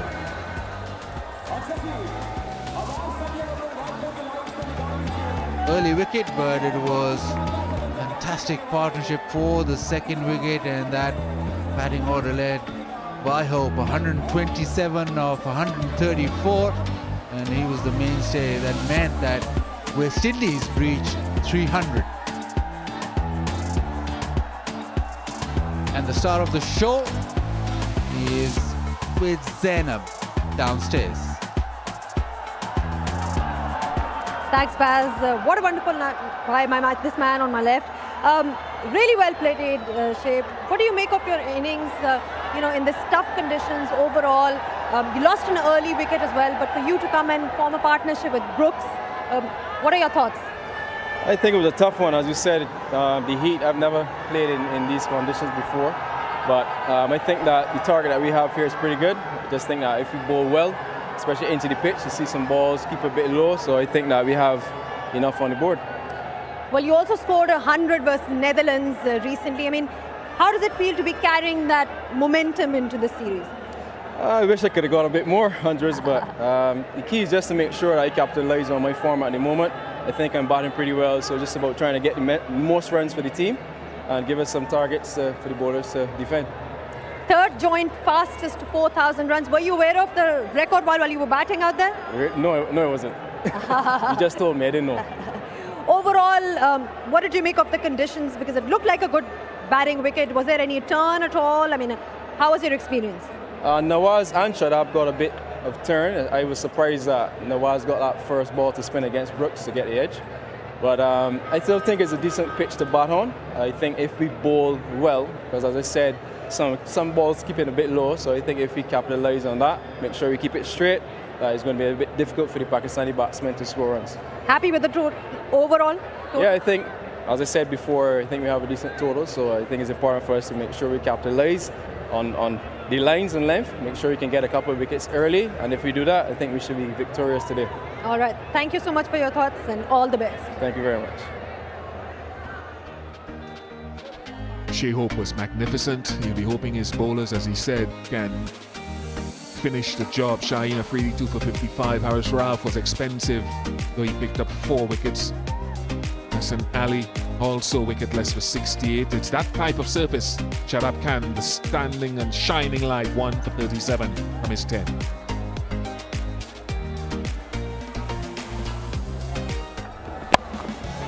A soft dismissal which started all off. Shaheen Shah Afridi with a cotton ball, and then there's a partnership where Brooks and Shai Hope managed to get the ball to the fence.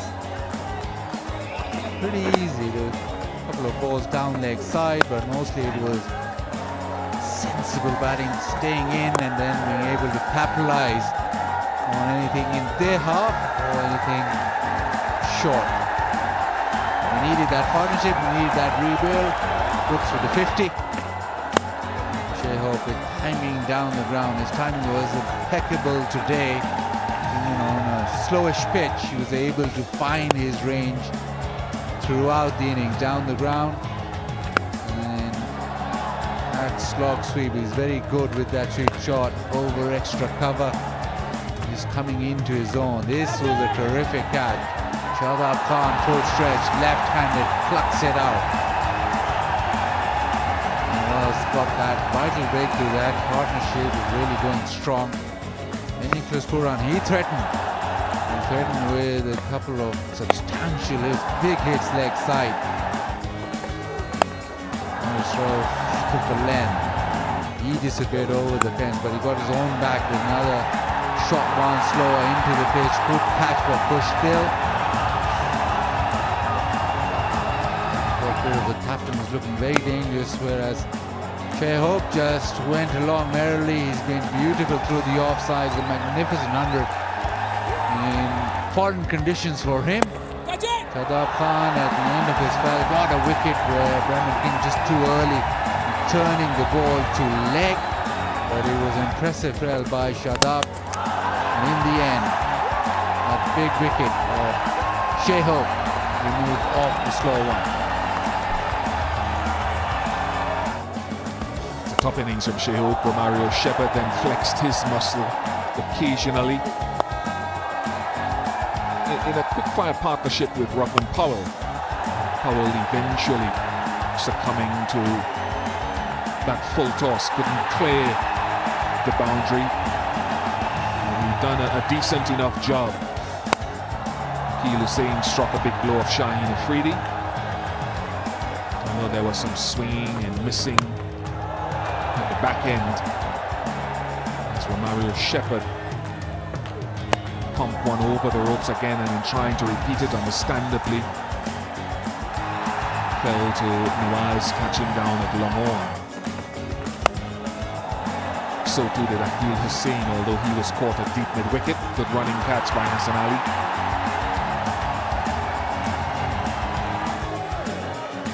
All in all, a surface that deserved 300 has gotten 300.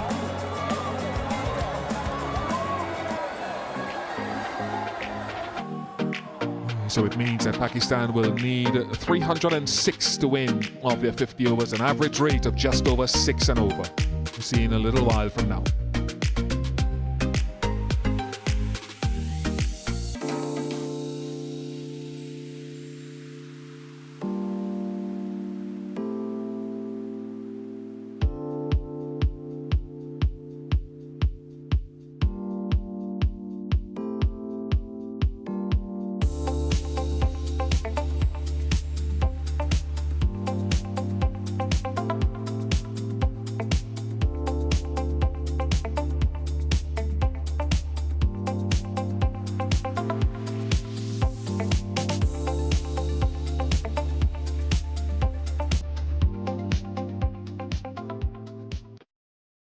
Lights in full force, a beautiful sight with a wonderful crowd on hand to witness the conclusion, the second half of this Osaka Batteries presents 45 Pakistan West Indies ODI series.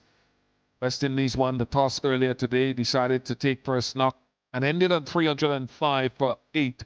Shai Hope wrapped up his 12th ODI 100, got a 150-run partnership with Shamar Brooks, who got 70, with Powell and Shepherd at the end scoring and contributing relatively quickly.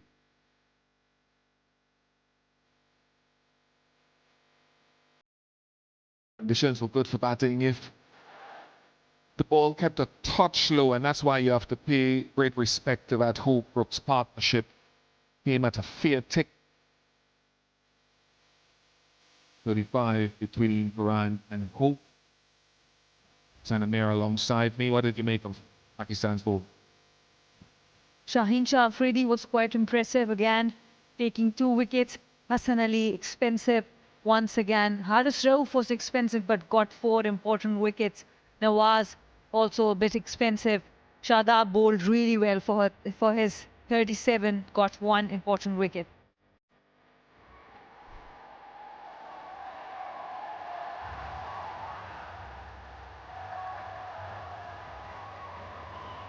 So the run chase is a demanding one, but Pakistan have been that way before, getting over 300 victory against Australia. Fakhar Zaman has been impressive more often than not in his international career so far. And he's got a good partner and a local kid.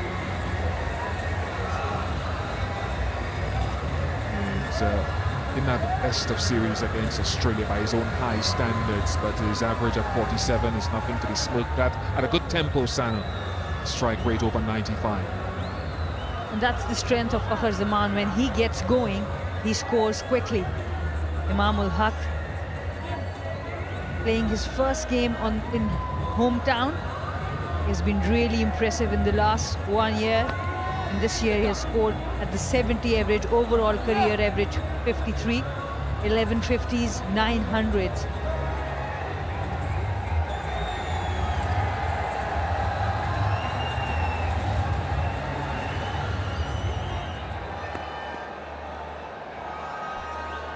Jaden Seals, a young man who made his way into international cricket after the 2020 Under-19 World Cup in South Africa, is not outrightly quick if you haven't seen him before, if he was around Pakistan, but in red ball cricket he will swing the ball at a briskish clip,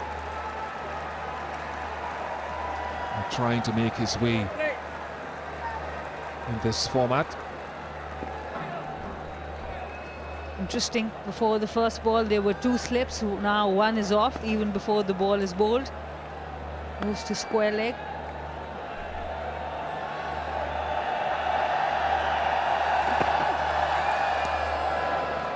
That's with a wide, but no carry, and that's one of the things Shai Hope talked about during the interval, which we had been speculating before.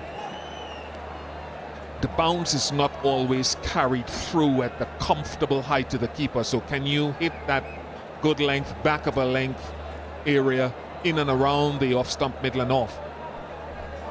Absolutely, on a pitch like that, the more you are within the stumps, the better chance you have to get that LBW or bowled option.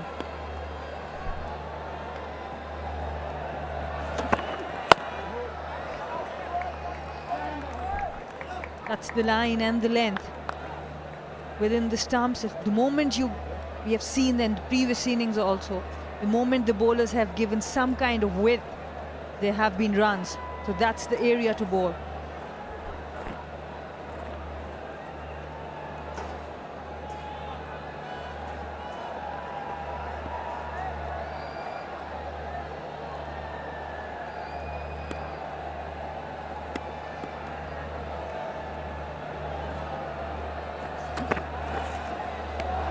Carry then, so there's a little bit of inconsistency in terms of how the ball carries to the keeper. And just look at that. This time, the bounce. Look at the carry. The keeper is collecting it in front of the eyes. While the first ball that went for wide, he had to correct it around the ankles.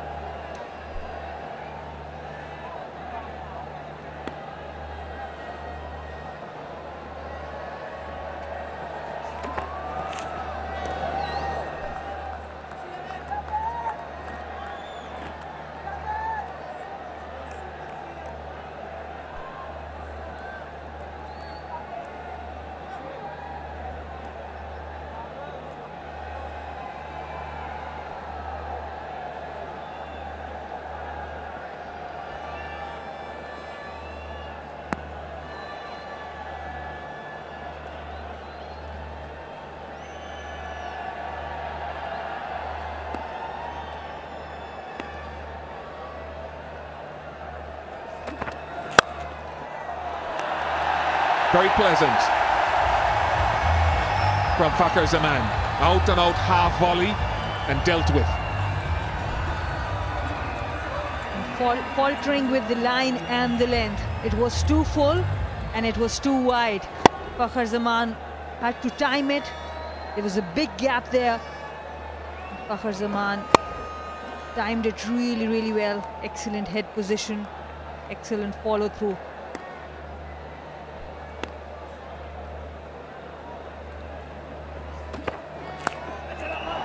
Overslip, pull his length back, and Fakhar goes hard at it. Back-to-back boundaries. This time not as convincing as the last one, Fakhar Zaman, but because he slashed it really hard, the carry was enough to avoid that fielder at slip. Slashed it really hard,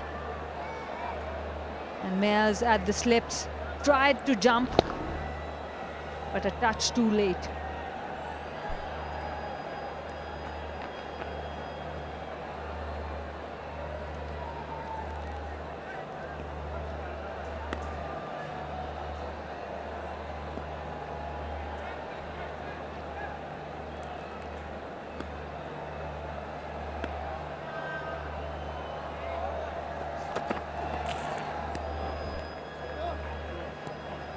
Nine off the opening over, 9 without loss.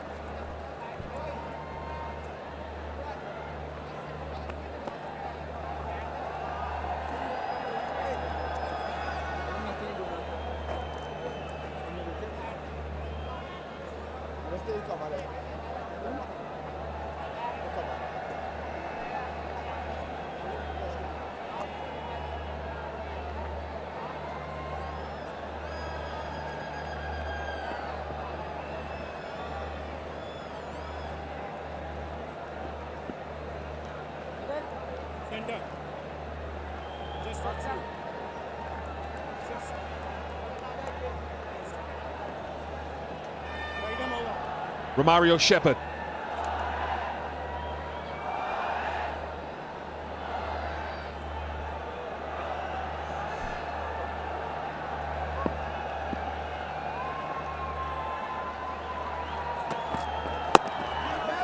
Yeah, good start, and this opening period, tell us a little bit. Imam had an outstanding series against Australia last time out. Hundreds and really good solid work at the top of the inning. Absolutely. The Pakistan top 4 in the one days have been really solid. Imamul Haq has really cemented his place in the ODI team because of his good performances against South Africa, Australia.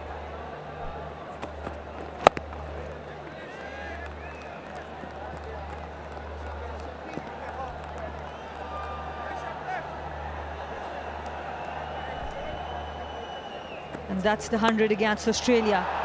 He was not fearful of using his feet. His first ODI, first 100 against Australia, and the first ODI against, really good against spin, used the feet really well, lifted and played on both sides of the wicket.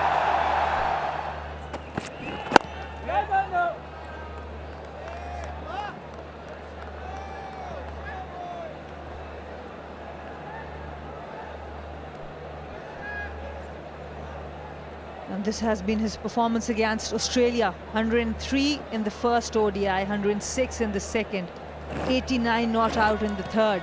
That's why he jumped to number 3 in the world in the ODI, ICC ODI ranking.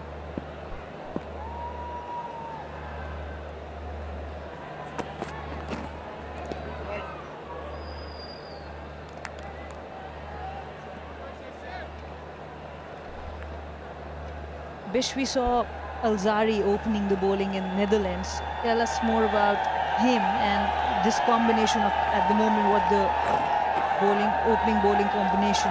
How do you rate all these bowlers? Yeah, it's a good point actually. I'll come back to it after this ball.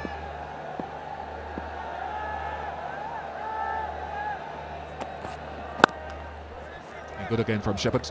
Jaden Seals is someone who swings the ball. He's not express pace, so I can see why they're trying anyway, even though he's only into second ODI, to give him the advantage of a new ball to see if he can get any swing. Romario Shepherd is still a work in progress. Mentioned his exploits before. Alzari Joseph, they've tended occasionally to let him use the new ball. I'd like to see him with the new ball.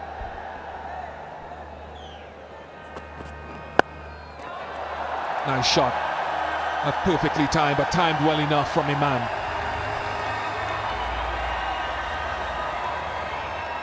And this is what, when you are in form, you can do to the bowler.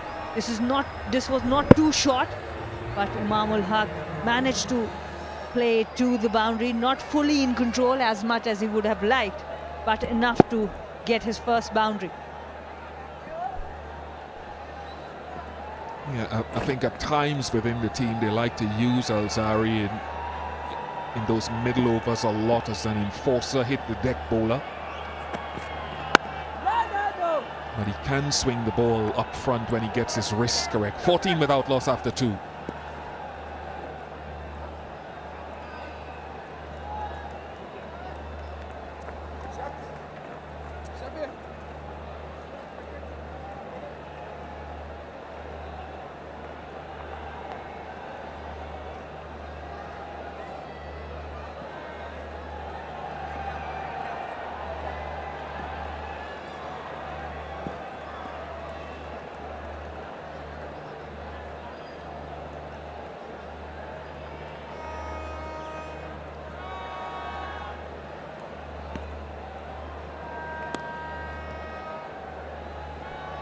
Jaden Seals.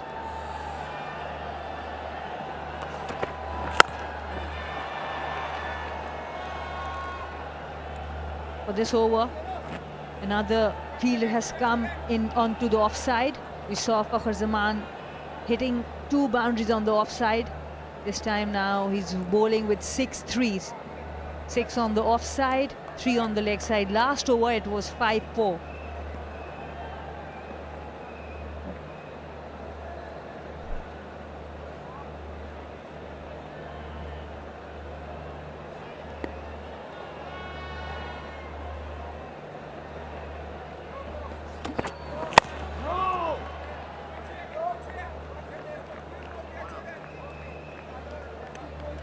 Just with Joseph, he's now the guy who the West Indies in this lineup without Jason Holder, they'll be looking to lead this seam bowling attack. Just recently across the border, he was bowling touching 150 kilometers at times, but he's been around since 2016-17.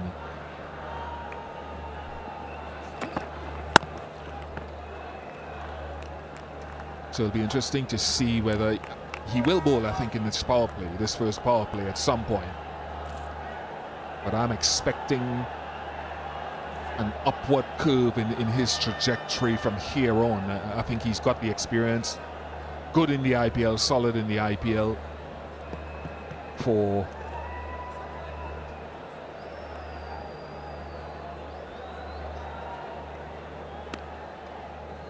Gujarat Titans.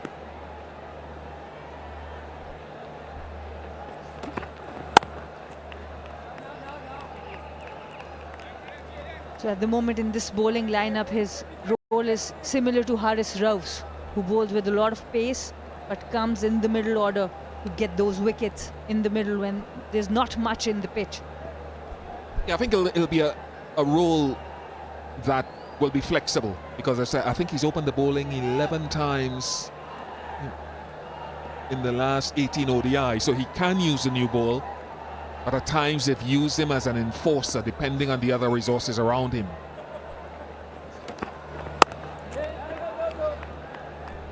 Yeah, good length in this over so far from Jayden Seales. Can he finish the over? 5 dot balls. Proactive captaincy from Pooran here. The slip is off now. There's extra protection on the leg side. The deep square has gone back. Fine has come in. So now they are making sure that the over stays well. There's no boundary because they know Fakhar Zaman is not going to hold back on his shots.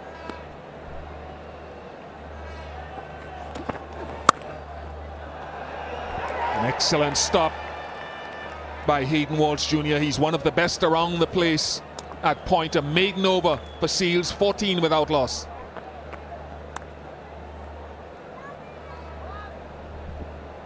Excellent stop there at point. Good field position, good fielding. Overall, very good cricket from West Indies.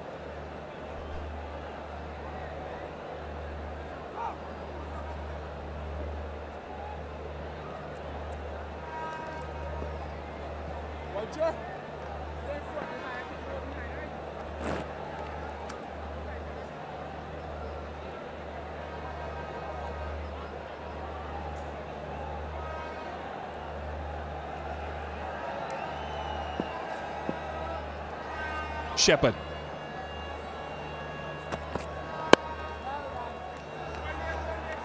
It's good, and what you see with Romario Shepherd as he continues to try to get his bowling right is a low slinging action.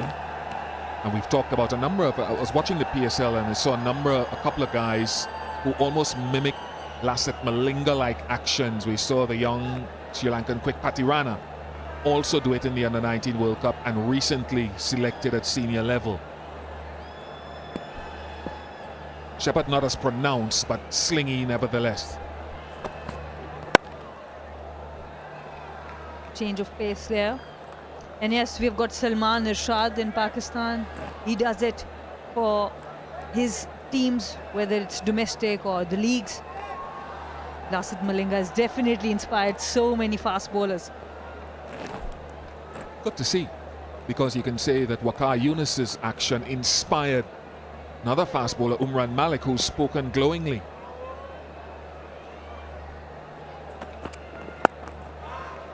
So love to see these great heroes. Wasim Akram has an enclosure here.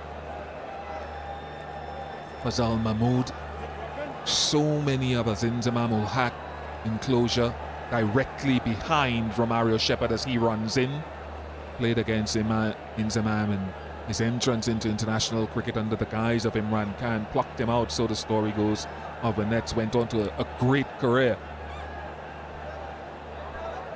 And shows how much a belief from the captain can do for a player.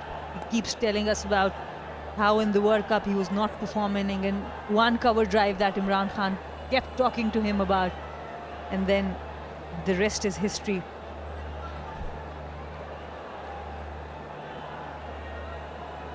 Great man, Imran Khan. Great leader of the country's team in his time.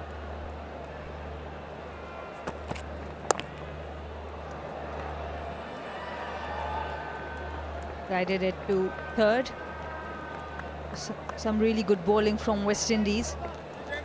Building some pressure with the dot balls.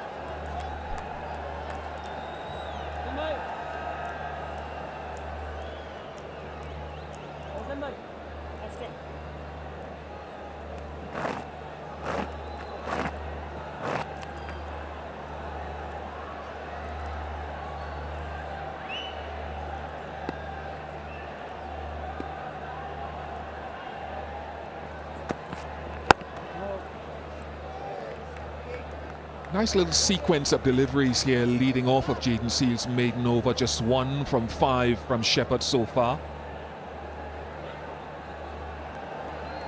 And a lot of that has to do, as you mentioned, line which has been good, but length, which is not too full. Just pull the length back slightly. And adjusting their field accordingly. Now the third has come up and long on has gone back. We have not seen that in the last innings. Very good from Seals and now from Shepherd. 15 without loss.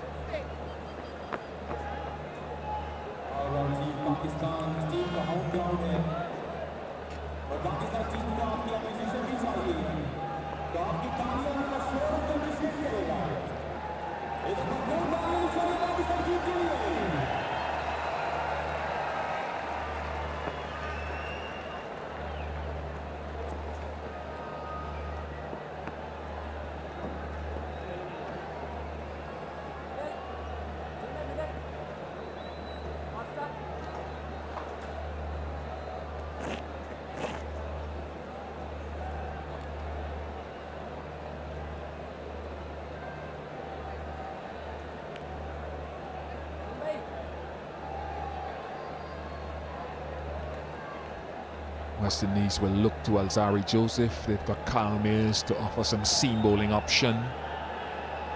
Then, of course, Akeal Hussain, who at times has opened the bowling, but with two left-handed batters at the crease, they've not opted to go in that direction to start things off today. Hayden Walsh Jr.'s wrist spin.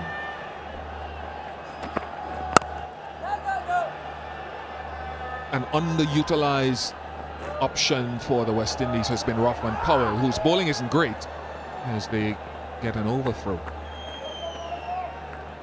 Untidy. Who can offer you an over or two or three if he gets his rhythm right. So those are things they'll want to look to as they develop. Absolutely. As you talk about Akeal Hussain, when the two right-handers in the T20 were batting for Pakistan, he opened the bowling, was really effective. This time, he'll come in the middle.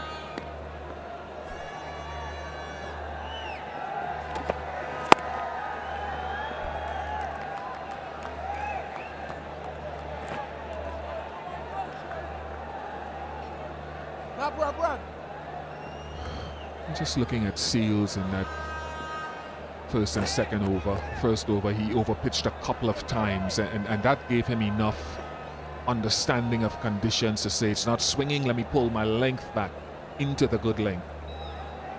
Something I want to touch on as we go through the series. It doesn't mean you have to go short, it just means you can be front edge of a good length or back edge of a good length. Hanging it in there, so Fakhar Zaman will have to play a good shot. Make him play a good shot, Sana, in my view. Bowl your best ball into that good length or just short of it and force him to play a good shot. If he does, well done to him. Absolutely, and with that length, the line has been perfect. It has been hitting the stumps all the time. It has been within the stumps. When he faltered with the length, he also faltered with the line. So it has been really impressive from both ends.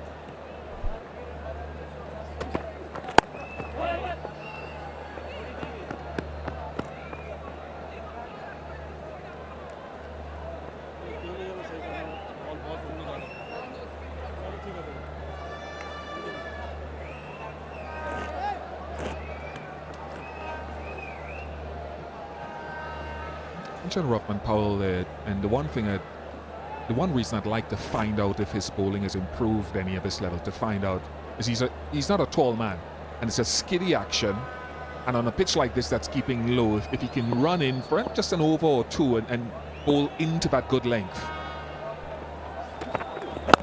or just short of the good length, the ball won't bounce, so it'll be hard to, well, not impossible to get forward and drive. But if he takes away the length, it's hard to play the horizontal bat shot. I'm not saying he's a great bowler. He will tell you he's still a work in progress with the ball. But I'd like to see it develop a little bit more. Love Rothman. I guess all of us are, but I totally agree. With pitch like that, you need bowlers like that to bowl.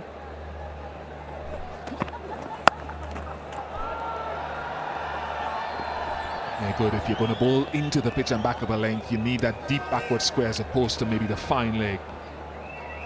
18 without loss. Keep going, boys. Keep going, boys.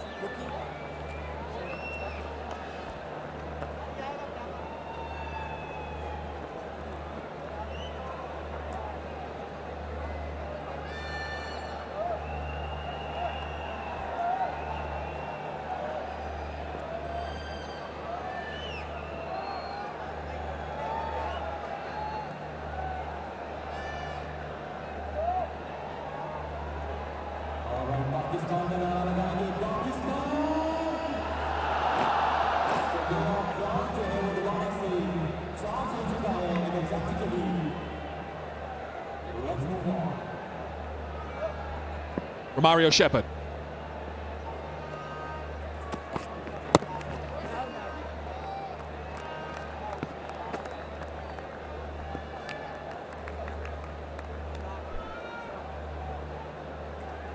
And anyone who has just joined us, Shai Hope with 127 at the top led the batting attack against Pakistan. There was an early wicket, 9 for 1 for West Indies, but then it was Shai Hope and Shamar Brooks with 70 runs.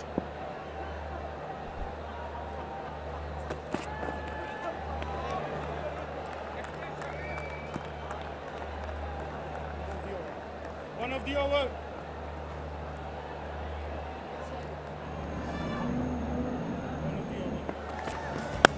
It was truly glorious from Shai Hope, aesthetically pleasing whenever he spends time at the crease.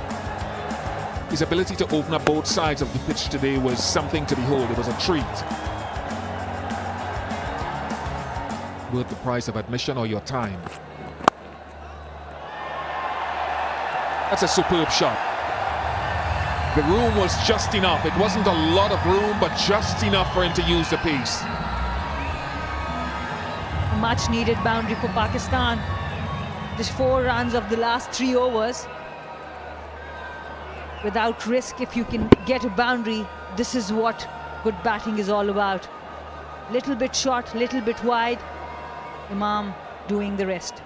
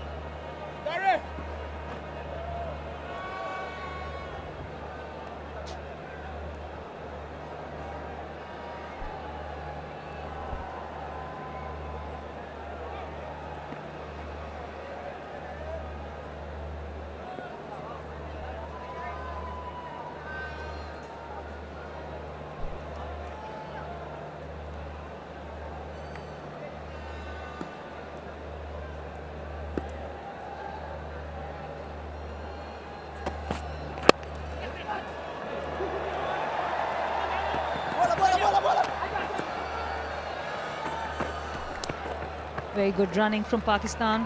Keep going, Kimo. Keep going, Kimo.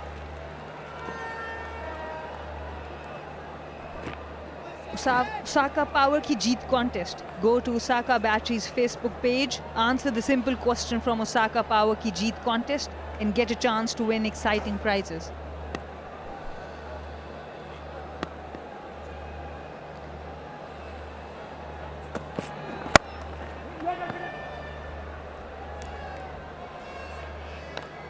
Seven of the over, 6 overs gone, 25 without loss.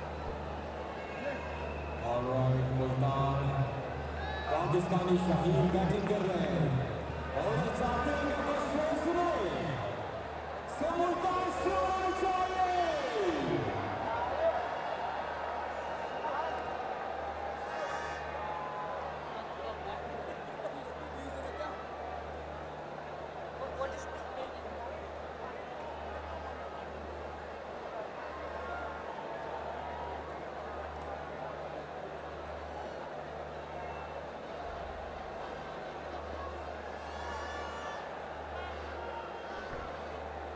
Multan, a bustling city in southern Punjab. You'll see colour, culture, and so much more.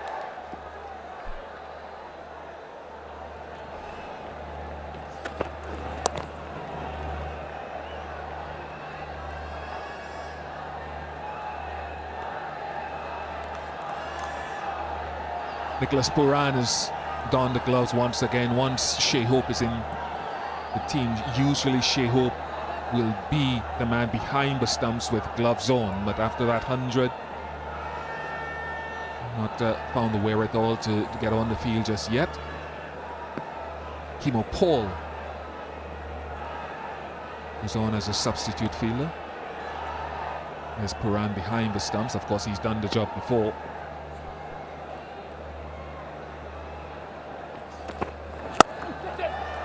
Got him, Jaden Seals. Perhaps too quickly onto Fakhar Zaman. Never intended to go to cover, but it does. Excellent cricket from West Indies. Good planning, good execution. The short cover fielder was placed after the first boundary. The ball was there. Fakhar Zaman playing with a horizontal bat, not in control. And Jaden Seal gets his man. First wicket for West Indies, first wicket for Jaden Seals. Fakhar Zaman has to go for 11. Pakistan 26 for 1.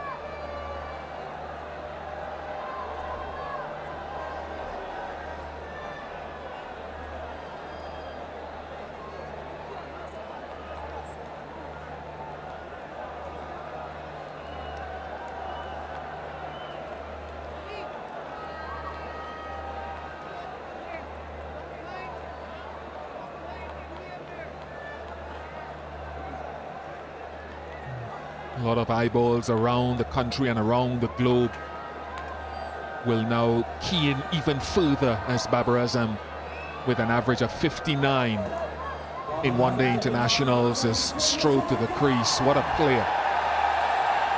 Don't think anyone has an average that is above that in the one-day international game.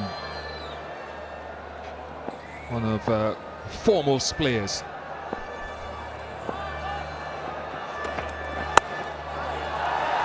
Off the mark immediately with some control. Great length though, as we talked about the length from Shepherd and Seals. Very good bowling there. And as we talked about captaincy, field placement and plans, this was a very good, well-planned wicket. Fakhar Zaman, always a big wicket, especially on a pitch like this.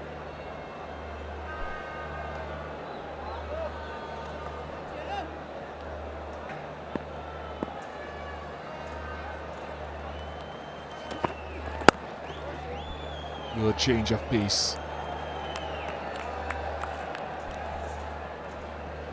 I was looking at the shot and I was wondering, what was the intention of Fakhar? Did he try, was he intentionally, or did he intend to pull it maybe onto the leg side and then found the line a bit wider of off stump than he thought?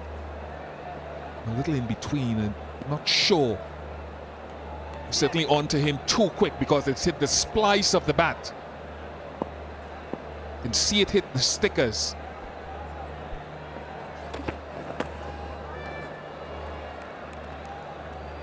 Must tell you, I was walking through the Doha airport last night at about close to midnight, and in the distance I could see this West Indies training shirt walking towards me amongst all the tourists who were waiting for their flights, and I thought, is this a West Indian fan walking through the Doha airport?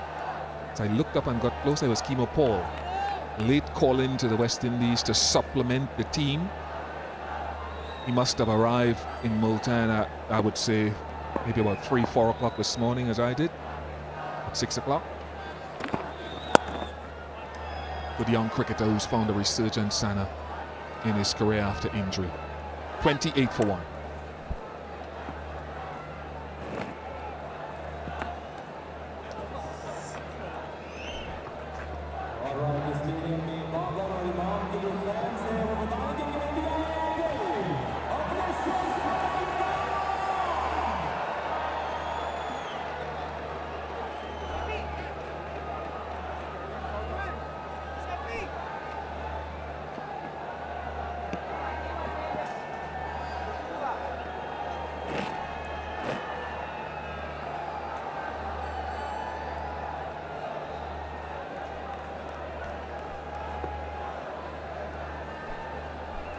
28 for 1.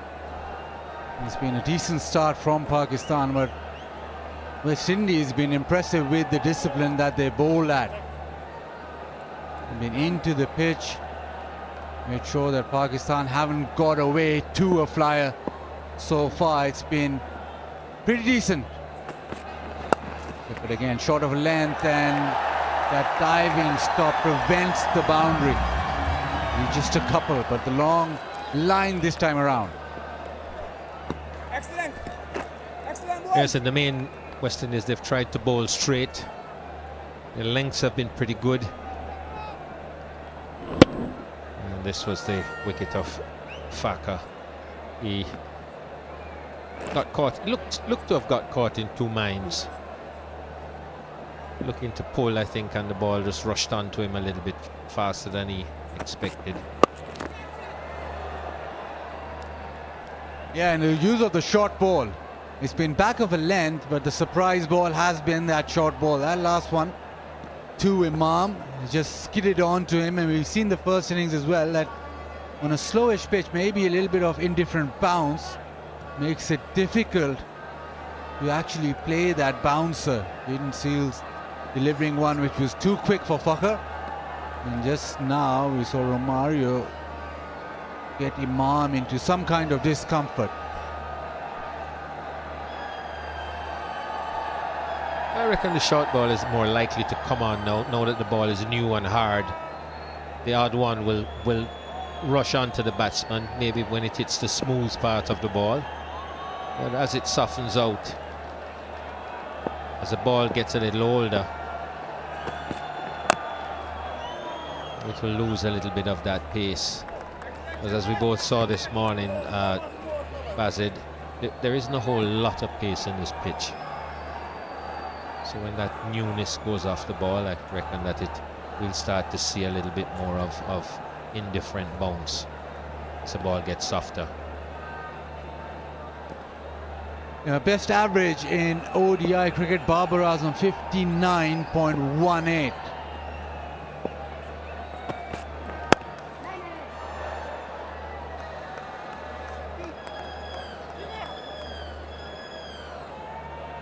He is simply superb in ODI cricket. Last 4 innings, he's got 3 centuries.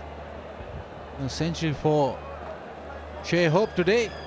He's on that list as well, but Babar Azam average of 59, 84 innings and over 4,000 runs. And he goes about his work with utmost ease. He's able to just pick the gaps. He's not one you'd classify as a power hitter, but he's got so many shots all around the ground that he's able to dominate one-day cricket.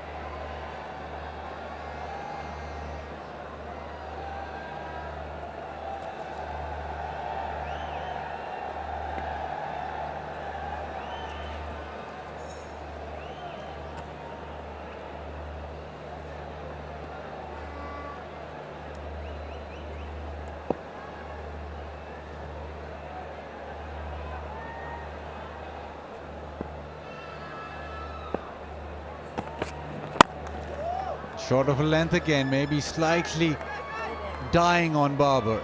8 done is 33 for 1.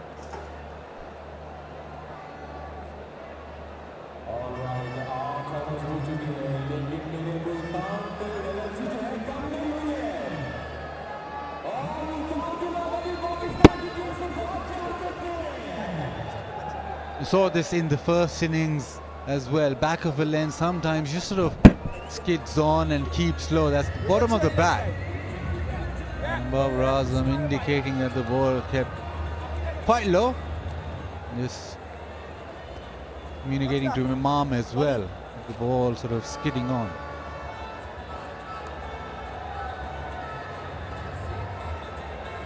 .33 for 1 of the first 8. It's been really decent from West Indies. And the first change in the bowling, Azari Joseph. Important for him to follow this opening burst with a spell that is controlled. Has to hit those lanes straight away. These two players, Imam and Babar, are in very good form.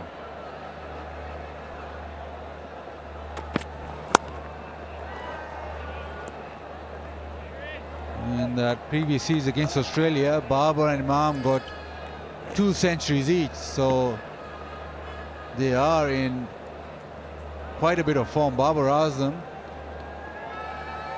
he was in the runs, 114 in that second ODI, 105 not out in the third ODI. He won a car for that series. Both hundreds in winning causes. Chasing. Short ball again, skips onto the bat.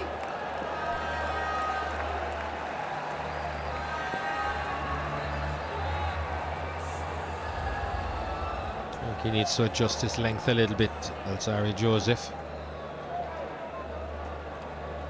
Just get it more up in that stump height length. It's tall enough to get a good amount of bounce from there.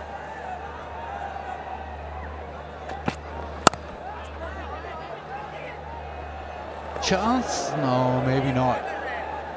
Maybe, because Babar Azam has just had a go at Imam. He's not happy with the calling, and it seems as if it might have been an opportunity. Short of a length, Imam just sort of a bit of miscommunication. He didn't really call Babar through straight away. The reaction from West Indies suggests that that was very close, and the reaction from Babar suggests that's very close as well.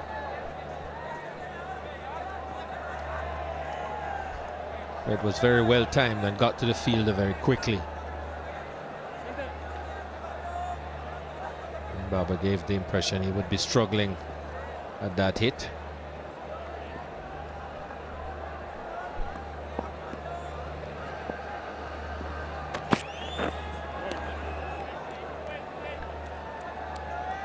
Just down the leg side, but you see the effort being put in. 146 clicks that, but it's again back of a length.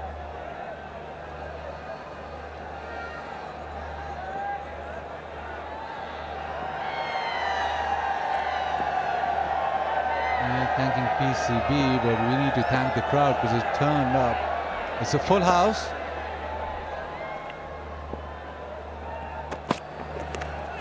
And that's good bowling. Short ball directed pretty well. 144 clicks.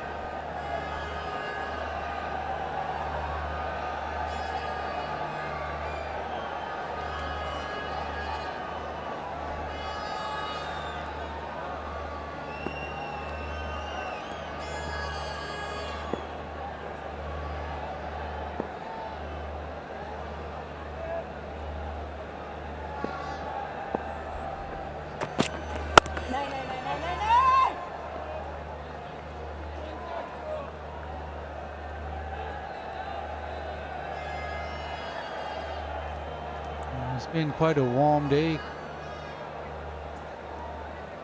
quite difficult for the cameraman as well, but doesn't seem to affect many. Yeah, staying fit and dry.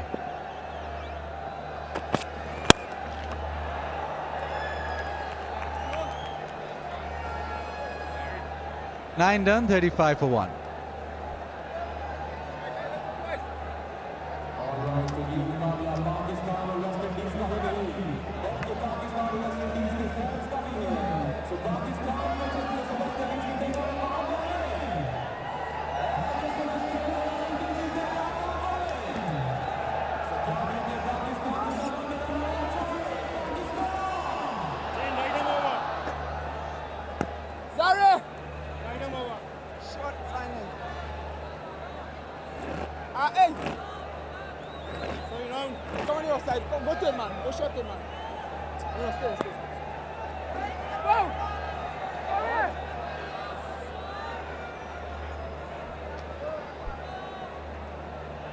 Palmer's into the attack.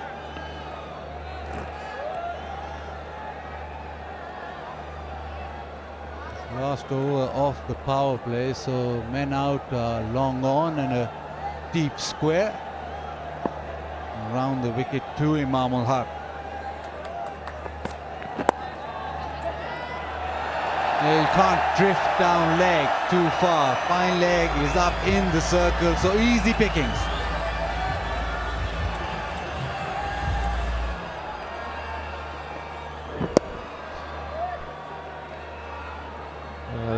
Just a loosener there from Mayers.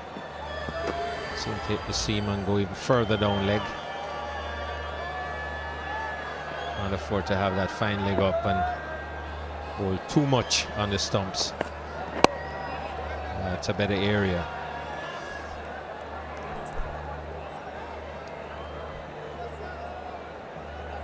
Yeah, the angle from round the wicket to make sure that Imam doesn't get any sort of room on the offside, but you have to be careful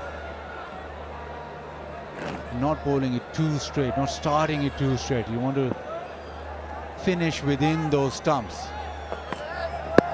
Exactly like that, and this, oh, very close. And it's a review straight away.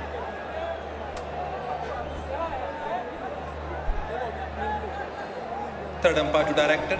We have a play review for LBW. Original decision not out. Let's start with the front foot first, please.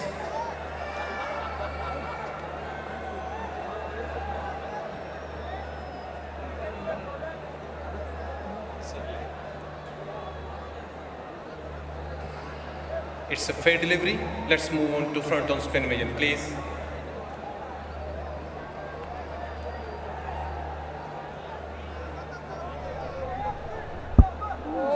Appears to be no bat involved. Let's confirm with the ultra edge.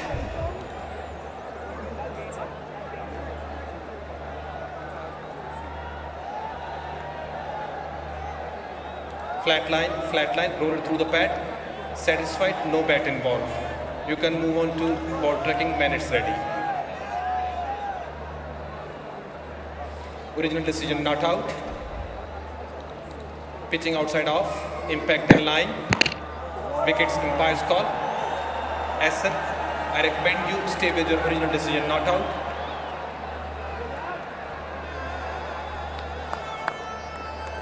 You are on screen now.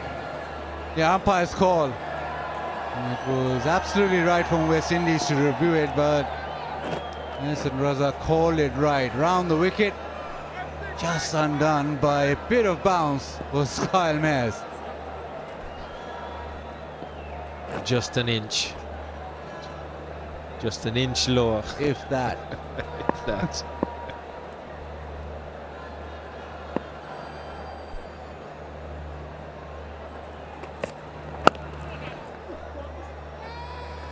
Ball for two, and no, Imam slipped, so just a single, but that previous delivery which struck Imam on the pads is exactly what Mayers is trying to do. Nip it back into the stumps, and it was, as Jeffrey put it, just an inch imperfect.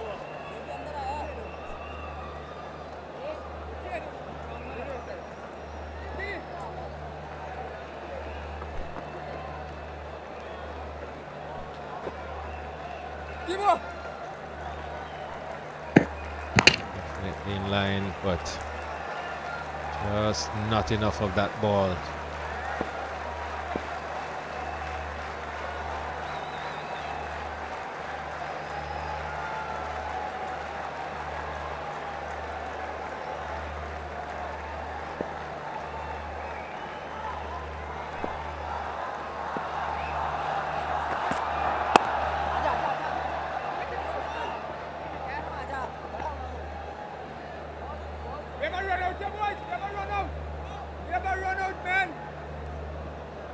Coming to the end of the first power play, and you'd think honours even. Maybe just West Indies shading it at the moment, but we know that Babar and Imam are very dangerous. They're in great form. They played superbly well against Australia, chased down scores twice.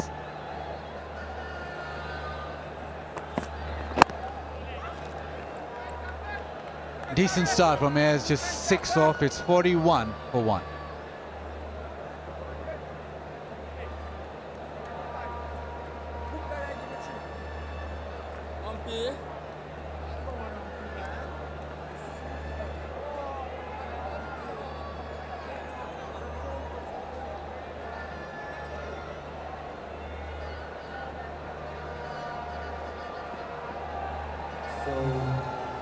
एक बार फिर नारा लगाएंगे Pakistan energy से है वैसे ही और कबड्डी का मतलब पाकिस्तान से तो आगे देखते हैं आगे क्या है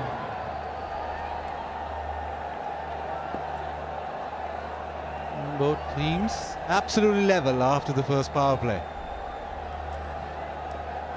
And the signal and Zari Joseph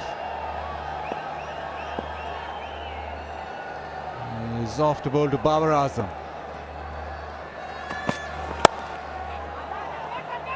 Ball for a single yet again. There's a bit of confusion. You think these two, Babar Azam, Imam, have batted together quite a lot of time, been successful, but the running between wickets has not been in sync. Power play, smashed through the offside for Fakhr, and full shot which Imam dealt with quite nicely. He's quite good through square as well. Slap to point, cover, and a little flick down leg side to the fence. But so far it's been disciplined bowling from West Indies. It's been back of lane. It's not been about hitting the pitch hard. We saw Pakistan be successful with that sort of length, and West Indies have followed suit. Hasn't seen any spin as yet.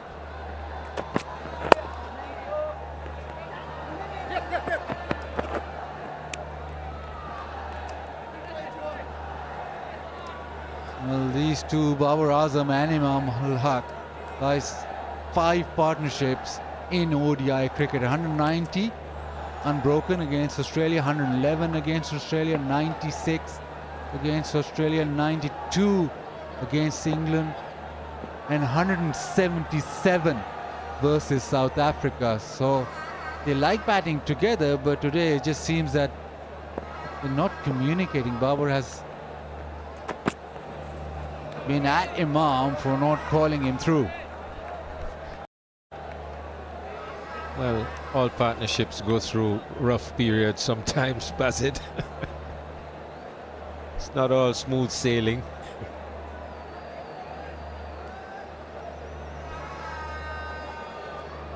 But as I get settled, I reckon that will improve. Still a little bit of nerves out there. It's a big score they're chasing. Want to get really well set.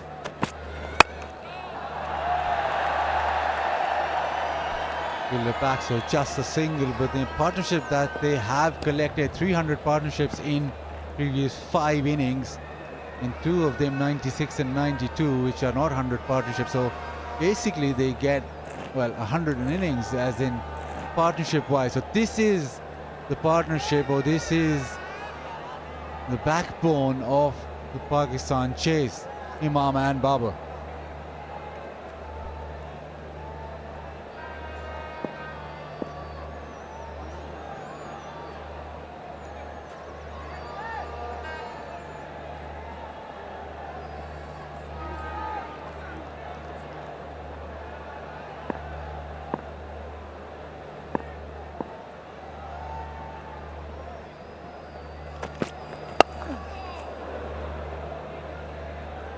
Short ball's working. It's caused a few tremors. 147.4 clicks that into the pitch. Skids on, is beaten for pace.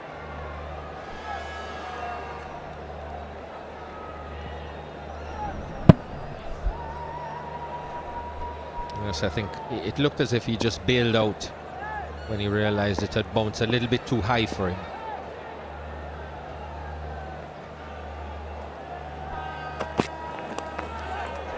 Oh, the nick away, he's gone to the fence, but Zari Joseph had worked his man over. Slightly lucky, as in Imam ul Haq gets the boundary to third man. It's 46 for 1.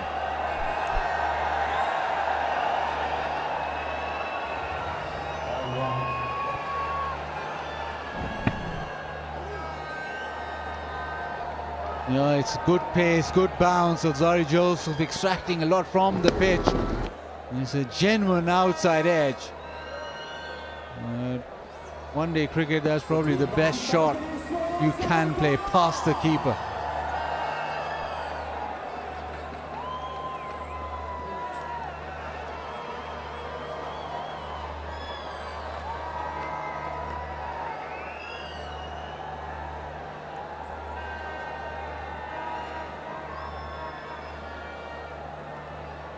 Myers into his second over. He's got more protection now. Deep square, a sweeper offside. And also third going back to the fence. So now he has a bit more cushion, but he needs to bowl pretty straight.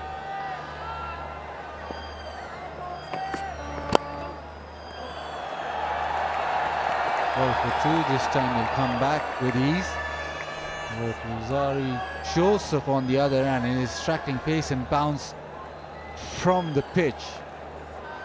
And he bowled a bouncer which skidded on, and this one just bounced and seamed away the outside edge. And goes away to the fence. But it was sharp bowling.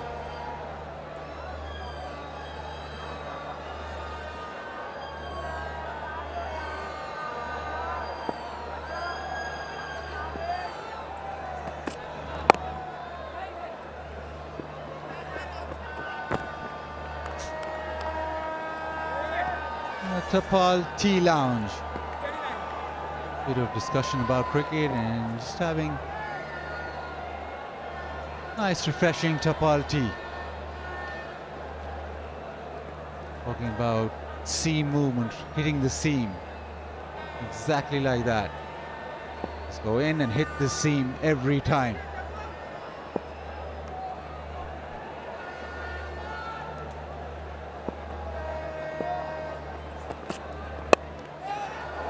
Almost. A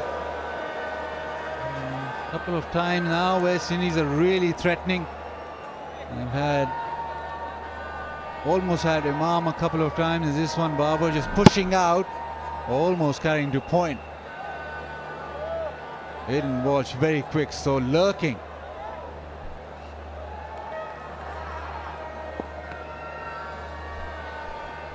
It's holding a very nice line and length to Babar is Kyle Mayers. Nice and seam up. We've seen a couple of deliveries just deviate off the pitch. Just looking to keep his line just inside that off stump.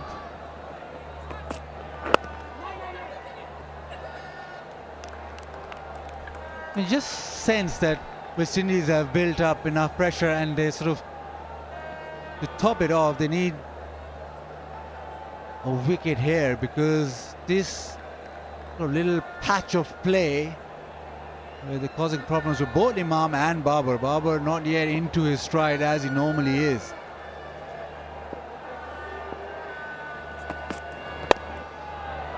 The inside edge, trying to hit it through cover, the ball not arriving, so pressure builds. There'll be a bit of scoreboard pressure. This is not your average score to chase. Anything over 300 needs your innings to have a bit of momentum to it, and this is what the West Indies have managed to stall right now.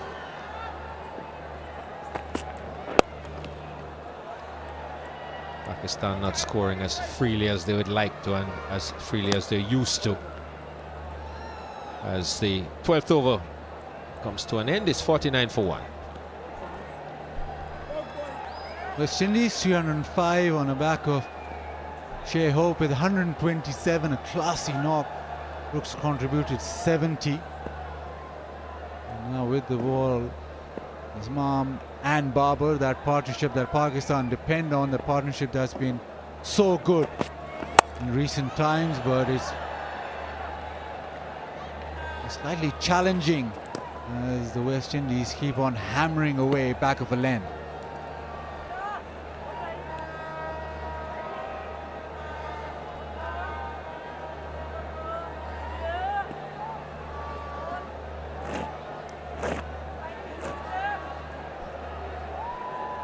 Comes up in the 13th over.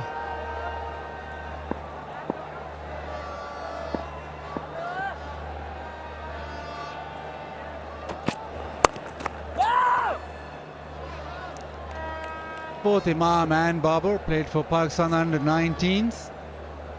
And now a massive opportunity for under-19 cricketers. Pakistan Junior League starts in October.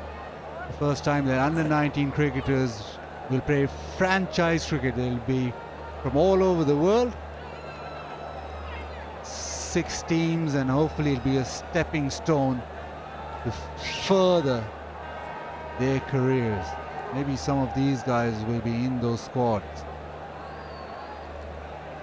Babar Azam himself.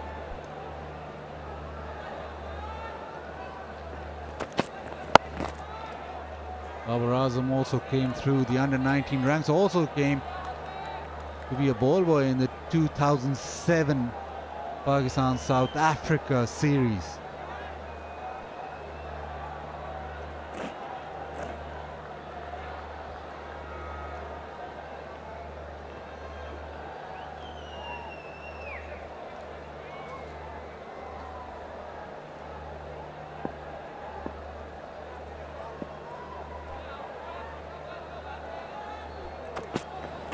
The short ball again, it's his good pace. Signal wide, but 145 clicks. He's extracting some bounce and some pace. This is impressive bowling from Alzari Joseph. A lot of intent in making sure that he hits back of length. This time just maybe too short, but this is proper pace bowling. Ian Bishop smiles away. This is short of a length, back of a length. Goes again. Extracts the ball shot towards third man. I just feel as if this little passage of play, if Pakistan can ride this out, then there'll be a significant it'll significantly absorb pressure, because it just, every delivery seems as if the pressure is being applied, the squeeze is being applied. They need to just ride it through to Imam and Babar. Both these are big scalps for West Indies if they can get through.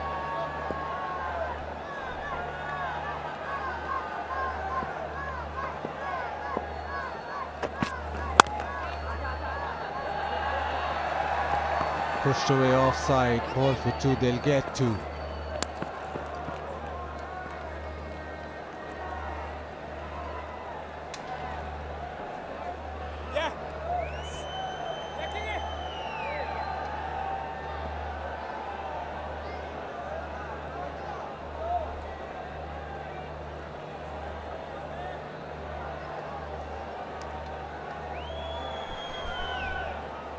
Not much difference in the comparisons, really.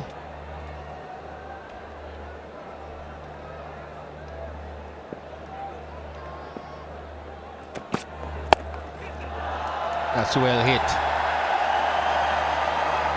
Picked it up from off stump and hit it in front of square. Kept it down nicely as well. 13 gone, 58 for 1.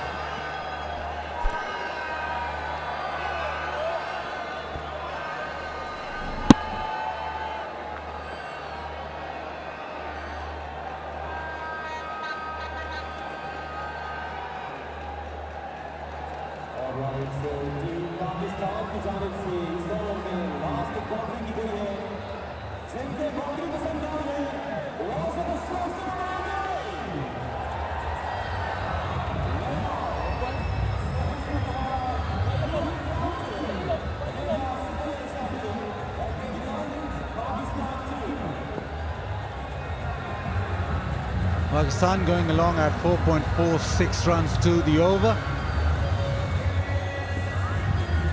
West Indies pace is exploring that middle part of the pitch and doing it well so far. But Pakistan's credit, just that 1 wicket loss, and have their big guns in Imam and Babar out there facing the music.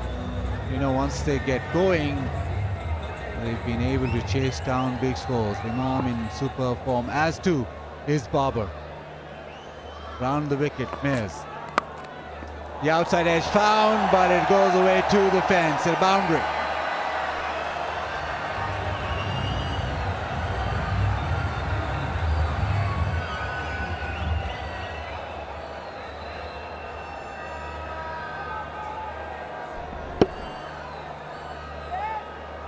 This was a good delivery. Sometimes it's just bad luck.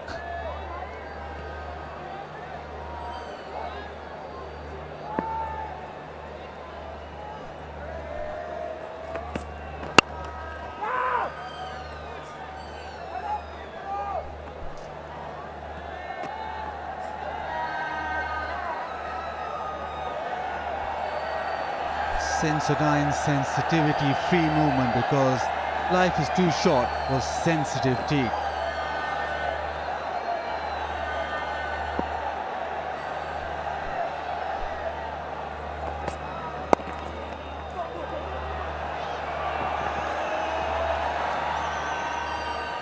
A couple of runs nicely just flicked away. Mahmud Haq 34 of 39. Quietly going about his business.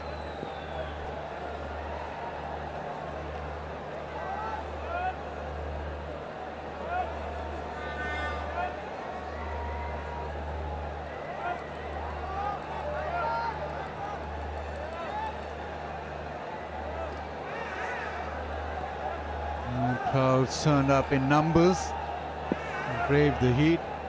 It's been a long time coming. International cricket at Multan Stadium, and they made sure that it is a big occasion. Yeah, house full. Everybody's done that long trek to the ground and making sure that players, the cricketers in Multan showing its appreciation to international cricket. Call for 2 straight away, and he'll get 2 because it's placed nicely into the offside.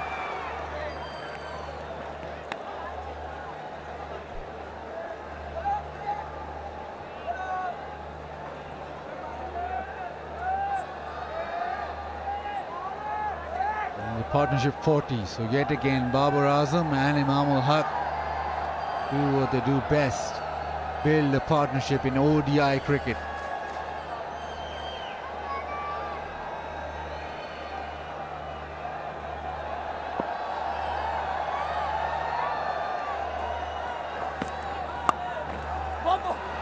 Turned away leg side again, the call for 2. And he sprints back, so a very good over for Pakistan.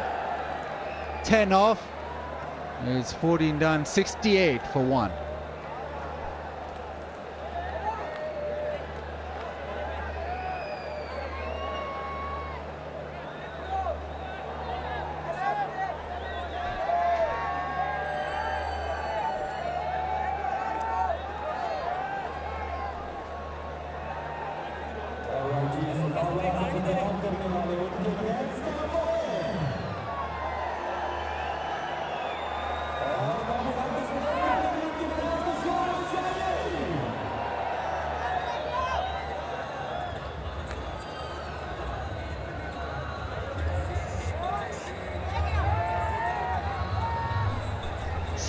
For the loss of 1 wicket now, Pakistan.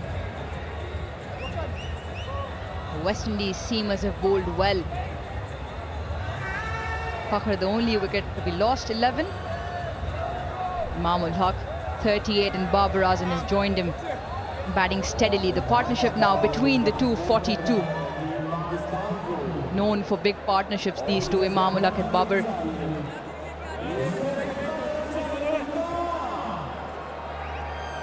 Just a couple of months back against Australia.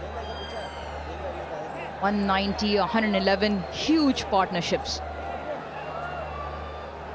It also resulted in the historic chase for Pakistan, 349 chase down against Australia. Change of bowling now. Left arm spin from Akeal Hussain into the attack.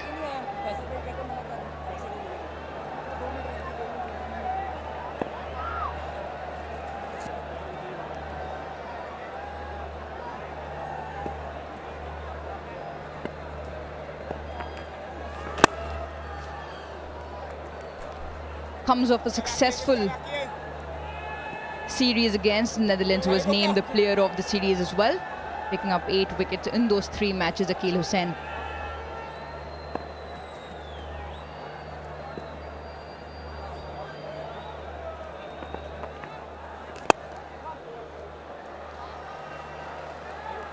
They like playing spin. Babar Azam and Imam, both Imam in particular likes to use his feet and go down the ground. Akeal Hussain, not a big turner of the ball, more focused on line and length. 8 wickets in that Netherlands series.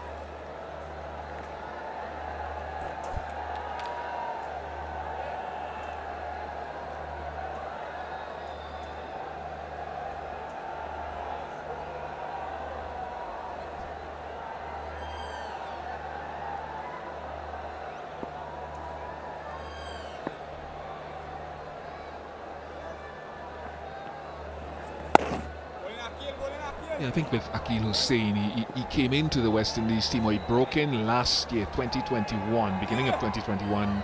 A number of guys didn't go to Bangladesh, and he was one of those, and he made a good impression there. And since then,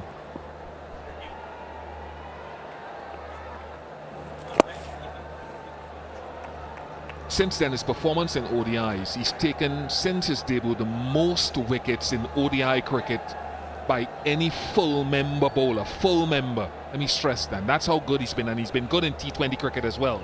Sometimes opening the bowling, sometimes bowling in the middle of the innings.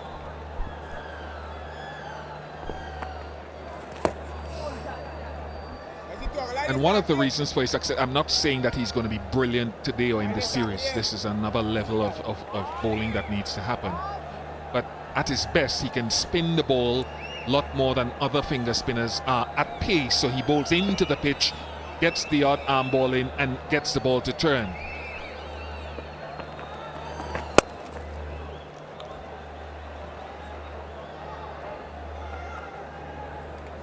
Four off his first over. It's the end of 15. Pakistan 72 for 1 as the players take a drink. Pakistan versus West Indies in the first ODI. West Indies set Pakistan target of 306 from their 50 overs. As we have a look at the match summary. Shai Hope with a blistering 127, 12th of his ODI career. Abled along with Brooks for 70. Cameos from Powell and Shepherd in the end. 4 for 77, expensive, but picked up the 4 wickets they drove as West Indies set 305. Pakistan in reply, the only wicket to fall, 11, is what Fakhar Zaman caught before Seals picked him up. The only wicket that has fallen, simple catch to Brooks, couldn't quite get away, threw his bat at it. Seamers for West Indies up front have bowled well, have kept things in check.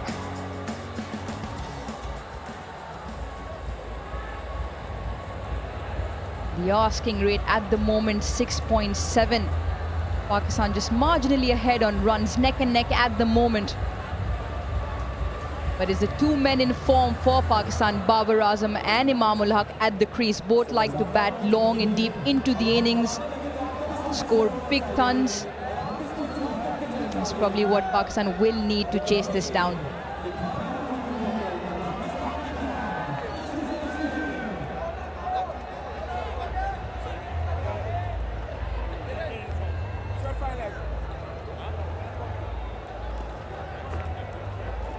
Bish, you mentioned during the first innings that West Indies obviously has struggled with putting up big scores lately. You'd be happy with this effort? Yeah, they'll take a lot of heart from the way they batted, the way they planned batting around Shai Hope as Hayden Walsh Jr. comes into the attack. Shamar Brooks has showed this year and maybe late last year that he's more than just a red ball player. And then to have Rodman Powell in form with the bat and Shepherd playing as he does. So it's a good confidence builder. Now comes another test for Hayden Walsh Jr. and Akeal Hussain as the primary spinners to try to nail down, create opportunities, keep a stranglehold on two excellent players, and more so Babar Azam, one of the best in the world.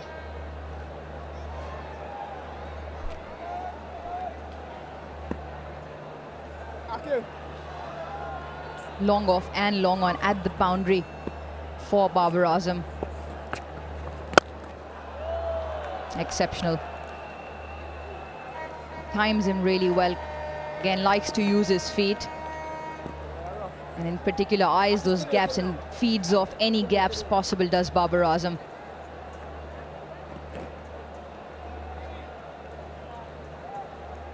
Yeah, before feet comes good. Yeah, okay, come on, sir. Yeah.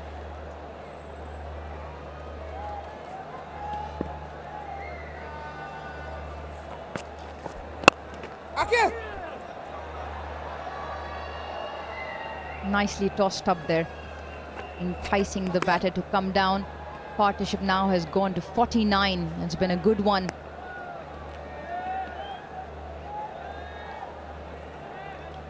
Keep going, boys. Akeal Master.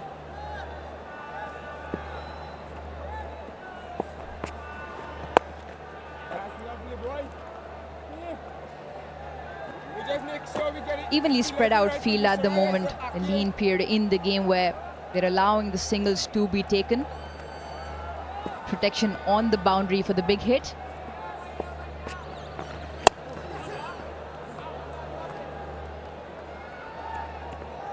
As well stopped there.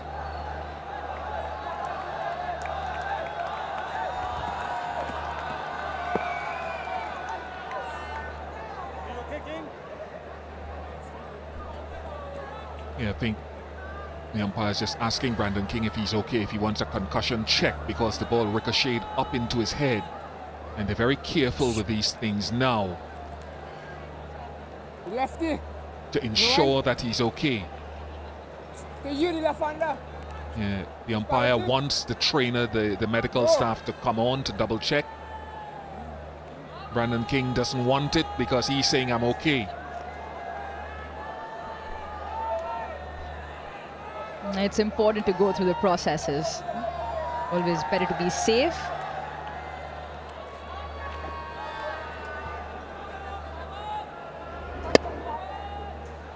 Just an awkward bounce from his hand straight into his head. It is the rough area around the square where the pitches were being relayed, so it is obviously an awkward bounce, but a routine set of questioning. And the smile on Walsh's face is amusing.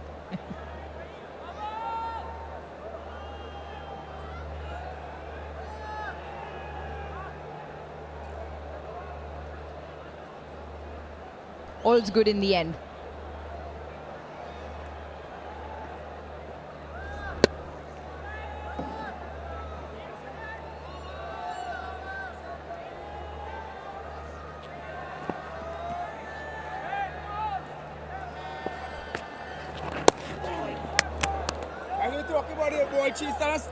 He'll have to reload that one. He's trying to fire it in a little bit. Talking about Walsh here. Smiling.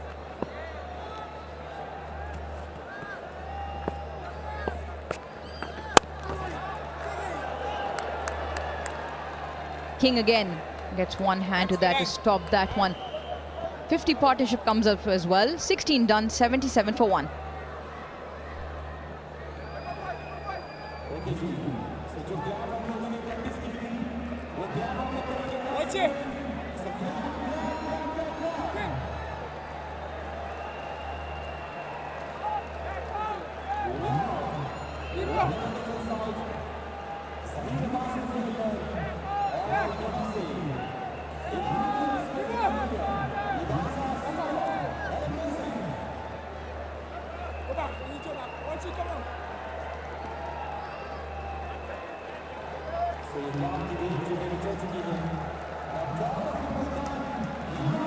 Watch it.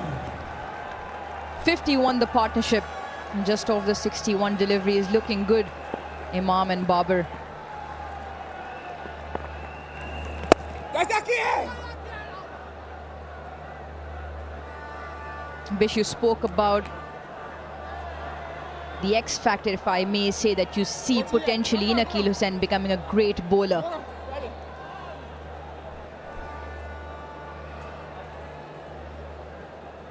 Yeah, you've given me a few more words there, but I'm prepared to go in terms of greatness. Look, I like him.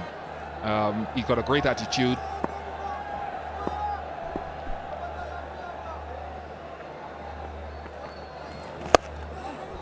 I think he does a solid job for the team more often than not. He's had his bad days. Don't get fooled with that, and he will have some in future. But he offers something with the bat, and he can be an excellent fielder. So it's a work in progress for a fielding unit as well. I want to go that way.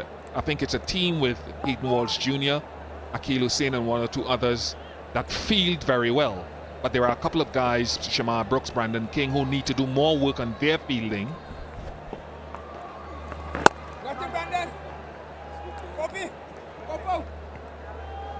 Just to supplement the work done by the guys with the ball as they start to develop. Because fielding is still and will always be an integral part of the game.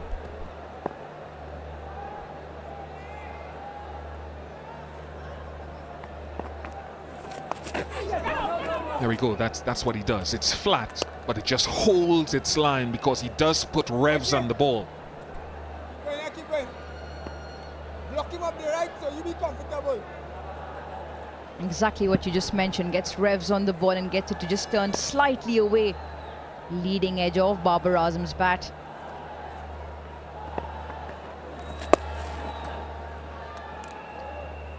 It's a point that the West Indies skipper Pooran also mentioned in his press conference before the start of this series, that he'd like the batters to bat longer, which I believe he should be happy with putting 305. They've done that. But he also mentioned something else, that we'd like to hold on to our catches.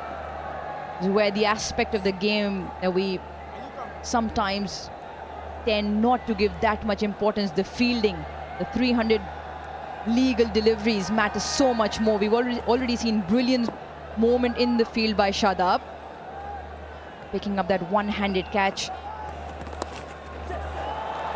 That's intentional. We'll get him 2 runs there. End of the over, 17 done. It's 82 for 1.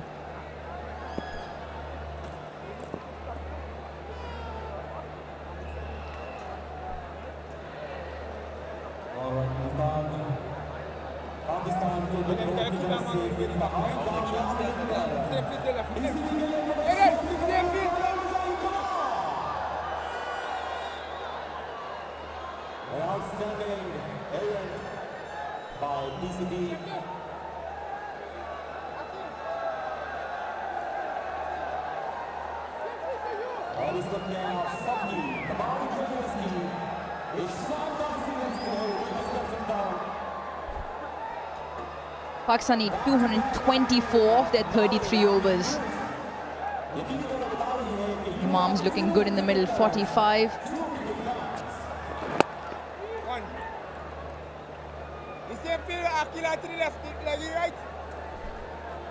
Yeah, Imam has gone about his work quite efficiently. Strike rate of 92, 45 from 49. So Babar Azam's strike rate is 65. So he will look to gradually try to lift that.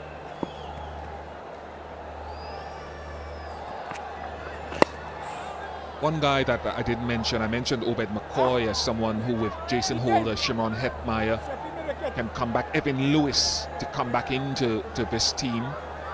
Fabian Allen is another one who can bring outstanding fielding ability to this unit to supplement Hayden Walsh Jr. and one or two of the others. If Fabian can get his bowling, but more so his batting, in good shape. Catch him, Akeal, go sweep.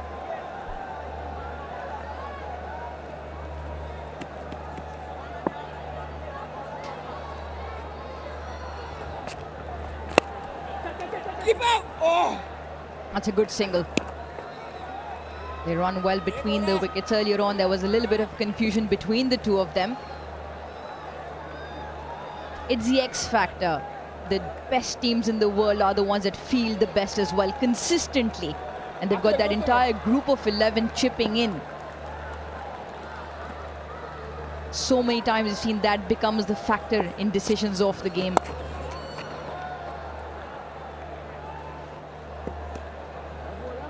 You look at that catch, as you mentioned, Shadab Khan took earlier today. It worth the price of admission. There was a piece of fielding at third man by Harris Ralph as well. That was outstanding for a fast bowler. Shouldn't surprise anyone, the fast bowler fielding well.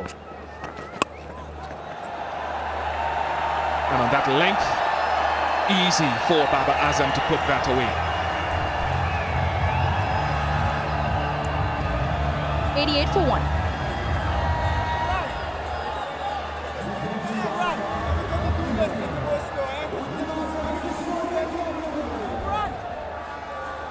It was short, it was there to be put away.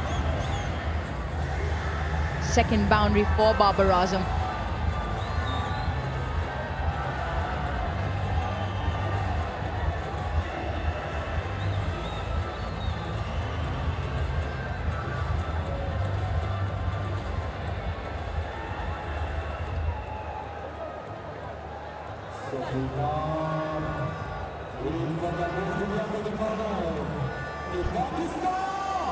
The quick bowlers for West Indies did a good job up front. Jayden Seales picked up Fakhar Zaman cheaply. They haven't given away too many runs at the moment. Important for the spinners now bowling in tandem. Akeal Hussain and Walsh to continue that pressure. Pakistan does have a quality batting order, especially up front.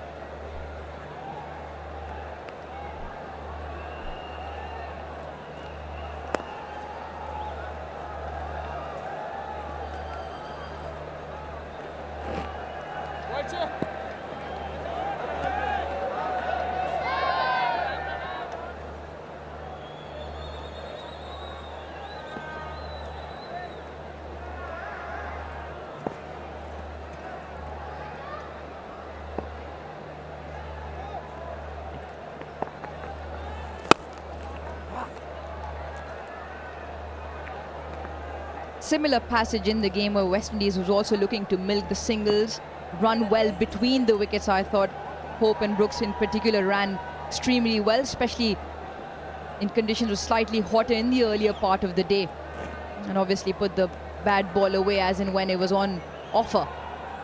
Similar will have to be the case for Pakistan.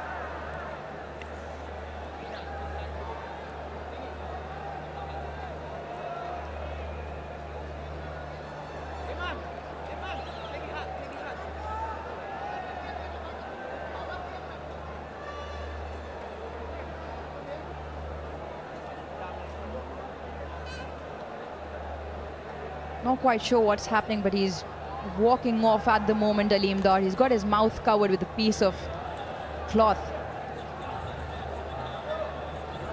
We hope he's okay.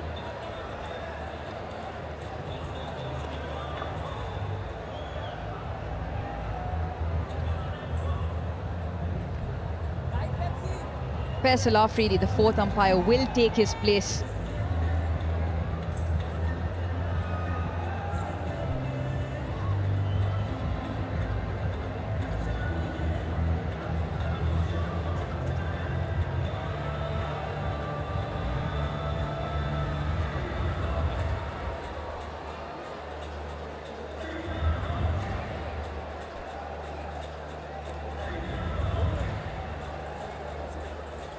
Faisal Afridi walks out in the middle to take Aleem Dar's place, who is just feeling a little bit unwell. Conditions are not easy. The weather will take its toll on the players, ground staff, umpires.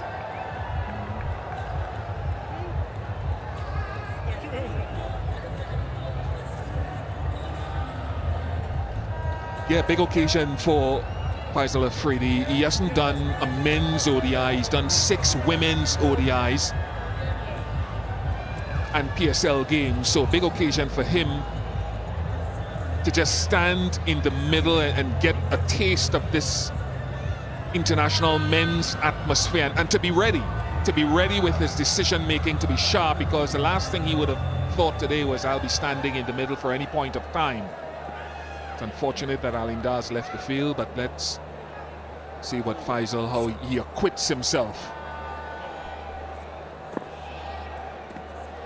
Stay ready, you know, that's I always say that. Next man up.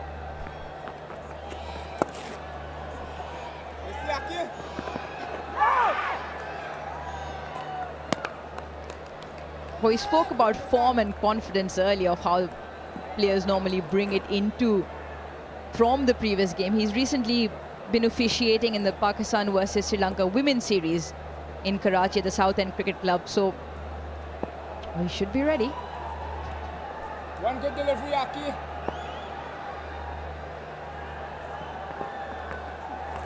Oh, yes, Aki, nice you there.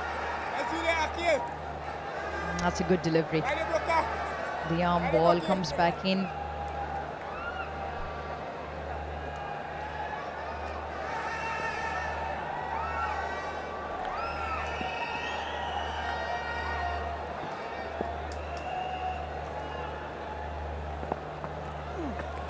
That's you, Akil. That's you, Akil.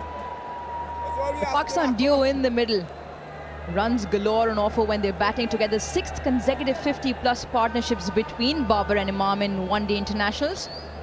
And the only other pair to do it, Shoaib Malik and Yunus Khan, between 2006 and 8.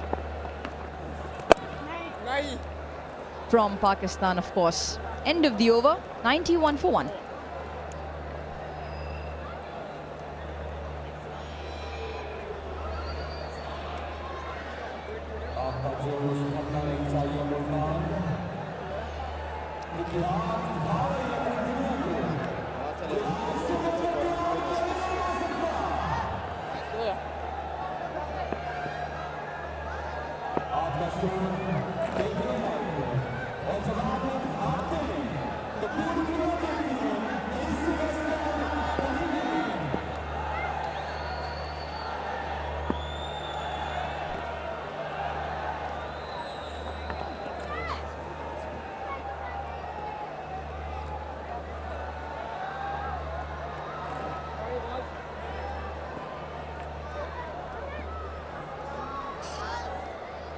Mahmud Haq rightly stepping away from that delivery because the electronic advertising hasn't gone down on the side screen behind the bowler's arm.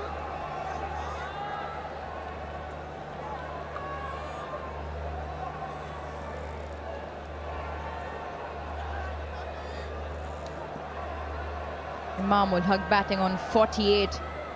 He's in the purple patch of his career in one-day internationals. And a fine series against Australia, 103, 106 and 89 not out.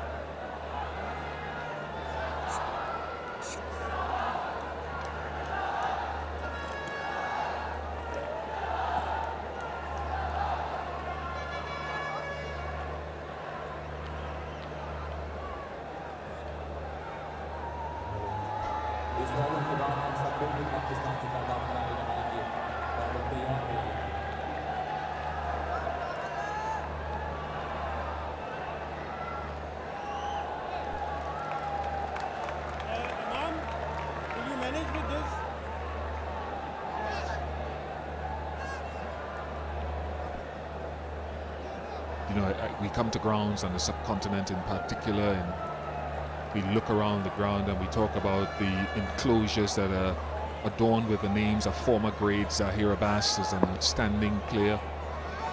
Waqar Yunus, Wasim Akram, Mushtaq Ahmed. I find it such an encouraging and illuminating thing for future generations who come to the ground to be reminded of Hanif Mohammed and what he did in Imran Khan. Fazal Mahmood, all of these distinguished names that adorn these enclosures. I think it should be standard around so many grounds around the world, and it is for some, particularly in the subcontinent. Lovely memories and reminders that we stand on the shoulders of greats, those guys who brought the game to a certain level, and we are building on it. Must remember these histories.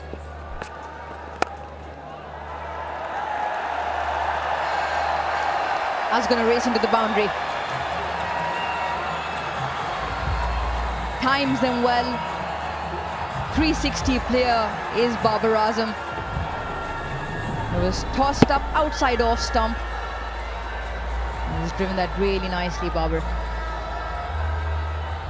Yeah, it's such a dangerous thing if he starts clicking into gear. West Indies need to find someone who can prize out of wicket. Remember that partnership between Brooks and Hope of 150.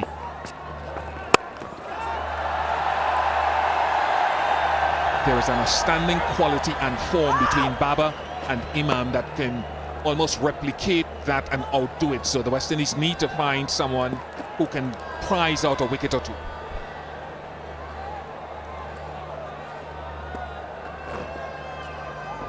The short, something that Walsh will have to keep in check. You just mentioned the quality of the two batters out there in the middle, pouncing on any opportunity.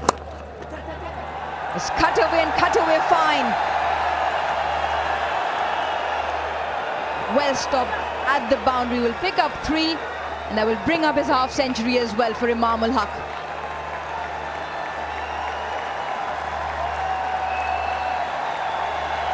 Raises his bat to the crowd. The local boy gets a huge cheer from the crowd. Pakistan also bring up their 100. A phenomenal run of form. 5 scores now consecutively of 50 or more, including a couple of hundreds. Is an outstanding way to set a platform for your team at the top of the order. Use form, use the conditions. Imam on his way to doing that. Oh, yes, you do. 20 done. It's 100 for 1.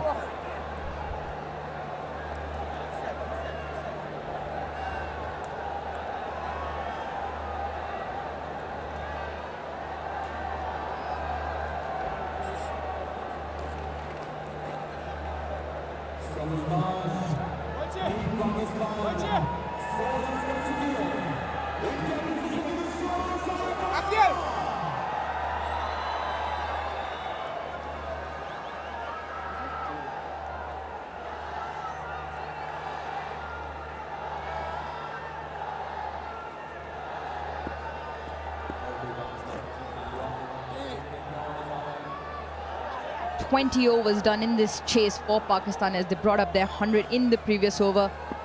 And that man on screen also mounting the runs on in his ODI career. Akil, bring me up now, please. Bring him up. Send him back. I don't even get easy one. We mentioned 5 consecutive scores of 50 plus, and they've come against quality oppositions. The first one's again against England, 3 on the trot against Australia, including 2 centuries in that. And now he continues here with the bat. Huge shout, but I think he's got bat on that.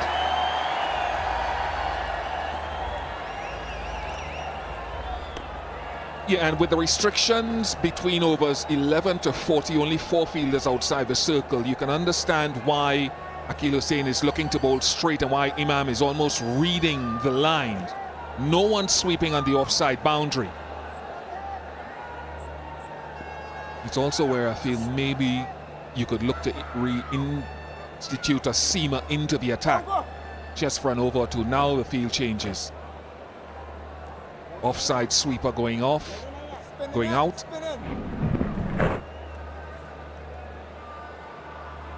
And long off has come up to mid-off.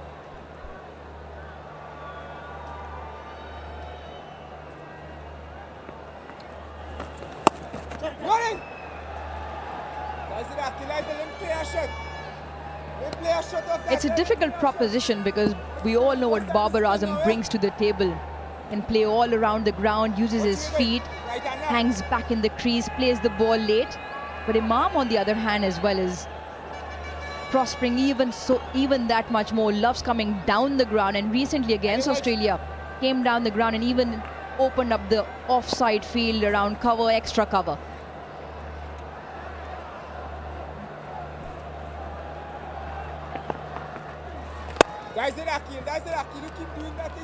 So not an easy ask out there, especially with the 4 fielders only allowed outside up till the 40 over mark.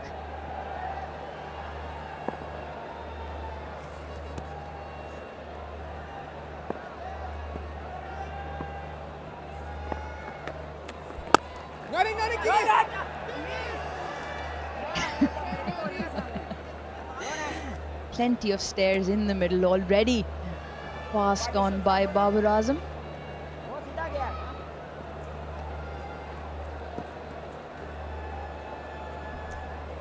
World Cup Super League points at stake. That's the significance of these games, and that's why part of the reason Babar Azam is so focused and intense with his stares about milking every run.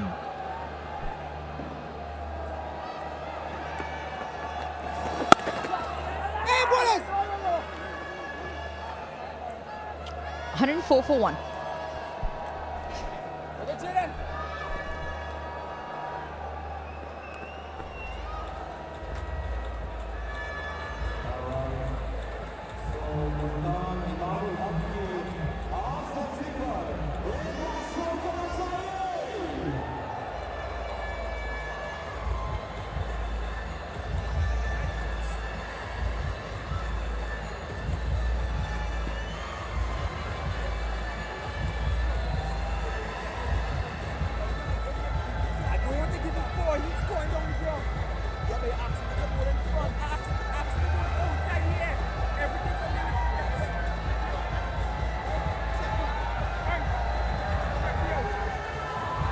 Here we are into the middle overs. This great partnership. Occasion 202 off 29 overs Pakistan need. These two are now well entrenched. Jaden Seals, who got the 1 wicket and was pretty economical in his first spell, comes back in now to maybe just slow things down. Runs have been pretty easy to come by of late.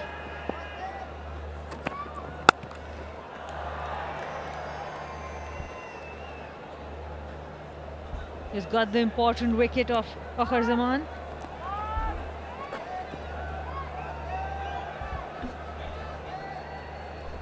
Now this is the reason that they're playing. Points are at stake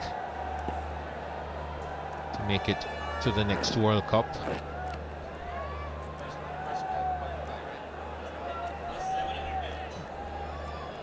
First 7 plus India qualify, as India are the hosts. So points very important to get places in that World Cup. Each team plays 8 series, 4 at home and 4 away.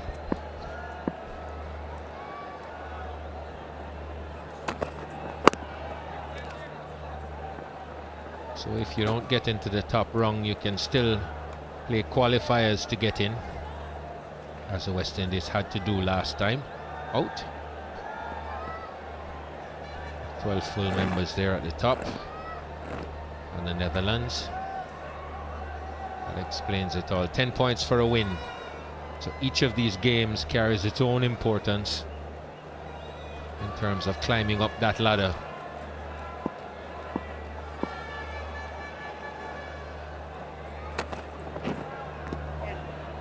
You definitely don't want to be in that bottom 5. Because then you're with the 5 associate who are getting better with every passing year, and there are only 2 spots to go into the World Cup. So you would want to go directly to the World Cup. A lot of support for Imam ul Haq. He was born in Multan and he's making the best of the opportunity he's got given in Multan.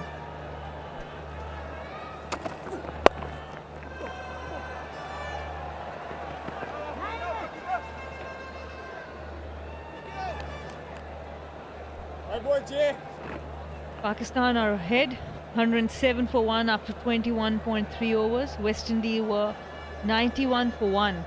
Not much difference with the wickets, but in front of West Indies with the runs, Pakistan.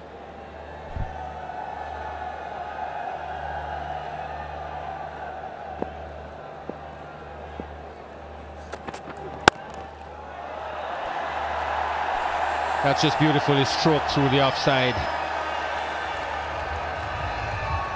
That is vintage Babar Zaman.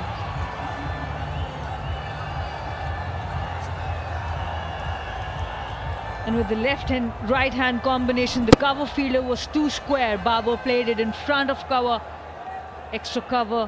There was a huge gap there, timed it to perfection. This is his signature shot. Babar Azam doesn't miss many of those.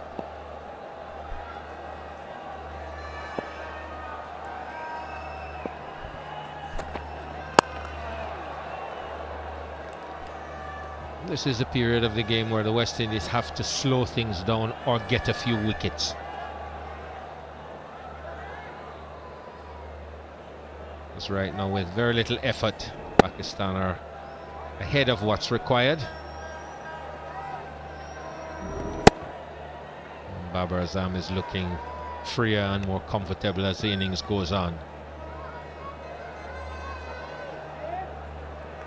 He's catching up on that strike rate of his as well now.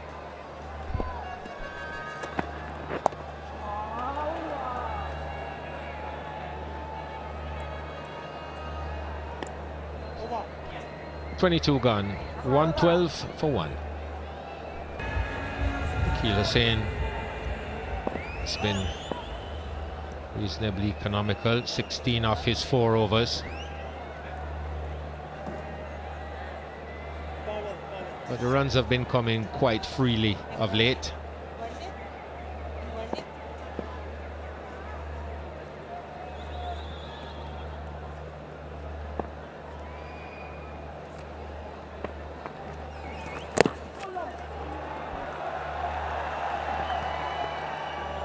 We'll just get one for that. Babar Azam in one-day cricket has an incredible average of 161 against left-arm spinners. Akeal Hussain has got the better of him in the T20 series. That was part of this series in December. With the new ball, he was really good, got Babar Azam out. But in one-day cricket, Babar has an incredible average, 161 against left-arm spin.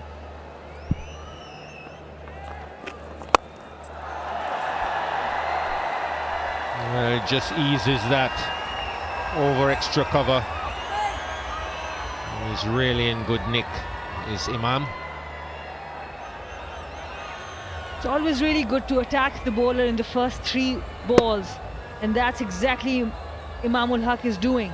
Using his feet again. We have been talking about how he has been so effective in using the feet. Look at that, body position, head position. Excellent execution.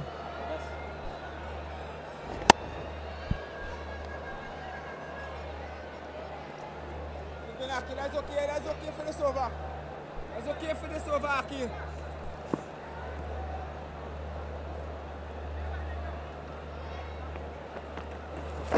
That's okay for this over, Akeal. That's a better delivery. Good comeback from Akeal Hussain.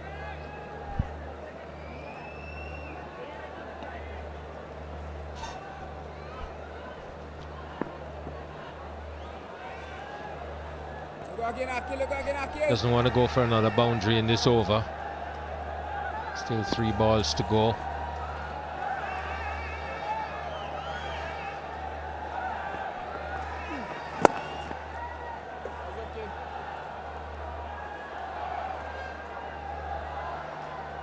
Good cricket. Boundary, single. Already 6 of the over. 2 balls still to go.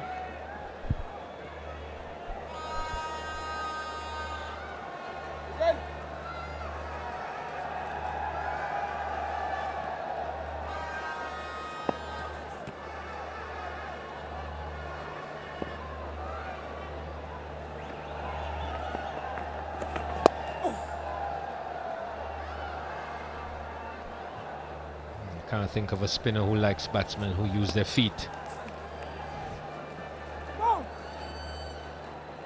Very difficult to contain.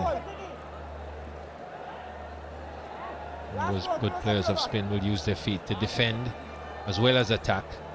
Always upsets the bowler's length, which is really what you want to do.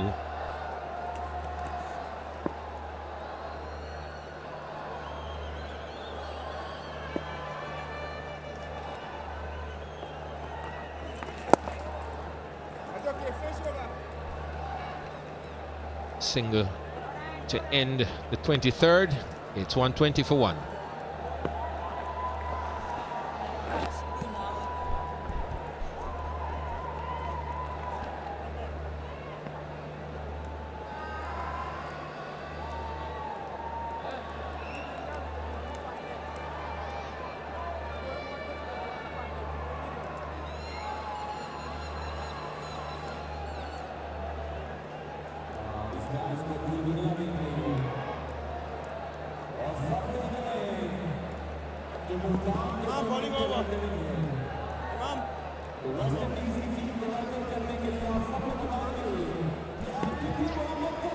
Pakistan just 17 runs ahead of where the West Indies were at this point, so not a whole lot in it.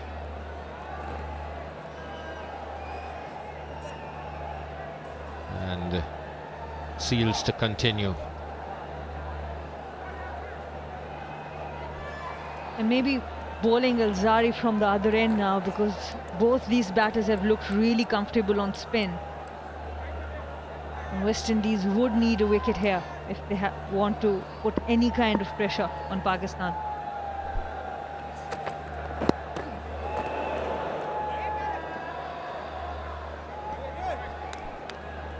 Well, that was a bit awkward.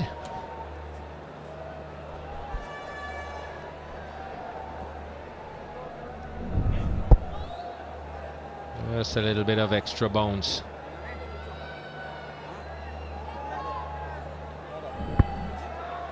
And we've seen the quicker bowlers on this track being able to just extract that little bit of extra bounce and pace from this pitch from time to time. I expected this delivery to come at him maybe up just about chest height or just over waist height. Just that extra bit of pace seemed to have wrapped him very uncomfortably on the fingers.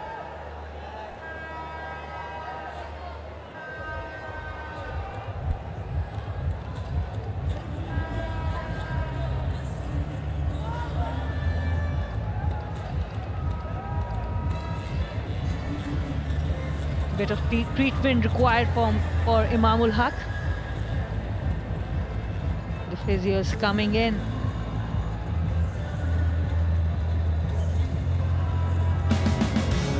While he gets some treatment, we can look at his batting. Really good batting on both sides of the ground. Used the pace really well, timed it. Some lucky boundaries as well, but overall some dominating batting from Imamul Haq.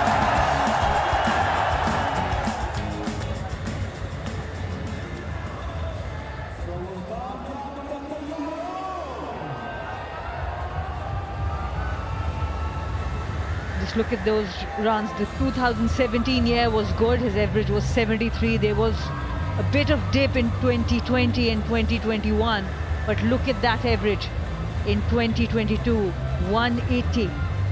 360 runs in just 4 innings.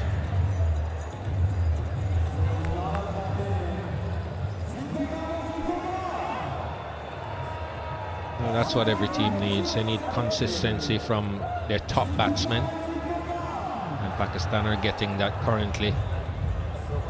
There's Rizwan as well.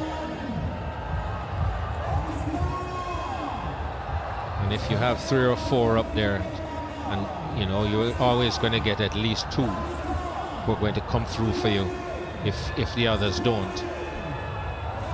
So that is a very powerful front 4,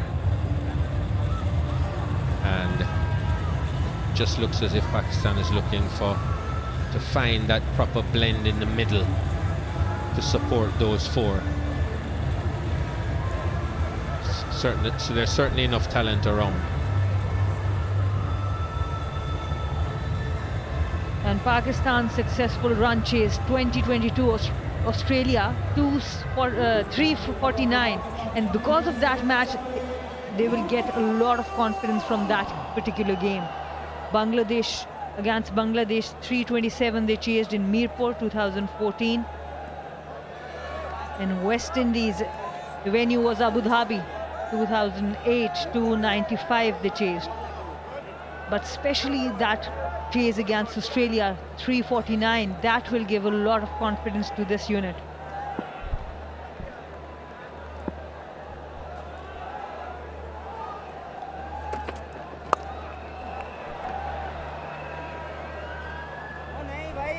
Played that very well, just got on top of it.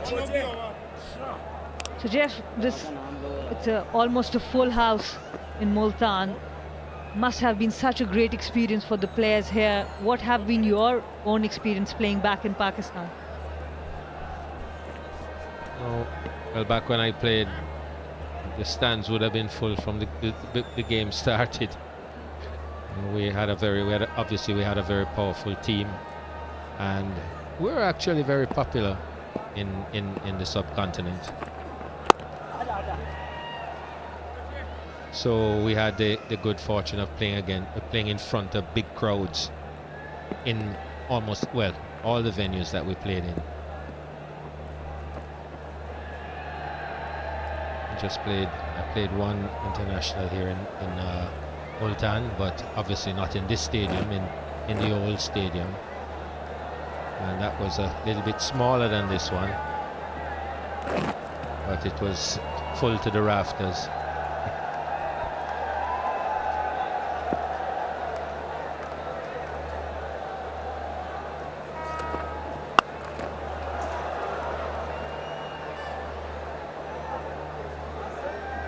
And the fast bowlers from that time, the wicket keepers, who were the most impressive players when you came and visited Pakistan in those times? Well, in those times, Pakistan had my good friend Ramiz Raja opening the batting, and he'd have a few different partners, if not Mudassar.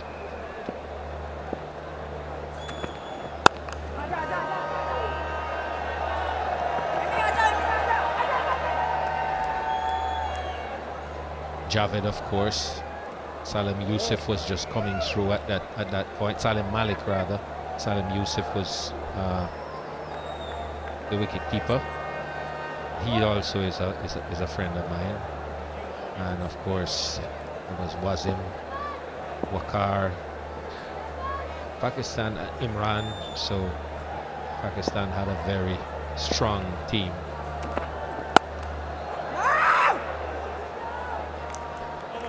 Lost a few test matches here, but never lost a series. 24 gone, 125 for 1.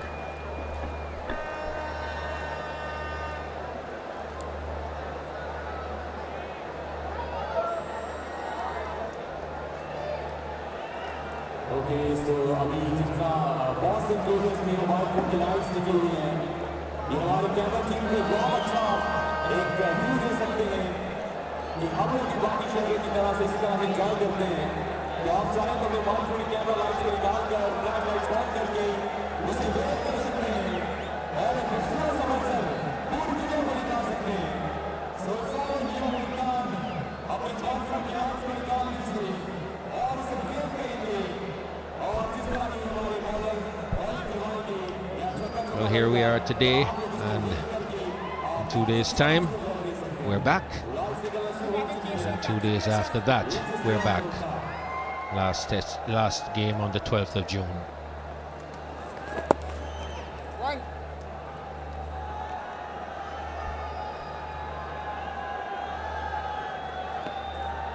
100-run partnership comes up between these two.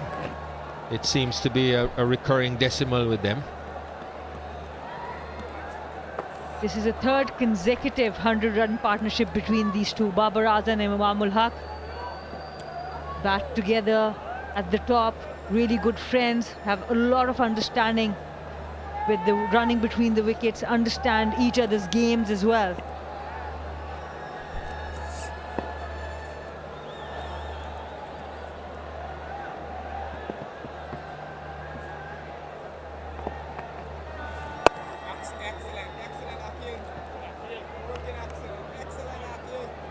Quite a lot of similarity between the batting innings of both the teams. Lost an early wicket, a 100-run partnership between the opener and the one down.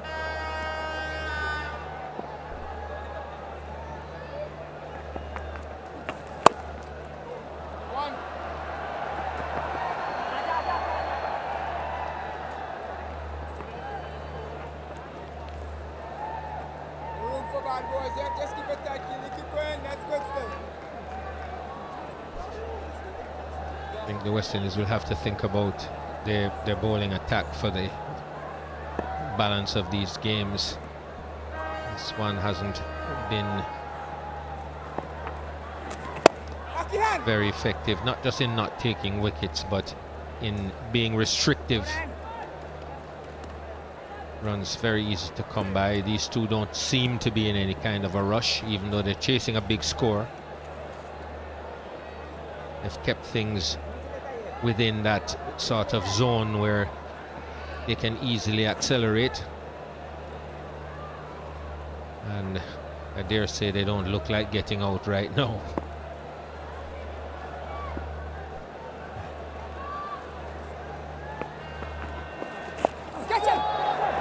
Having said that, there goes a wicket. Not sure why he did that, Imam. There was no need for it, but he's holed out at backward point playing a reverse sweep. There was no fielder in the cover on the offside. He wanted to go for that boundary, even though they had 4 of 4 deliveries. Wanted to dominate. Goes for that reverse sweep. Akeal Hussain making sure it was on the good length and no problems with the catch there. Jaden Seals takes a catch. Look at Nicholas Pooran. He knows the importance of this wicket. So he played so well for his 65, Imamul Haq. And now he's got to go. Pakistan 129 for 2.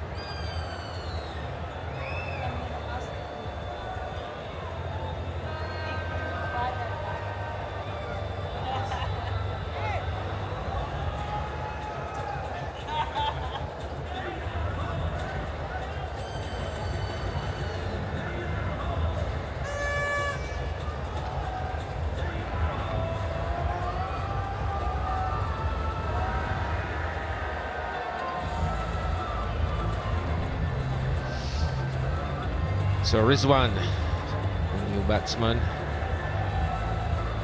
and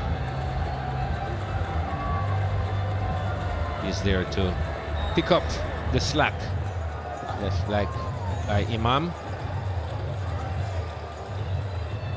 So the West Indies have done what they've been hoping to do, which is to pick up a wicket. Hopefully this will slow things down a bit and they'll gain a little bit more control over this innings. So there's a lot of chatting, a lot of planning being done. Maybe just going back to the drawing board and trying to correct a few things that they may have been getting wrong. So new captain, Nicholas Pooran. He's had quite a bit of early success. He's a thinking captain, keeps talking to the players, very instinctive, proactive. Good signs for West Indies.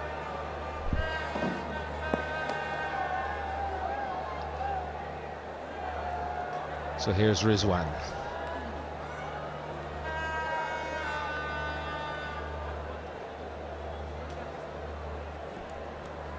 Four fielders outside, 4 on the offside, 5 on the leg side for Mohammad Rizwan. Up to you, up to you.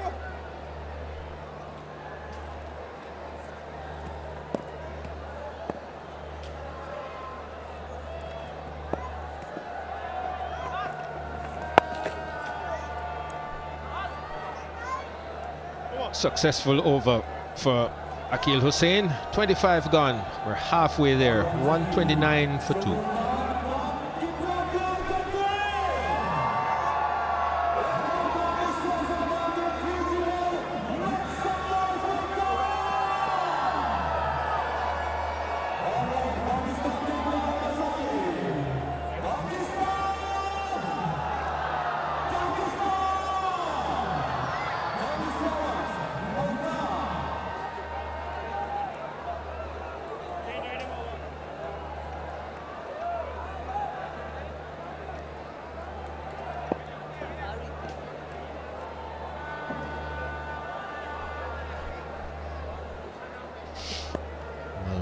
Jane Seals has been replaced by Alzari Joseph.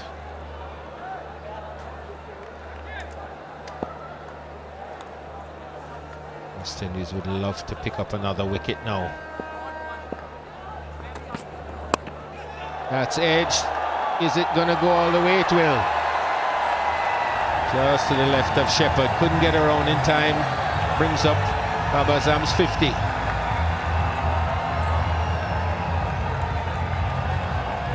This is the 19th 50 for captain of Pakistan, Babar Azam.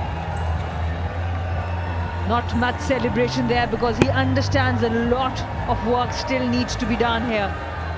Slashed it hard. 1 bounce, 4 runs.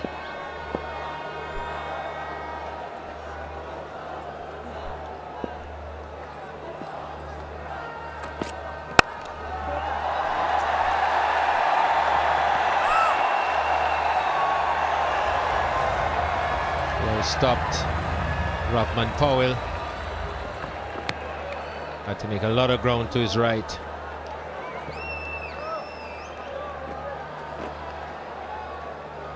He was quite square, Rahman Powell. He made a lot of ground.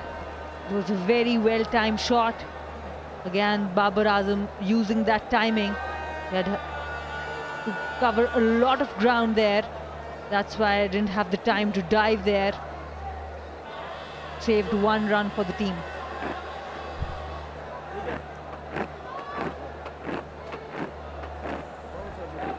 So Jeff, you have been part of a team. You are the only player indeed who has not lost a single series while playing 81 tests, 19 test series. What was the secret?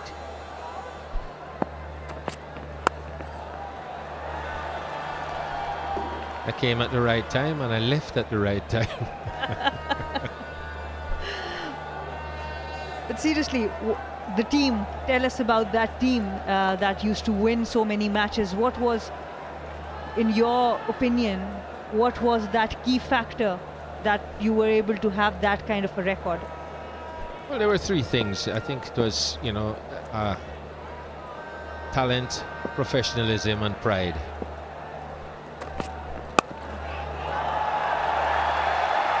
Well, that's gone wide of third man now. 4 more. He's starting to open up now, Babar Azam. And Alzari Joseph, he comes back into the attack and now faces a well-settled Babar Azam. He's using the pace really well. Well, he was bowling a bit too short in his first spell, Alzari Joseph. And this is short and wide just asked to be hit. Needs to adjust his length and home in a bit more on that off stump. Good comeback delivery, 146 kilometers per hour.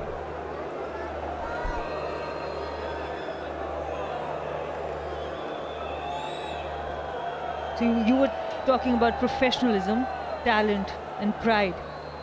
Please elaborate, we would like to know more.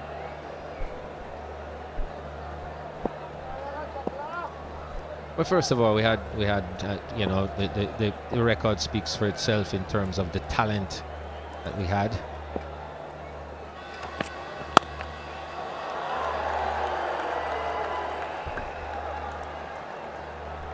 We'll definitely come back to that after the over. After 26, 142 for 2.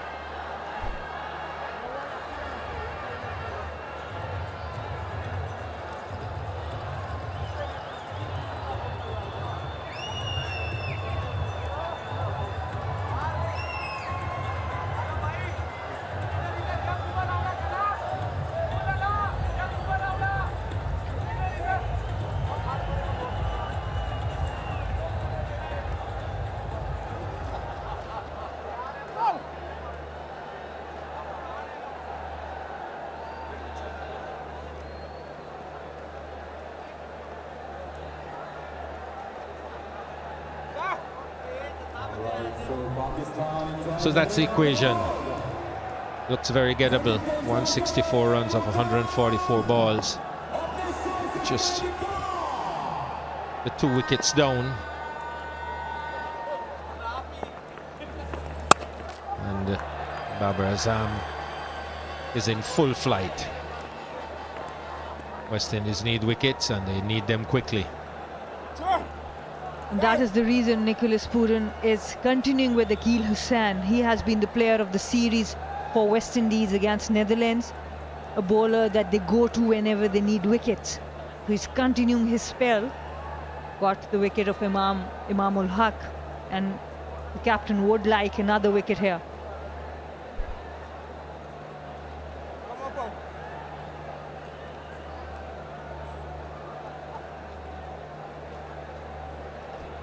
Little more attacking now. The mid-on fielder is in the circle, but now change of mind. Long on goes back.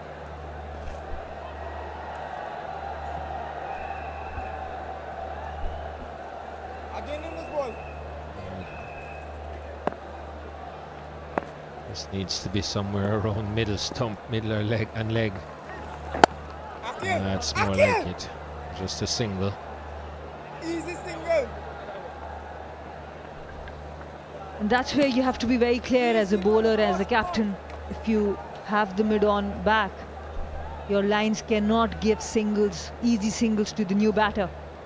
You need to put pressure on Rizwan on one end, to put some kind of pressure on Babar as well.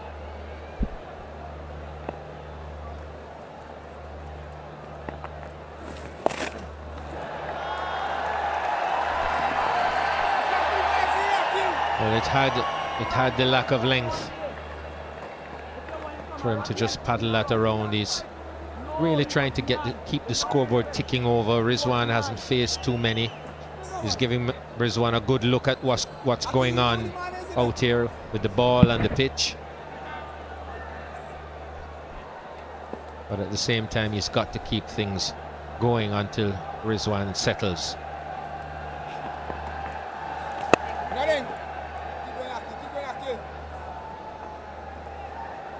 Now Babar playing with 93.94 strike rate at the start. He had 20 of the first 30 deliveries, now 62 of 66. Good acceleration there.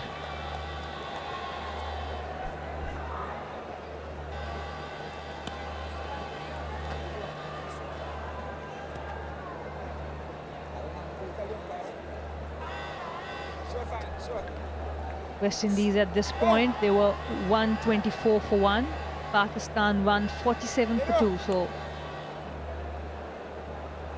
Just one wicket and one extra wicket, but in the form of runs, they are far ahead.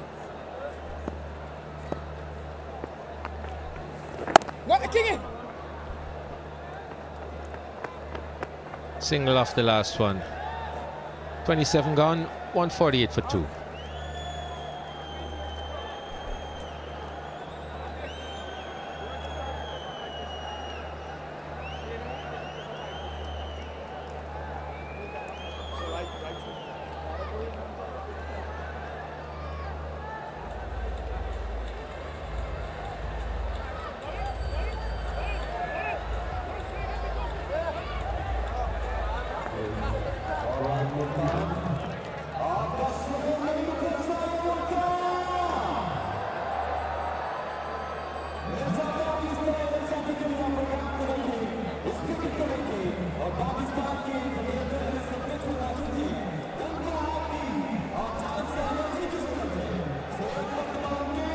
Mir's a bit expensive.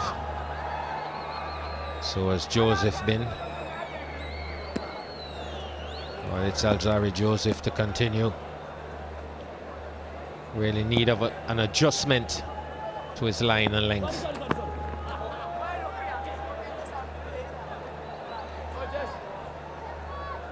There's someone running across the side screen.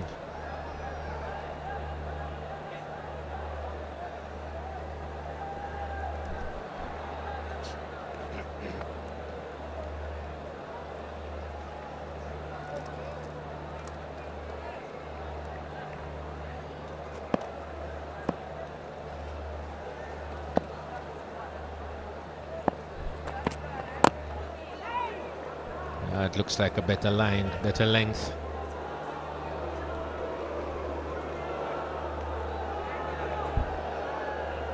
Fans enjoying match at Tapal Tea Lounge. Just look at that. Enjoying the biscuits with the tea. Keeping themselves calm.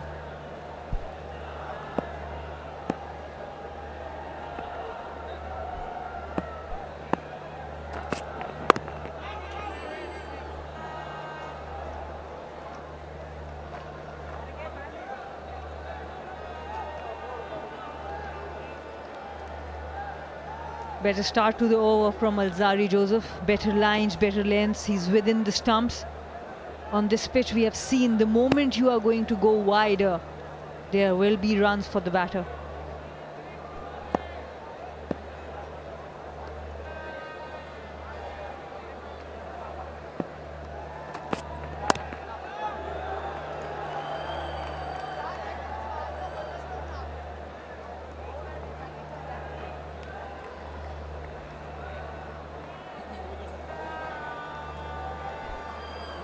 Alzarri is not really a containing bowler. He's a wicket-taking bowler. He's more geared at taking wickets, and in this form of the game, you have to sort of strike a balance between the two.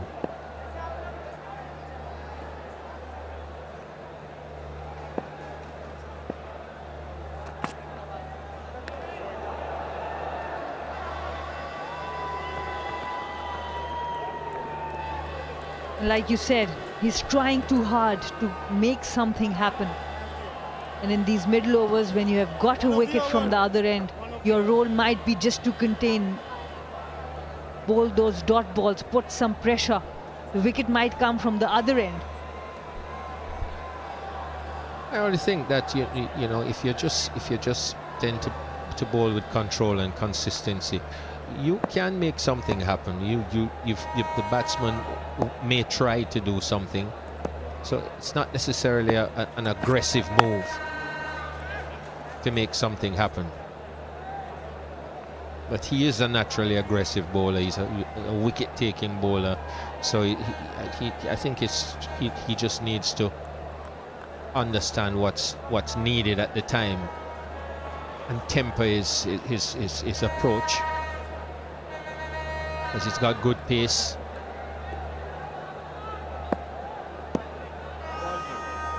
But I think he can use it more effectively.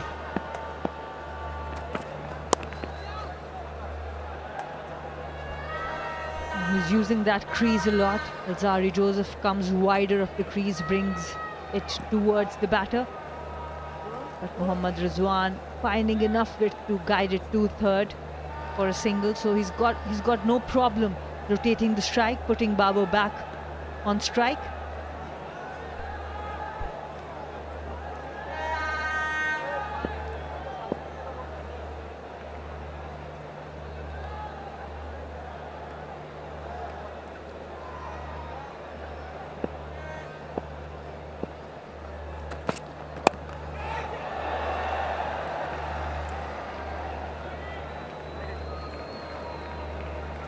Drink, boys.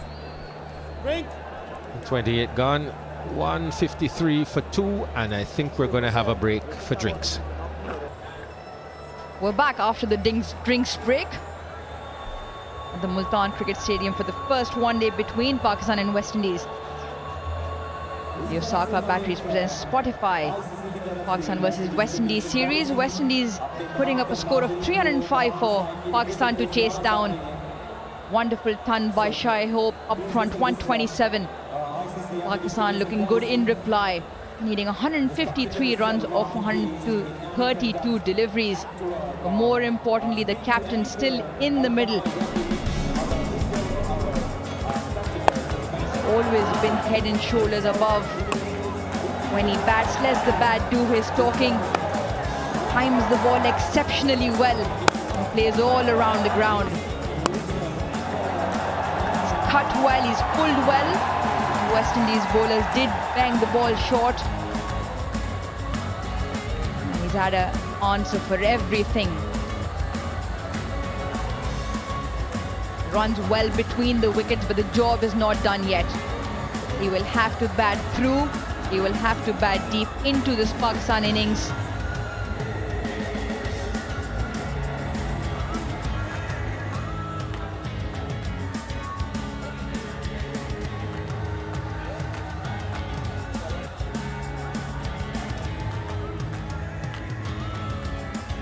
Rizwan the man to join him after Imam-ul-Haq lost his wicket. With the amount of runs scored in the Australian series, predominantly by the top three, especially Babar and Imam-ul-Haq, Rizwan didn't really get a big score, but those three men in Haris on debut, Khushdil Shah and Shadab, just feel that Babar Azam will be instrumental here. Those men to bat around him in order for Pakistan to chase this down.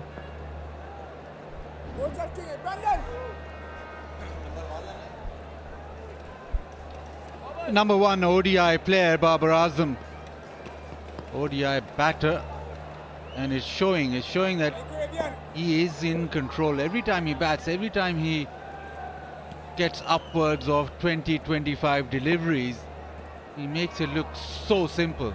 And yet again, that initial part of his career, there was a lot of debates. Still, sometimes it perks its head up if his strike rate, or if he's striking hard enough, if he's going after the bowling quickly enough. But you're chasing 300 and you look at the scoreboard, Babar Azam 65 not out, and you think things are under control. So he obviously has worked out how to get to those big scores. Pakistan recently chased 349 against Australia, and the average of 60 is just unbelievable. And he loves to chase. As you were there, we all witnessed the highest record chase by Pakistan as well against Australia, where he took the charge. There was plenty of debate, like you mentioned, around his strike rate and especially Imam's strike rate in the power play. But come that second ODI, they chased down a mammoth 349. Both men with exceptional tons.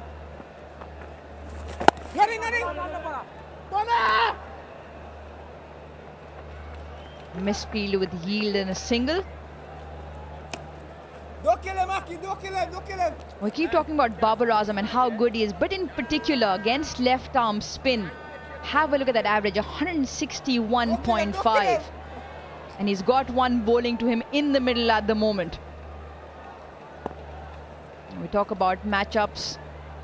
How's this for one?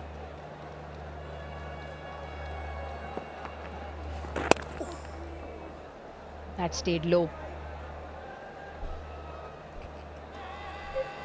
You mentioned the fact that Pakistan do like chasing. Another team who do like chasing are England, probably the best team in ODI cricket at the moment, and the way that they go about attacking the bowling from ball one. But you look at how Pakistan plays, it's not the same. It's not that kind of batting, that the power hitters from 1 to 6 just relentlessly going after the bowling. But they do it their own way, and if you can chase down 300 consistently, whatever way you're doing it, that's fine. And at the moment, yes, Imam and Babar, that partnership has been crucial through these previous 5-6 one-day games where they've racked up 100 partnerships 4 times. But the way that they're going about it, it gives the team so much confidence, gives the team going forward in ODI cricket a lot of confidence and hope. 157 for 2.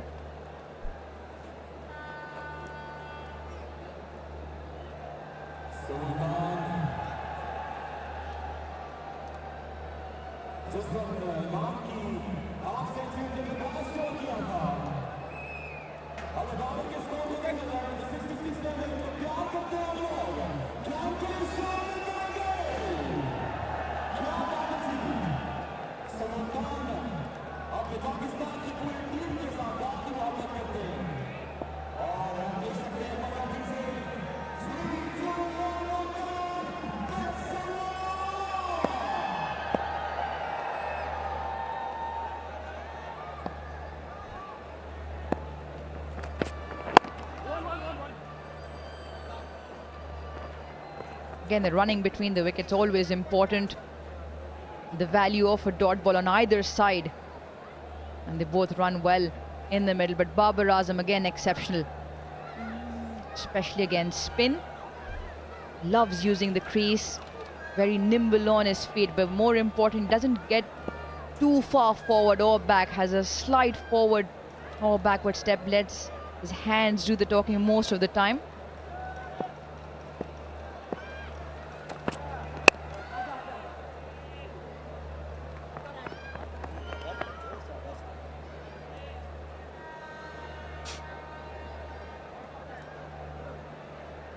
Here he is using his feet.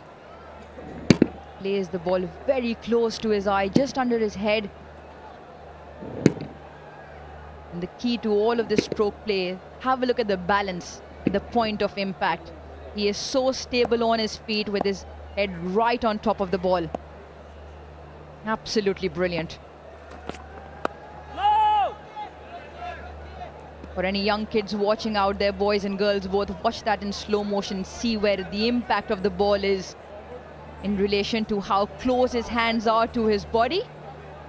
And his head is so well balanced right on top of the ball.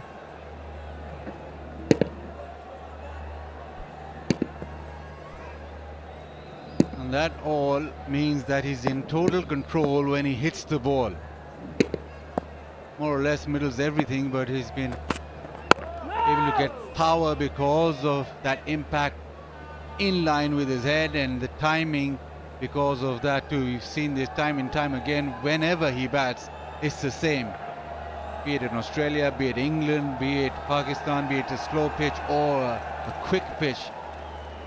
The impact is always under those eyes, and it makes it look so simple. I tell you what, it's quite embarrassing watching him bat, because you look back at yourself and you think how difficult it was. He makes it look so easy.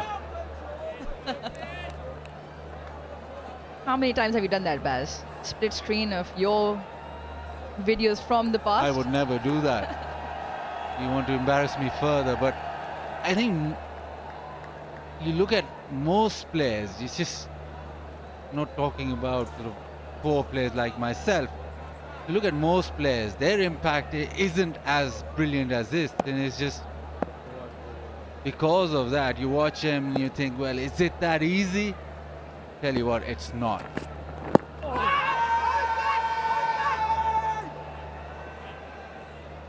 Yes, Raza confidently shakes his head. And Pakistan at the end of, hopefully at the end of 30, because it doesn't look as if West Indies is confident enough to go upstairs. It's 159 for 2. Wash can ball? Wash. No, you can. Wash can ball, Rashid. Wash.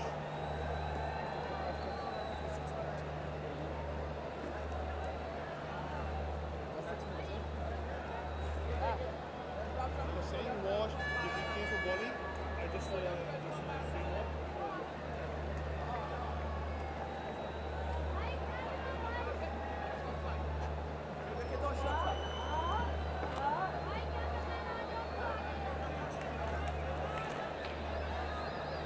The captain for West Indies has his work cut out.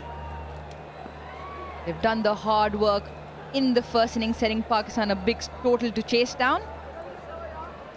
But is that man on screen, Babar Azam, steadying the ship, looking extremely comfortable and confident in the middle, as he so often does.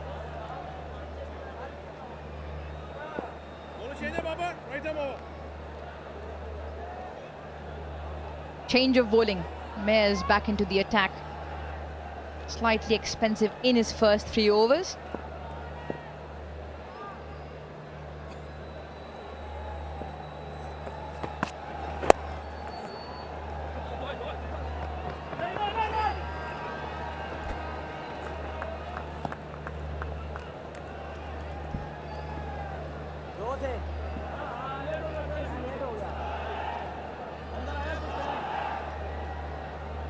KFC has a wonderful initiative going along, hit the 6 and score a scholarship. KFC has come up with an extremely great initiative, score a scholarship.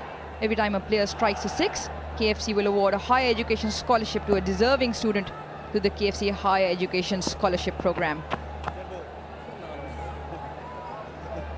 We've had 7 sixes so far in the West Indies first innings.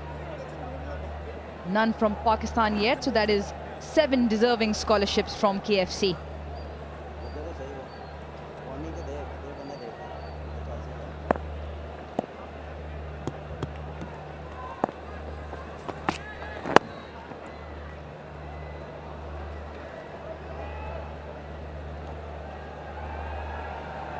The field that Mayers has for himself at the moment, with 3rd up in the circle, or deep point back at the boundary, bowling the slow ones, keeping it as straight as possible. Previous delivery 116 k's, just rolling his fingers over. Does have protection on the leg side with deep mid wicket and long on at the boundary.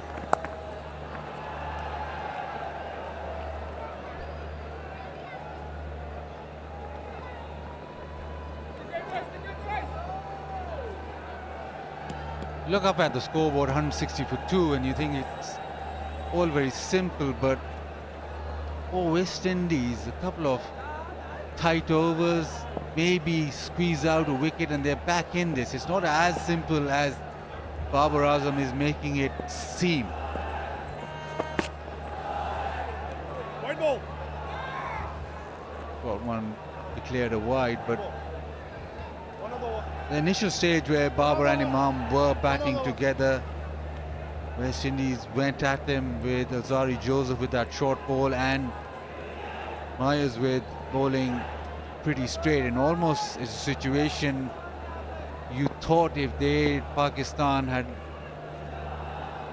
got away or just absorbed that pressure, which they did, and they ended up now in a much better position. In that situation, if they'd got a wicket, things might have been different.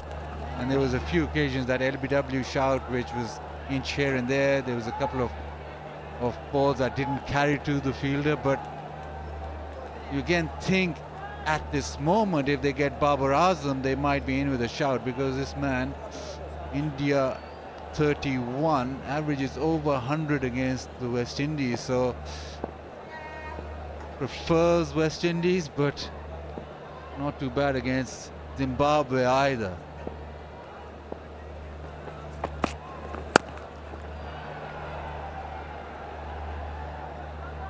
But whatever has to happen for West Indies has to happen fairly quickly. This goes slightly deeper, say 7-8 more overs, then I think Pakistan will be right in the front seat. Right now they need a wicket here, or maybe a couple of tight overs, and that process get a wicket or apply some pressure, but it has to happen pretty quickly.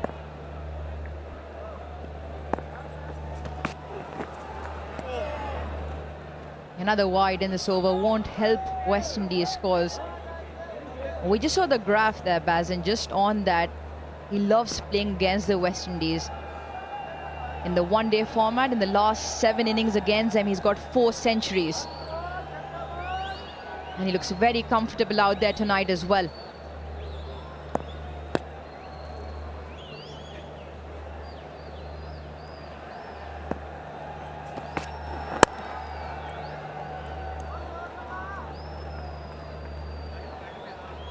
.31 done. It's 165 for 2.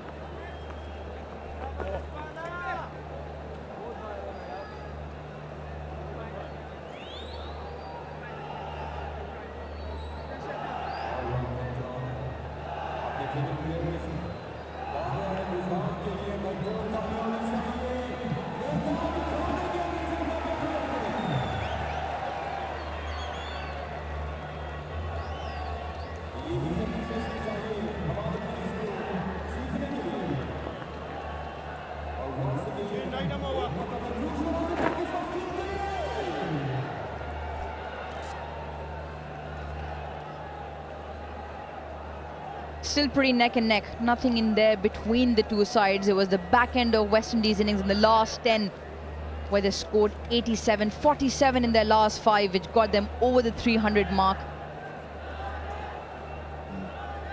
Another partnership building for Pakistan. Change in bowling for Mario Shepherd to continue.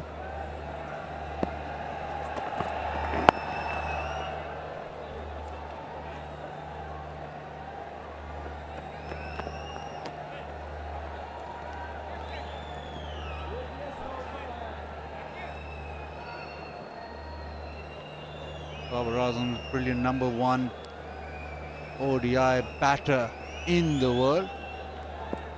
And he prefers to bat against the West Indies.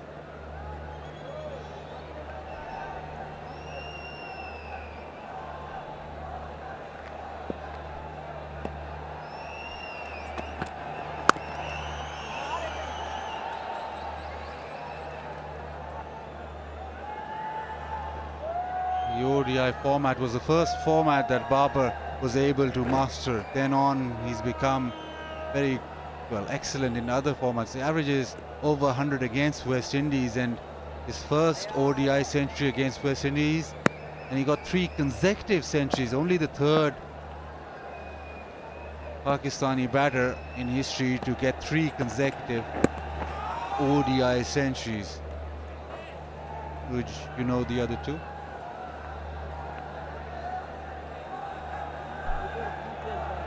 Before I ask Maz to my right, let me make a few guesses. Yunus Khan? It's ODI. 3 consecutive ODI centuries.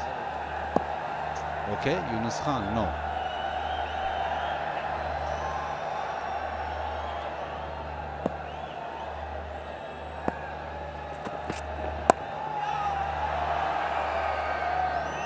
Picked up nicely just for a single.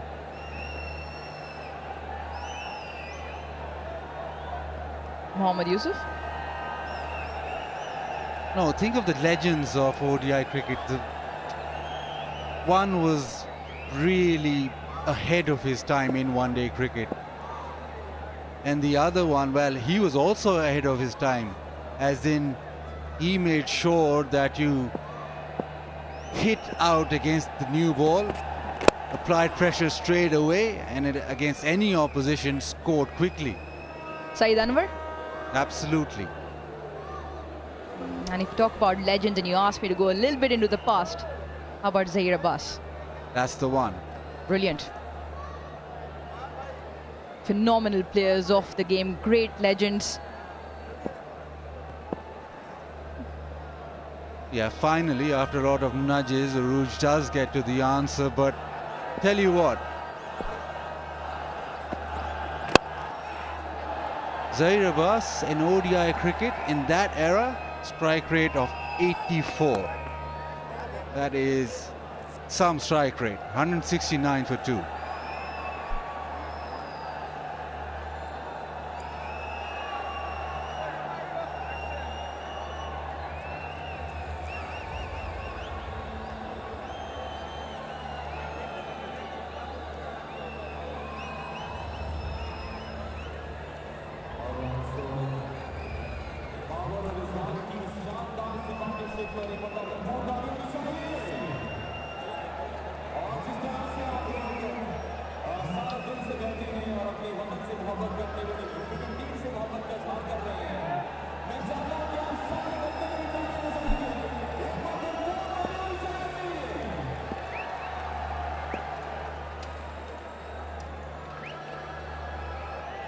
Kyle Mayers to continue.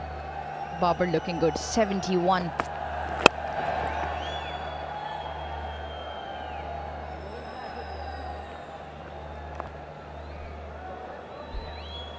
You're a great one about strike rates, and even when Babar started, there was criticism about his strike rate, and then he's now improved that, and I don't think that he has a problem with rotation of strike or getting the boundaries or batting at a rhythm or a tempo which hurts the opposition. Imagine going back to the 70s and having a player who's striking at 84.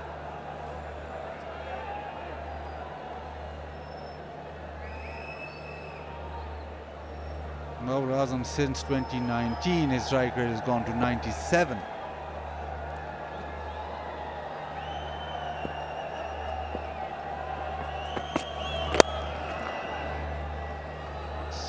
So I'm not wrong if I say both Zahir Abbas and Saeed Anwar were ahead of their time in terms of the way they batted in ODI cricket.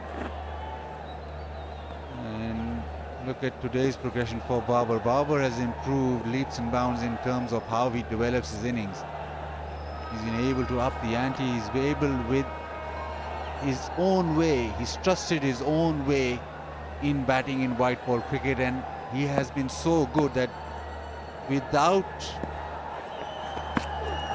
having to take those, I wouldn't say risks, but having to play those power hits, which is not his game, he's still within his game, being able to develop his games so much that now he's become a player who can win you an ODI game when you're chasing in excess of 6 and over. Completely agree with what you're saying, and going back to the second ODI against Australia, chasing down a mammoth 348 to win that game. It was about strike rates, which was the one thing that was lacking in the first ODI. And the important thing where you mentioned that England obviously have their own methodology in how they mammoth the runs. They look to score from the get-go, put the impetus on. And this is a scorecard of the match. The one thing that Pakistan did do well in particular was they took the attack on from the get-go. They kept up with the run rate. And I completely agree with you, all teams have their own way of going about things. But in modern day cricket, having to chase down 300 plus scores, I still feel you have to stay with the game, not let it fall too far behind. And that's one space where Babar Azam has tremendously improved.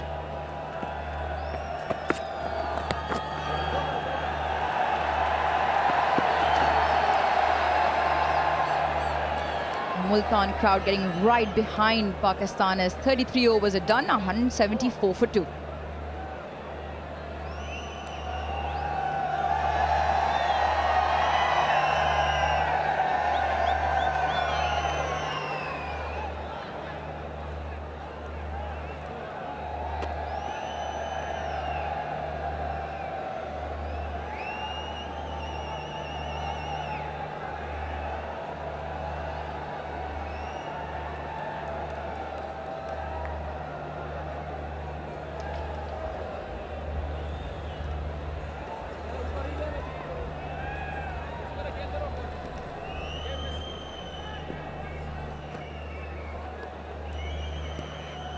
International cricket returning to Multan. Pakistan in a chase of another 132 now.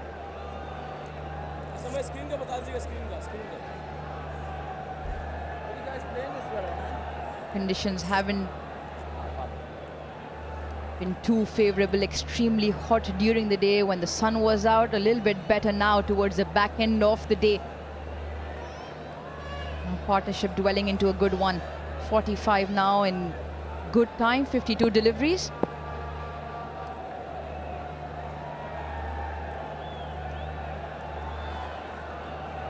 Just getting his feel right, pushing long off back to the boundary now.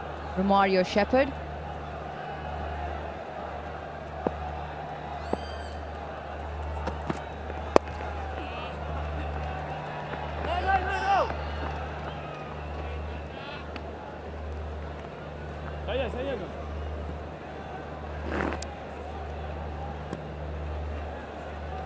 It's a steep learning curve also for West Indies. Subcontinent, especially to be able to defend with your bowling unit is a difficult task, and this, as Ian Bishop mentioned, is quite a young bowling attack, as in it's not as settled as Pakistan, or not as, maybe not as experienced either, but it'll be quite a lesson for them when they are able to master, or when they experience bowling in these tough conditions. Another Sensodyne sensitivity free moment, because life is too short for sensitive teeth.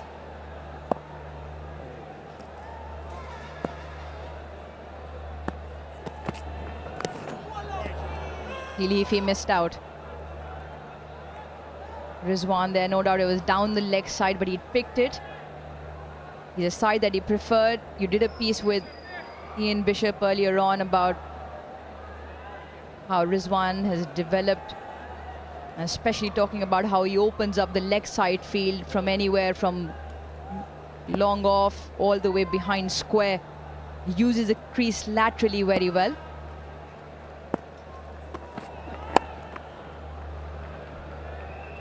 Yeah, the other thing about Rizwan's rise is, yes, he's been able to get that shot away and get a boundary option away, and whenever he is in search of a boundary, he goes leg side and gets that boundary. But also it's coupled with the fact that in T20 cricket he's gone up the order, and batting or opening the innings is what he prefers. The ball coming on, much more freedom to hit over the leg side, not a lot of protection.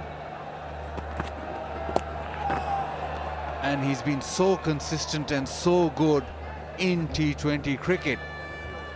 In ODI, the challenge is quite different for him, because he comes in the middle order, the field's already spread, there's not a lot of pace on the ball, so that go-to shot, yes, it is there, but he still has to nail that, because of the fact that now there are about 3 people outside patrolling the fence for that particular shot. So it's a different challenge altogether.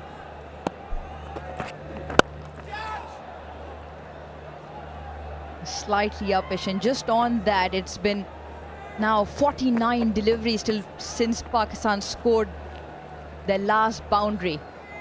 And just goes to show that when the field opens up, where he is so effective in T20 cricket, batting up the order. A slightly different story in international ODIs. 50 partnership. It's a good one. It'll have to go further into this.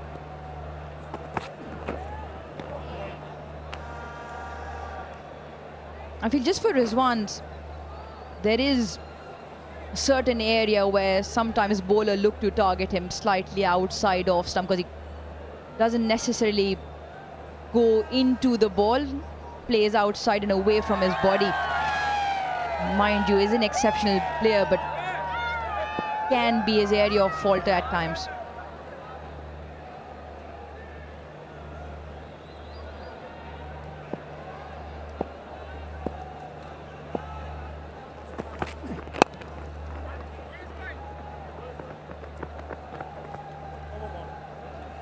.181 for 2.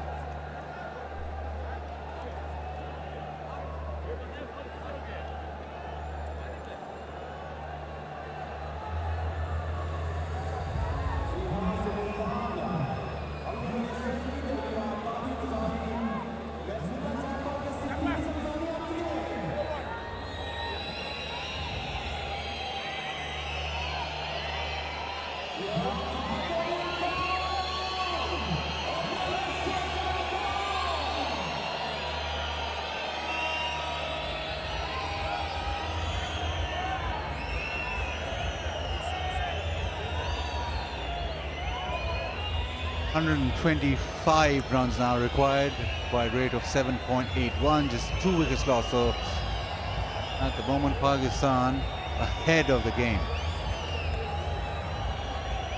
Babar Azam and Rizwan, seen this in T20 cricket where their partnership is so good at top of the order. Now it's them in the middle order, trying to get Pakistan over the line. Babar Azam is batting beautifully. Rizwan so far hasn't been able to find the fence. Normally he's so good leg side. Anything short of a length, he's able to drag it leg side, be it off stump, be it middle stump. He's got such fast hands, such powerful legs that generates power through the leg side. It seems as if he finds it slightly more difficult in ODI cricket when the ball is slightly softer, the ball's not coming on, and the ability to hit boundaries through the leg side this becomes more difficult. But as soon as the pressure on, you expect him to go to that shot.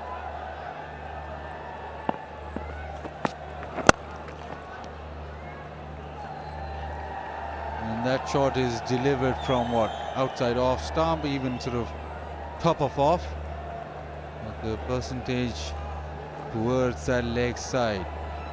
So even if you go way outside off stump, he's able to drag it leg side. Obviously the ball's within those stumps is slightly easier, but even something which is near about that wide indicator outside off, he goes leg side.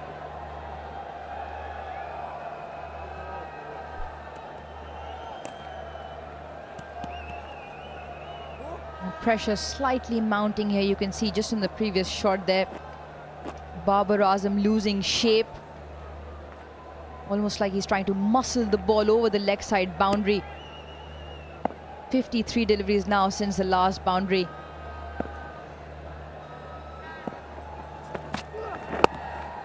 Pace off again. Seems to be a definite ploy here by the West Indies quicks. Pace off into the wicket, slightly short of length, not allowing the batters any pace to work with, which again, coming back to Rizwan, takes that ramp shot where he almost plays with pace away from the equation. Now the question is, do West Indies now bring back one of their spearheads, Azari Joseph or Jordan Seals, or they want this game to go deeper and further? That's a beautiful shot. Just open the wrist at the right time, being able to place it and get a boundary. He played it behind point, which gave him the opportunity to get to the fence. He's cut this really well. Just behind point, Powell at the boundary did a good job. He'd feel disappointed. He managed to run the hard yards. Nice 𝐑𝐄-𝐋𝐈𝐕𝐄 in for Shai Hope. And just as he came into bowl, Mayers lost his towel, hence why Babar Azam stepped away. Yeah, so Aruj, do they bring back Jordan Sales or Azari Joseph right now, or do they still wait and think that maybe squeeze Pakistan? Babar Azam very late in pulling off, but is this now the time to bring back a strike bowler?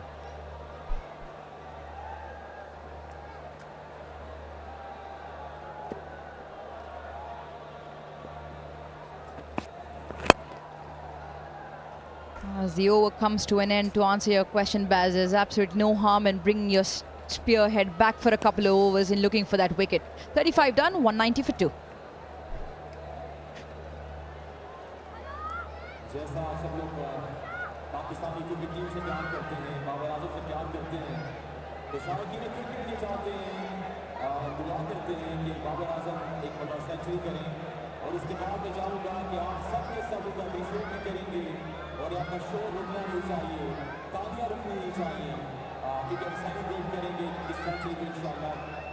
Let's move on और इस वक्त हमारे शाहीन पाकिस्तान के शाहीन मैदान में मौजूद हैं and you guys are enjoying this wonderful time with this beautiful crowd of Multan.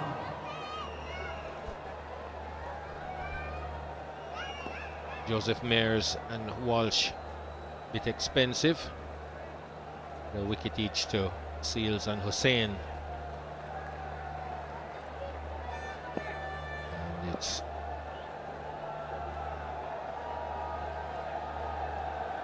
it's going to be Jane Seals now.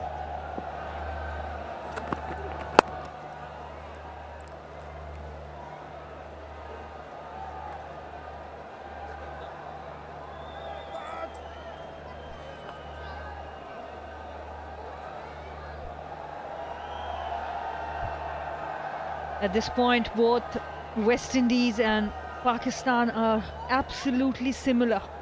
West Indies were 190 for 2 after 35.1 overs, and so is Pakistan.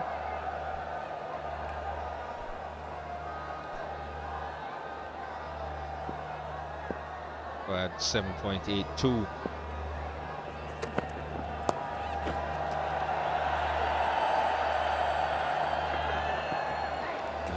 Just a single.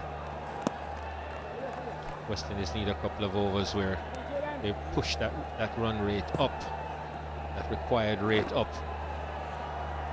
Pakistan have been getting it quite easily of late. Just need to squeeze a little bit. Might result in a wicket.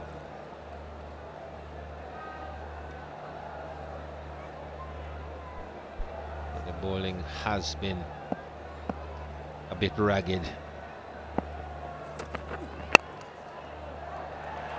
That's gotten through the infield. We'll come back for a second. There's not a lot of experience to come in the Pakistan batting, even though there is talent. So you'd want to expose them as quickly as possible.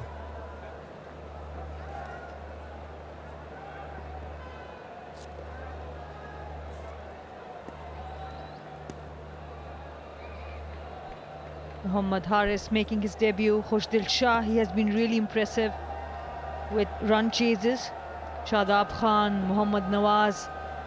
So the batting runs deep, but yes, pressure can do funny things to players. So it's very important that Pakistan continue with this partnership, but from the West Indies point of view, if they can take Babar Azam out, the set better, then they would be in with a chance.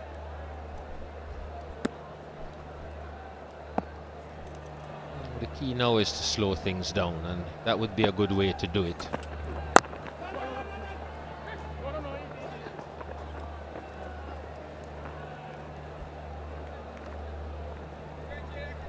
They've done quite well against Mohammad Rizwan, who's still struggling to hit the first boundary. He's 22 of 33. The partnership is really good, 65 of 70. He's yet to hit boundary, Mohammad Rizwan.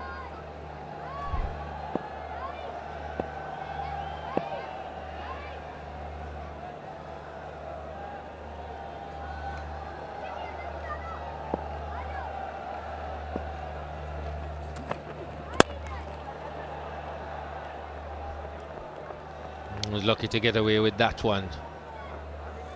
Seals.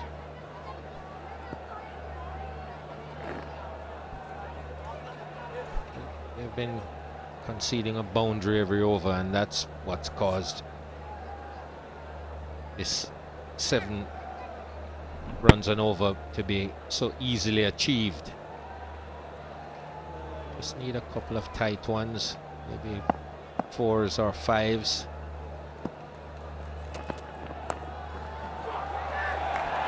Well, that's going to go for 4. There's the boundary I've been talking about.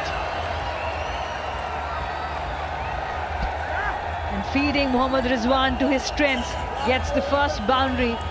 after 36, 199 for 2.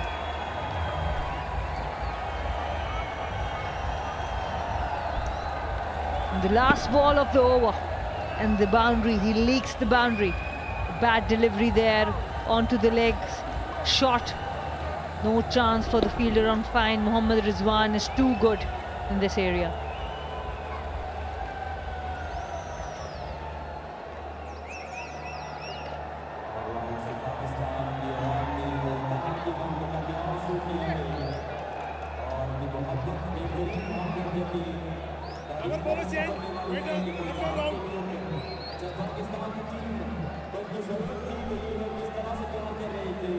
It's still pretty much level pegging up to this point. West Indies just have lost one extra wicket. Akil Hussain is back into the attack.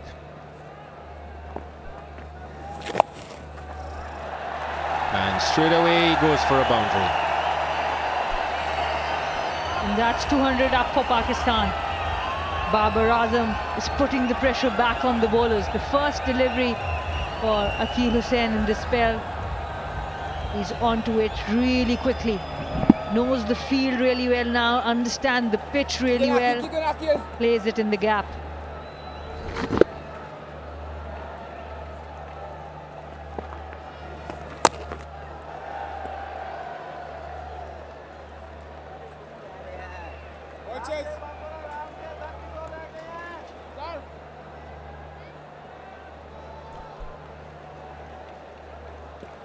On to 90 and looking ominous, Babar Azam.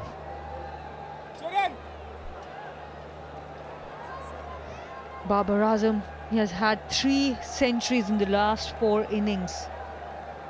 Been in incredible form. World #1 for a reason.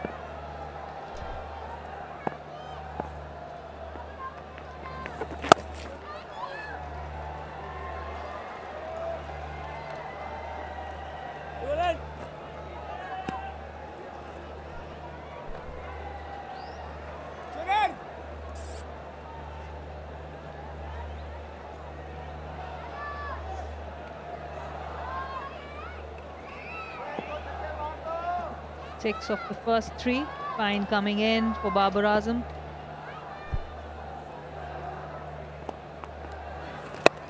Excellent, excellent, Akil. Let's get Akil, let's get Akil. Closing off the over, Akil. Only one fielder on the cut for both the left arm spinner, the leg spinner, because they want them to cut as there's variation of bounce.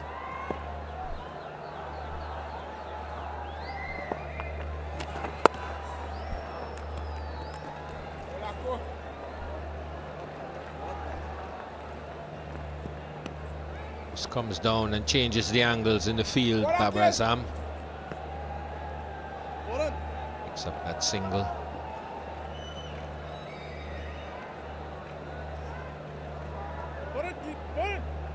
He's gotten into the 90s now.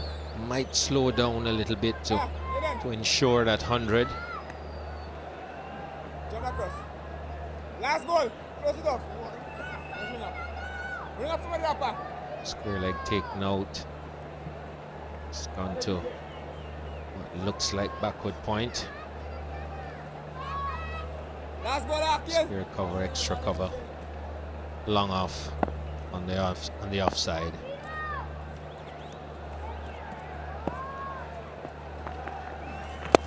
One. And it's worked into the onside. For a single. 37 overs completed now. It's 207 for 2.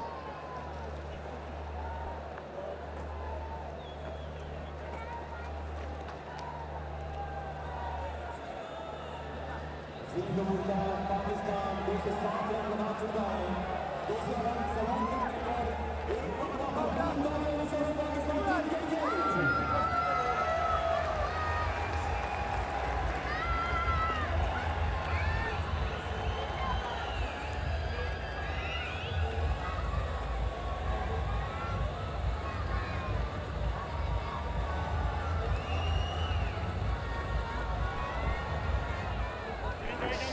So there's the state of things. 207 for 2. Pakistan need 99 runs off 78 deliveries. As Aiden Walsh Jr. comes back into the attack.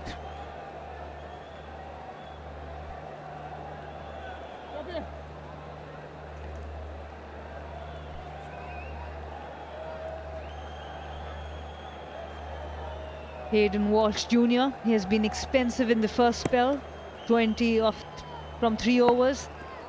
His overs will be the key for West Indies now. Well, that's the first.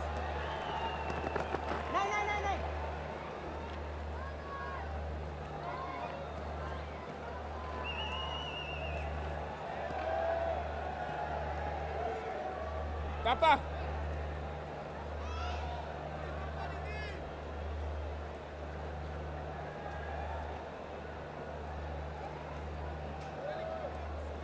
Yeah. Change in field for Babar Azam. Fine leg comes in. Long on goes back.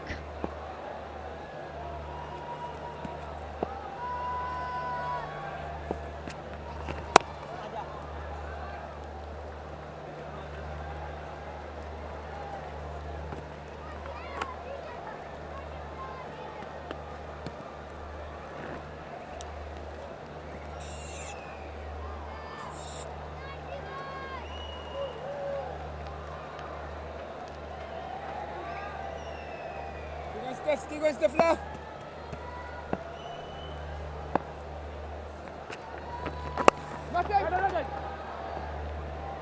Excellent the floor, excellent the floor. This is where West Indies need to improve. More dots on this end. The more dots they can bowl to Rizwan, the more pressure they can build.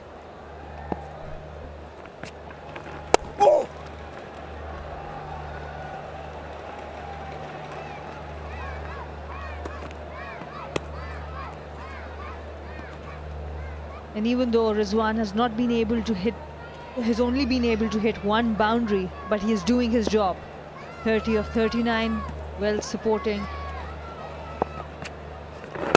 Captain Babar Azam, who's looking in sublime form, just punches it down easily for a single.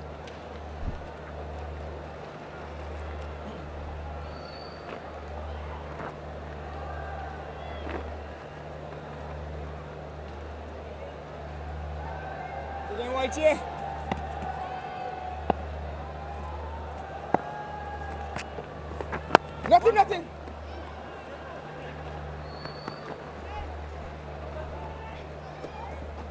Just not able to stem those singles. 5 off the over. 212 for 2.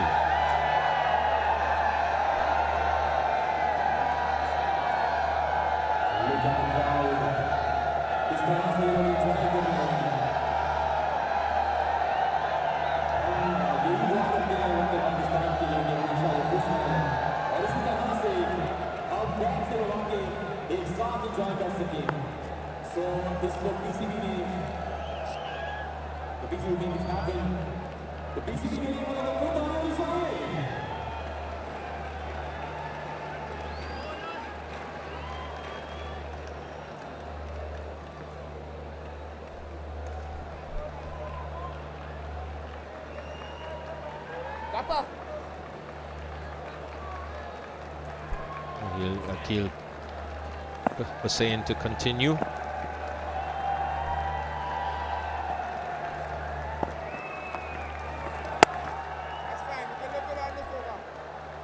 Last over for Akil Hussain. Nicholas Pooran has used him well. Last over before that 40th over, because then another fielder will come in the circle and only 4 fielders will be allowed outside the circle. But he's making sure Akil Hussain bowls within this power play. Patience, Akil, patience.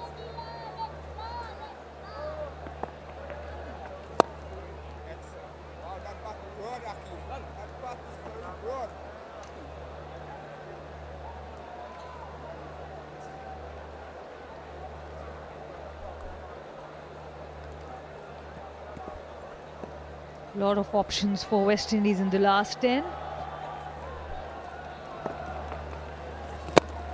Nothing. Baba is getting tired, boys.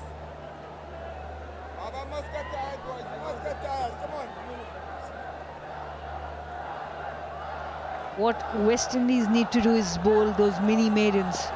After every 2 balls, they sometimes leak that boundary.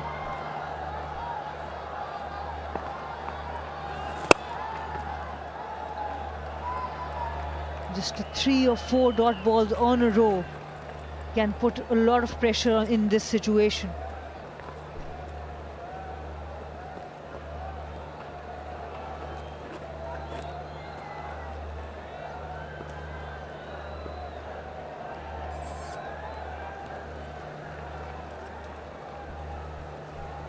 They found it very difficult to create pressure on this pitch. Vite have been bowling a little bit, mostly on the short side.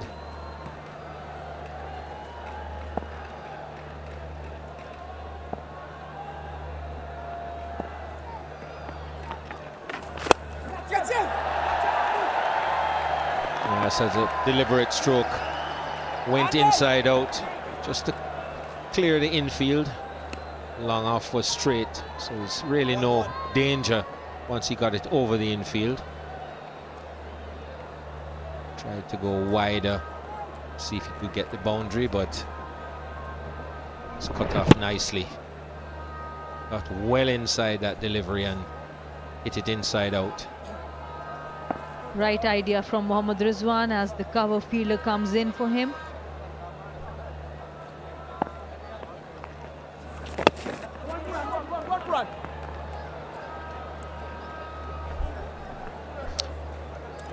Good over for West Indies. 39 gone. It's 216 for 2.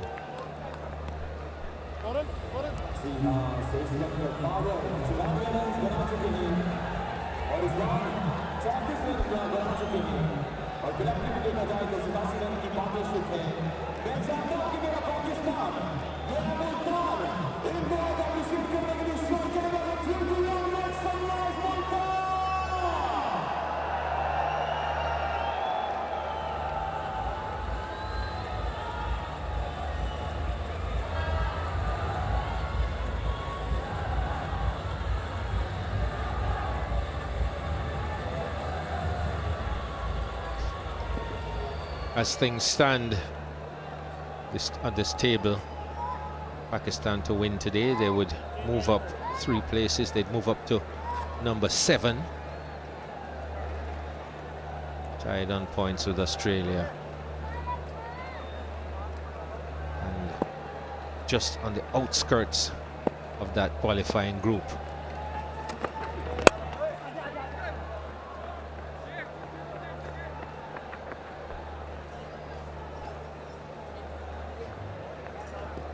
They're certainly batting like a team that's looking for that 10 points. West Indies are not giving up the fight. The required run rate for the first time in this innings has crossed 8 runs per over. It's 8.22 now. Pakistan won't worry too much about it because they've got set batters on crease.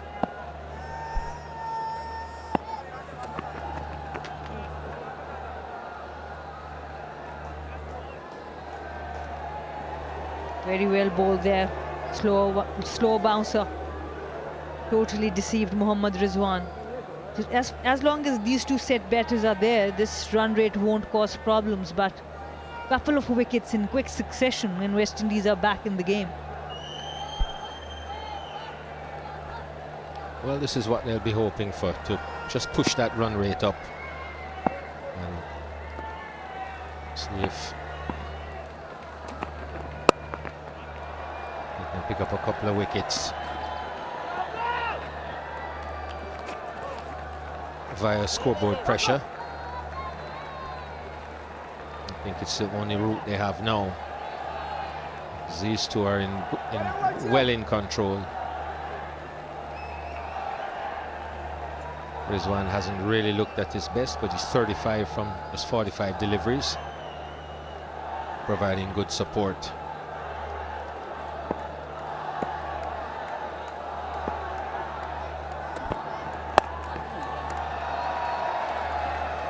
It's just pulled away for a single. Babar Azam goes on to 96. And you brought the energy, I know, Quietly, this partnership goes on to 90 of 94. Yes, the boundaries have not been there, but it's almost run a ball.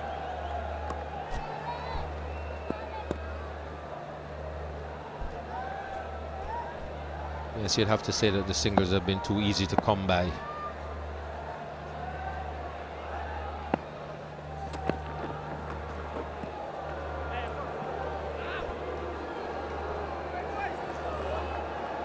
Not a slow bouncer.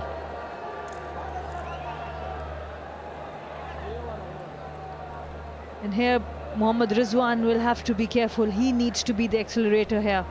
Another slow bouncer, totally deceived. Mohammad Rizwan there. Babar Azam is approaching his 100, so he will be cautious. So the acceleration will have to come from the end of Mohammad Rizwan until Babar Azam reaches that milestone.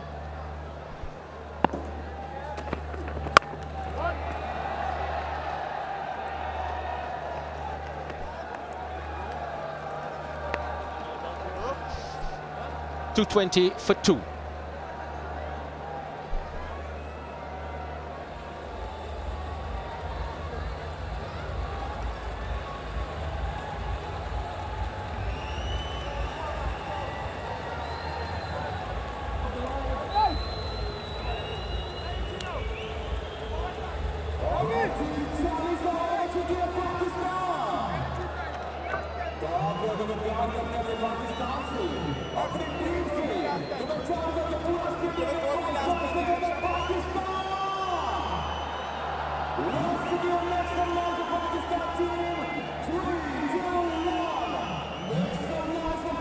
That has been the comparison between the two teams. First power play, the 10 over, exactly the same, 41 for 1. The second, the overs between 11 and 20, Pakistan were ahead. Then West Indies were ahead. And in the overs between 31 to 40, the 3 wickets have been the difference between the two teams.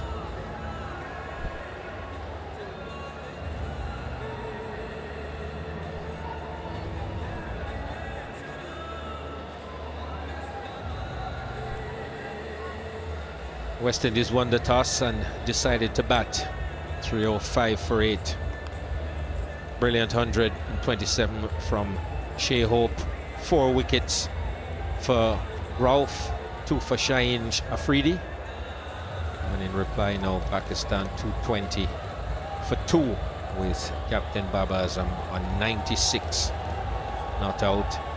It's a good 65 from Imam-ul-Haq and Mohammad Rizwan with his captain on 36.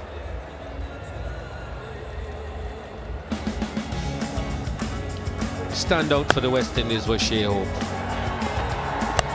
An innings that had everything in it. Timing, class, power.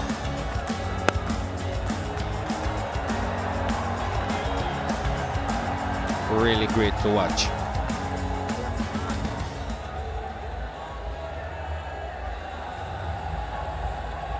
Just 137 of 34 balls it took him. And at a decent strike rate of 94.8.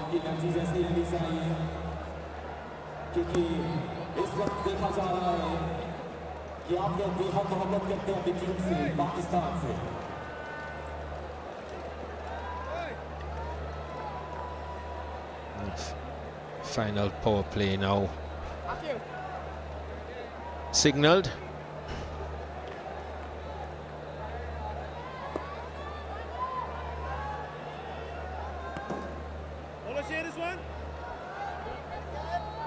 West Indies have the 5 outside fielders spread far and wide.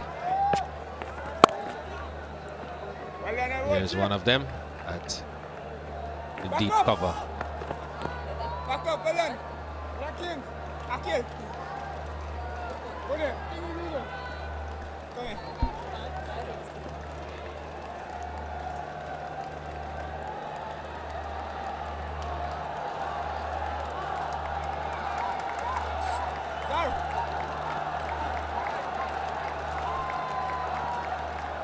There's 4 runs And he'll have signalled his 17th ODI century. Abazam.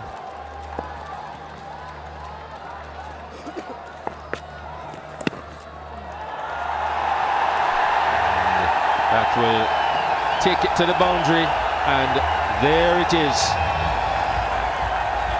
Number 17 in just 103 balls. And with this, Babar Azam becomes the first player in ODI history to score 3 consecutive centuries on 2 occasions. Against West Indies, 2 against Australia and Lahore, 1 against England in Birmingham. That has been his form. And in 2016, he also was able to score 3 centuries against West Indies. Sublime form he's in, and he's making the most of it.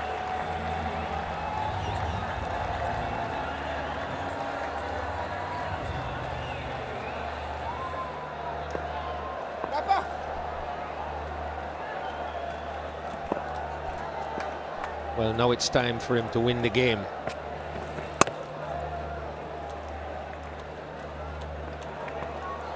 Look to be a little bit more aggressive now. At the pressure of having to get out of the 90s is gone. Gets a little width and finds another gap. A lot of touch and class and intelligence with his batting. And this time it's Mohammad Rizwan using the crease, making sure he makes the bowler bowl that bad delivery. Goes for the maximum. Full toss. Gets low underneath it and hits it flat. Over wide, long on for 6.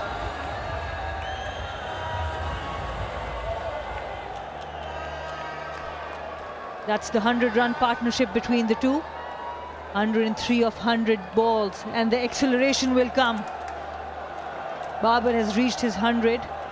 Mohammad Rizwan is finding some form here.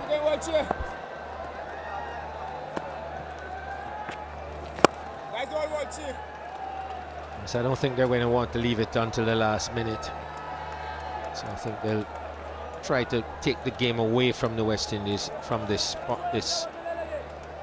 point onwards.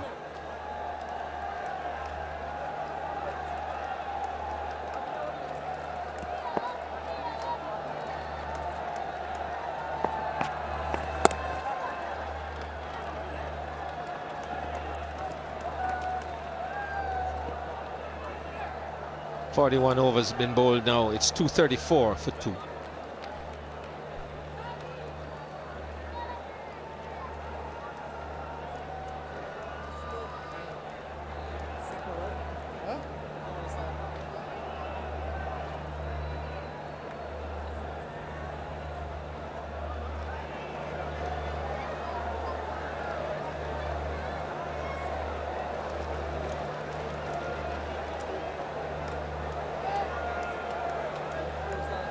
Babar Azam की century को उन्होंने शोर मचाया। अब बात करते partnership की, तो 105 रन की पार्टनरशिप बाबर रिजवान की। एक मौका भरपूर शुरू चाहिए Pakistan. 72 of 54 deliveries. And what a career. Slowly establishing himself as one of Pakistan's great batsmen. He's on his way to join some very elite company. Model of consistency. Alzari Joseph is back in the attack.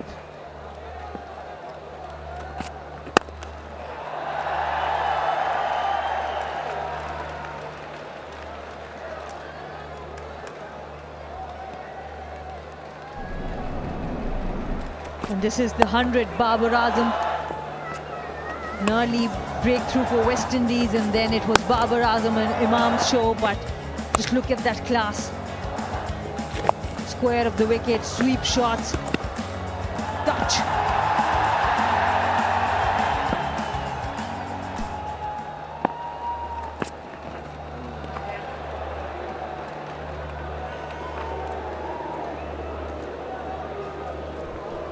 Now you'll see Mohammad Rizwan using the crease a bit more too, disturbing the bowlers. On this occasion also walked to the offside.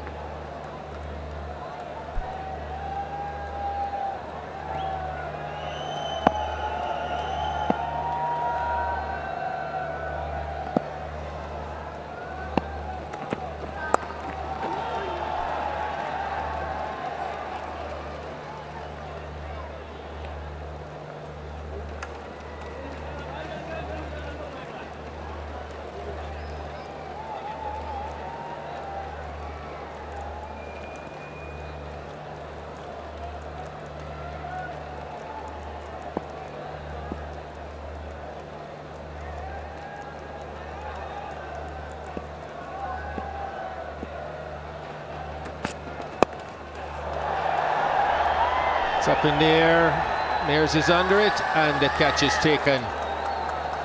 And that's the end of Babar Azam. Looking to get on with it. A little fuller length from Alzari Joseph this time. And not able to time it properly. Skies one to short mid-wicket, and Kyle Mears does the rest. So Babar Azam, another fine innings, 103 from just 107 deliveries.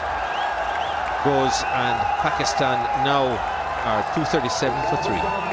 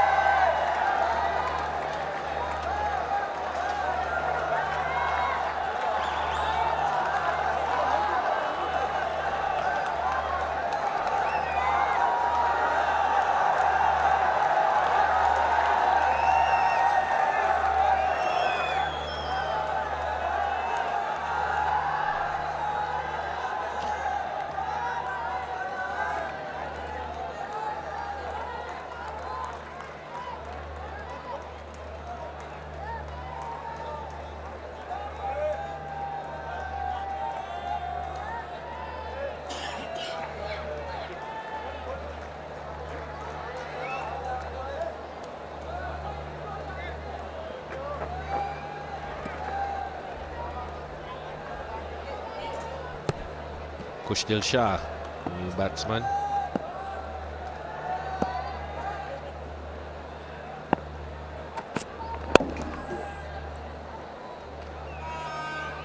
I gather he's a bit of a dasher, Sana. He has a reputation in local cricket. Absolutely, and that is why he has been promoted up the order after Babar Azam got out in this fashion. Easy, comfortable take by Kyle Miles. Kushdil Shah has been promoted and come ahead of Mohammad Haris, who is making his debut. The reason behind that is Kushdil Shah made his List A debut in 2016. And since then, no batter in Pakistan 50 over has hit more sixes than Kushdil Shah. So Pakistan putting the pressure, making sure that they stay aggressive in this run chase.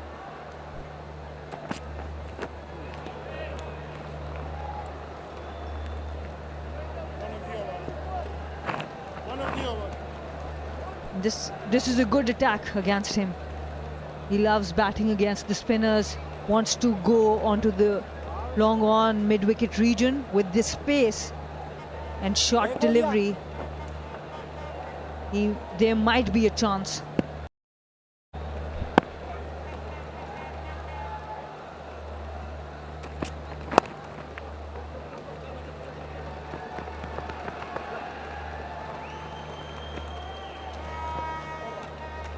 Hi.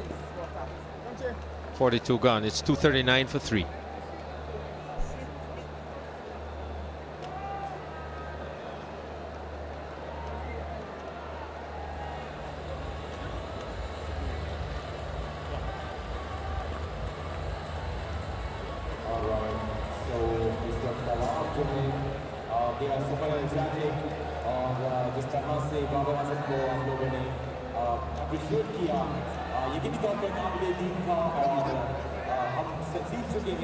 कि जिस तरह से हमारे जितने भी players हैं उनका appreciate करना है और कैसे अपने आप ये कराना है अपने प्यार से अपनी मोहब्बत से लेट्स जस्ट मूव ऑन और देखते हैं कि अगला क्या लेट्स टेक स्लाइड डाउन हाल बयान करने जा रहा है लेट्स टेक ठीक है right the bowling over That's right, folks. It's almost midnight here in Multan. And there's the big ball of cheese.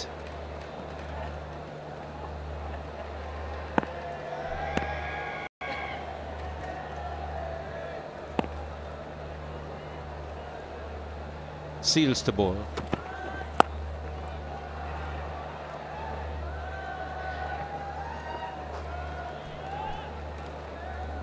Few dot balls quickly take the required run rate up. Khushadil Shah, most sixes in the list A in Pakistan since 2016, since he made his debut. No better in Pakistan has hit most sixes in the domestic ODI, domestic 50 over games.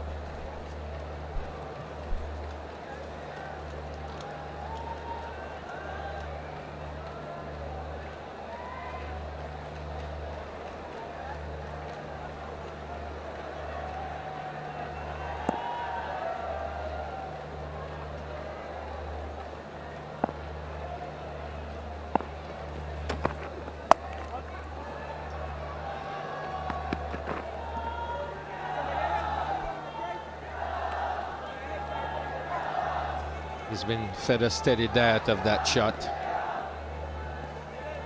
There's one, hasn't missed one. Just thought a fuller length would be a bit better to him.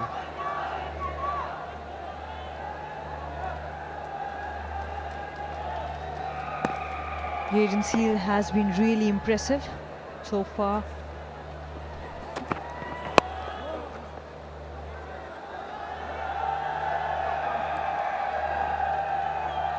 With every dot ball, the required run rate keeps rising.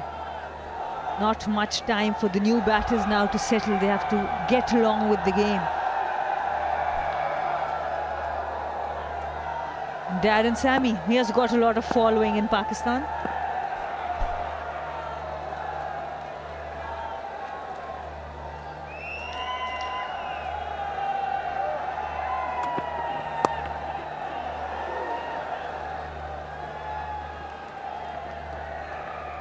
असुर को केव्हा असुर गिरे पा hitting वाला bat hitting वाला कमी होते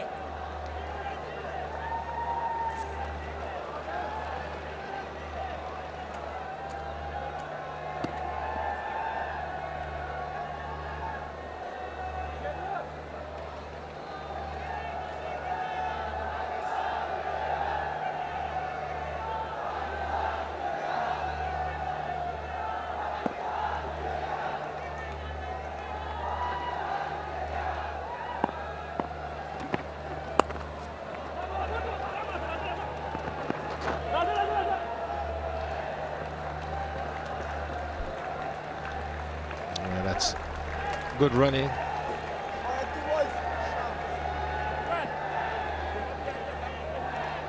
5 runs off this over without hitting a boundary. The last ball